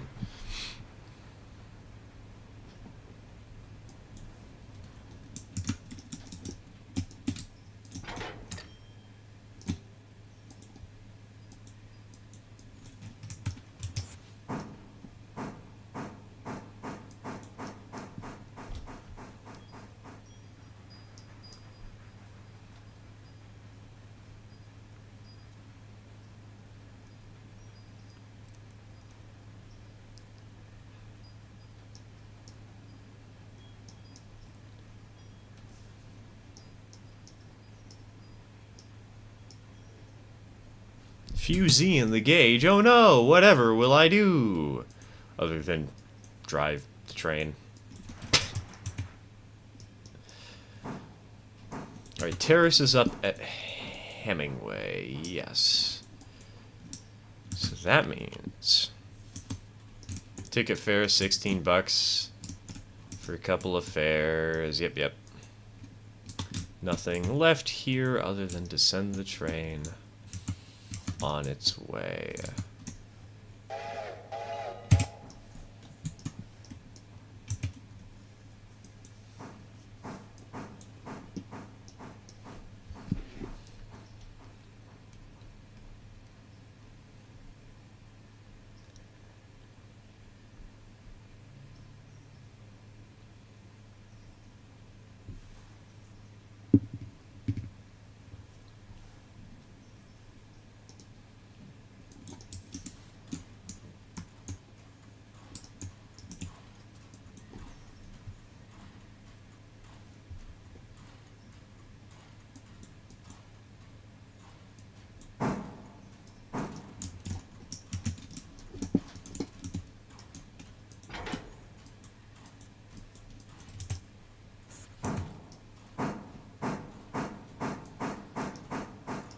One day, could you play on other people's servers? No. That is not a plan that I have anytime soon. I'll play on some friend servers eventually, like people I actually know who play this game, but nah, I'm just here to offer multiplayer sessions and hang out with some cool folks.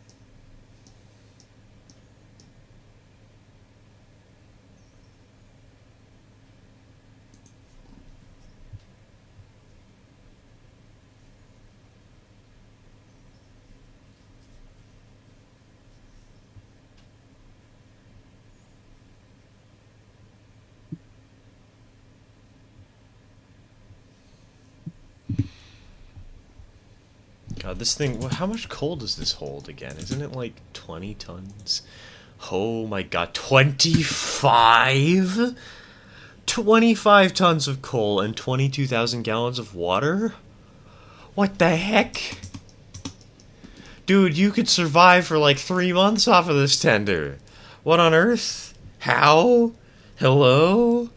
Have you heard of the ES and DT? I have not.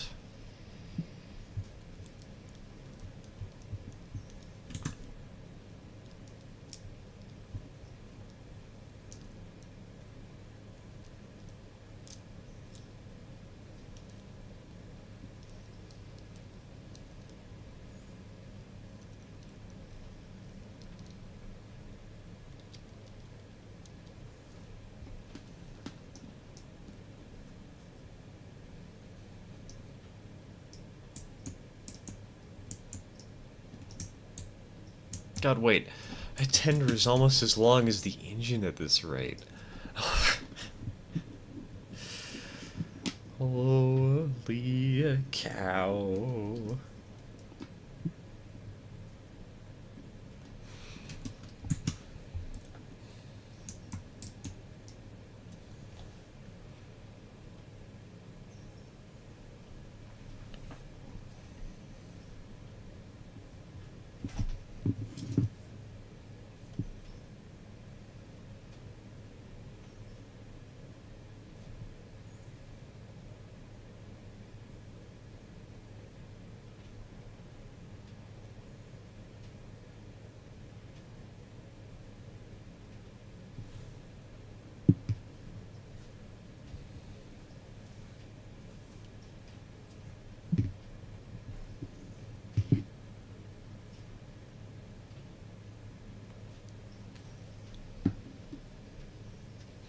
Stop for a few Z. Alright, with the passenger train in Alarka Junction,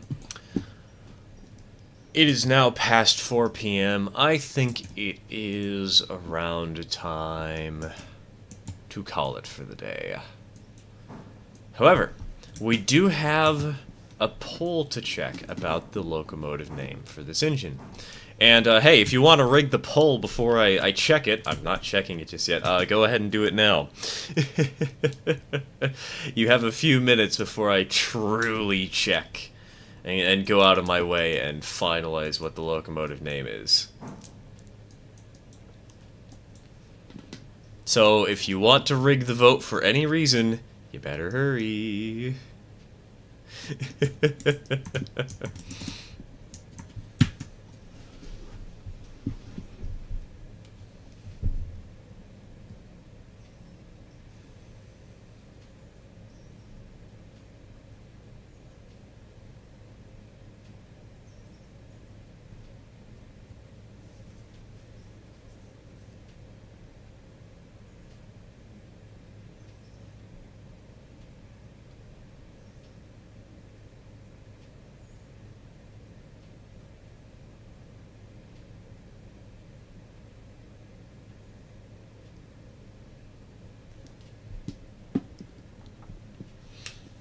God, and somebody, TK, since I know you're still around, send me the link to that that Goodwill thing, please. I have an idea that I really want to do.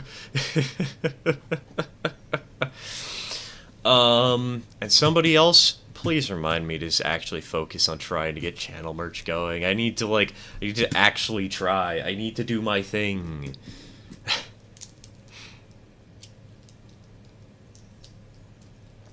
We need to have the Piss Cup confessional.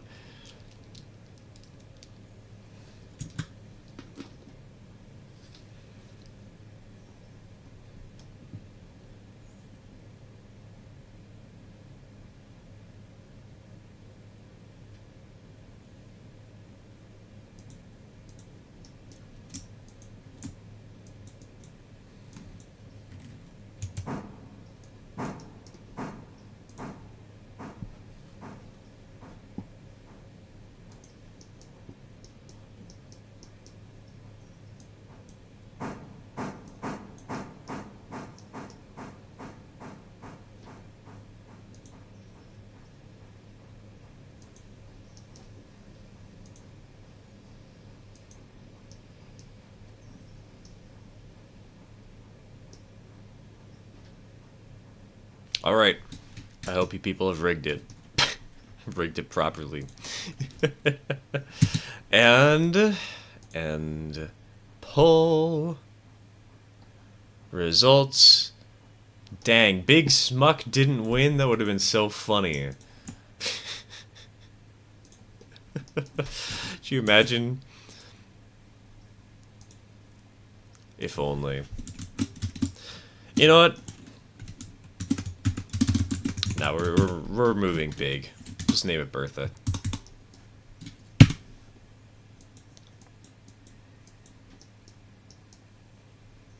It's just like that one whale from that one movie, you know? Or am I going insane? I don't remember what the movie is. I just know there was a I have some vague memory of a movie with a whale named Bertha in it.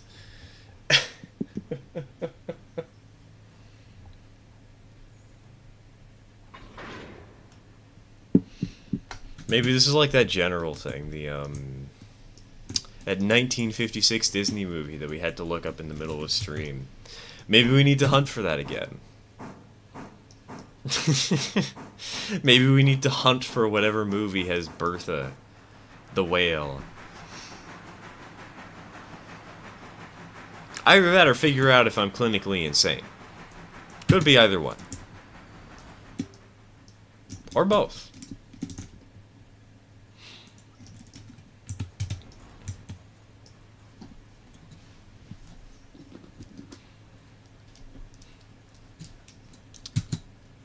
Do we want one cursed story for the end of stream?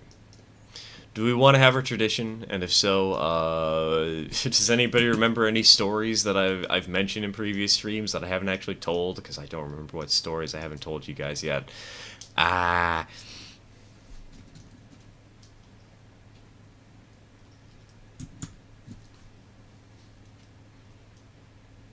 Bedtime story. It's the insanity, oh god. Oh no! How many Burks do you have? Just one. This is actually the first Burk I've ever run, which is why I kind of cheated the poll from earlier, so... Ooh, a train-related horror story? That's not the tradition. Tradition is cursed stories that I have from my own life. Things like the Santa's undead Leviathan, exploding flamingos. I mean, I've told exploding flamingos before.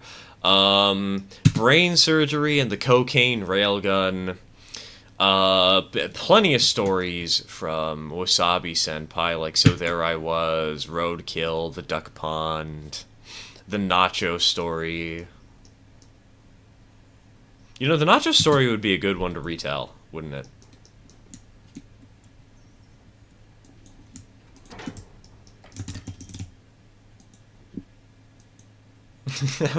That would be a fun one to scar people with.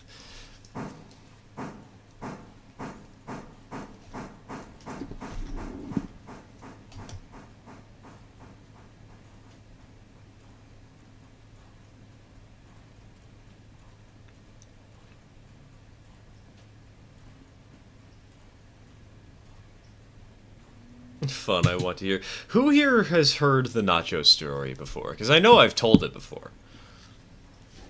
I know TK remembers it, at the very least.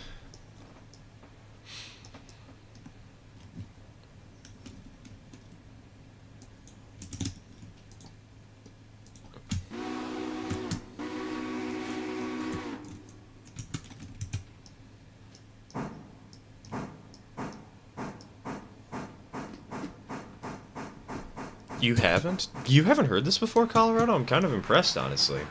Alright, well, Nacho story it is. So I used to go to a thing with a couple of friends where every other week we would do Dungeons & Dragons. And Dungeons & Dragons was always chaotic in one way or another, you know.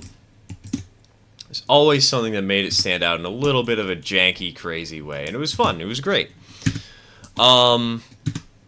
But one of the traditions of our D&D sessions is that mid-session we would always get nachos.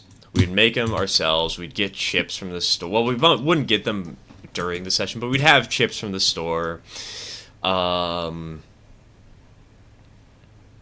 We would get some basic, like, shredded mozzarella or something, and we'd coat up the chips and nuke it for a minute. And this was fine and dandy until one day we didn't have chips. So I had gone into the back room with Wasabi Senpai, a good friend of mine, and myself.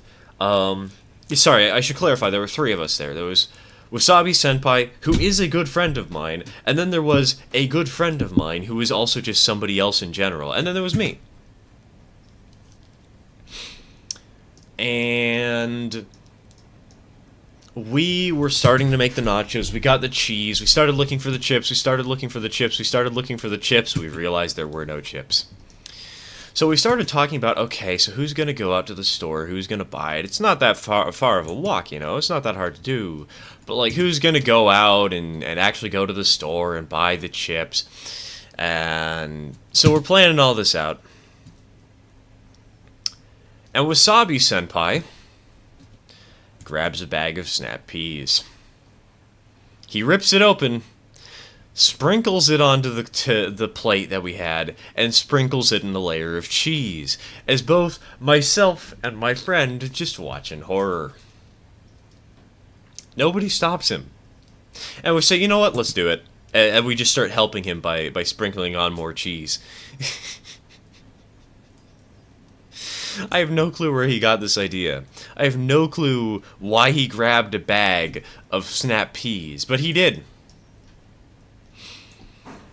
But the weirder part is, in the middle of doing all this, in the middle of getting our layers of cheese on, he decided to stop us again and grabbed a jar of marinara sauce.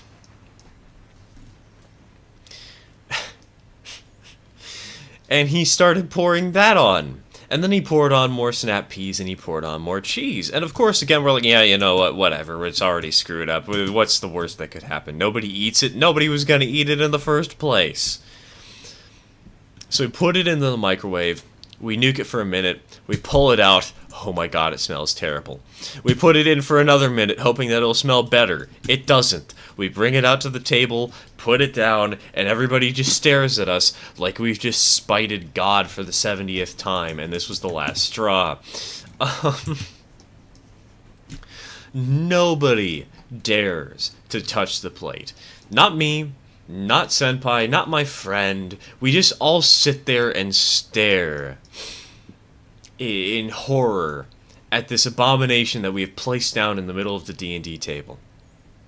And it sits there for 30 minutes. Nobody dares to touch it.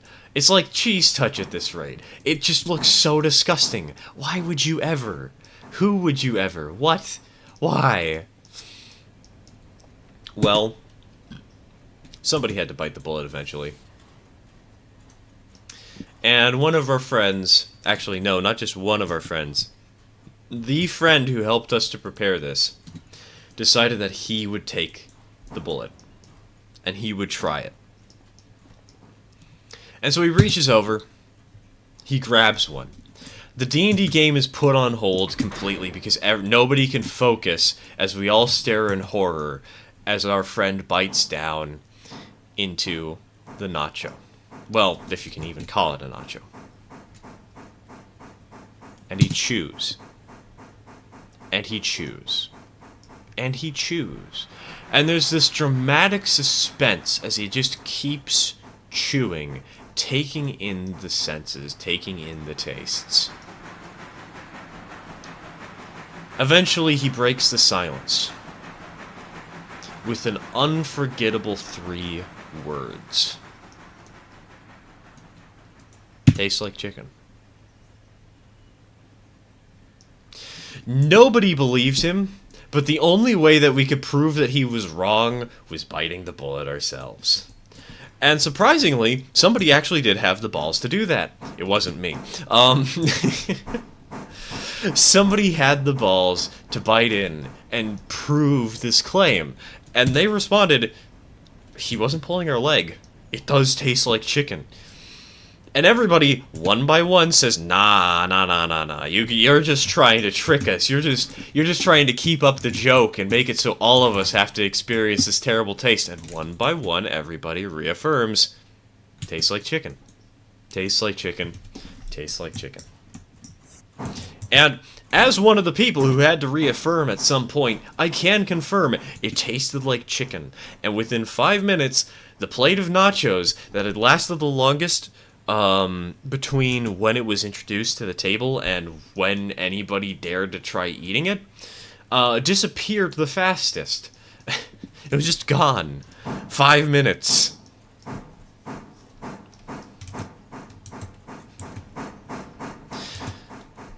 That was the best plate of nachos we ever had.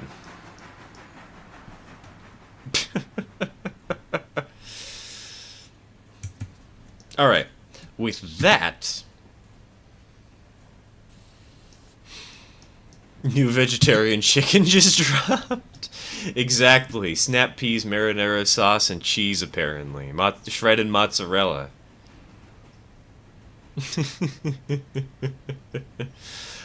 With that, it's been fun today, everybody. Thank you all for tuning in.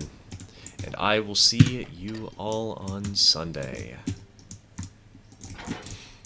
Cheers, folks. Take care.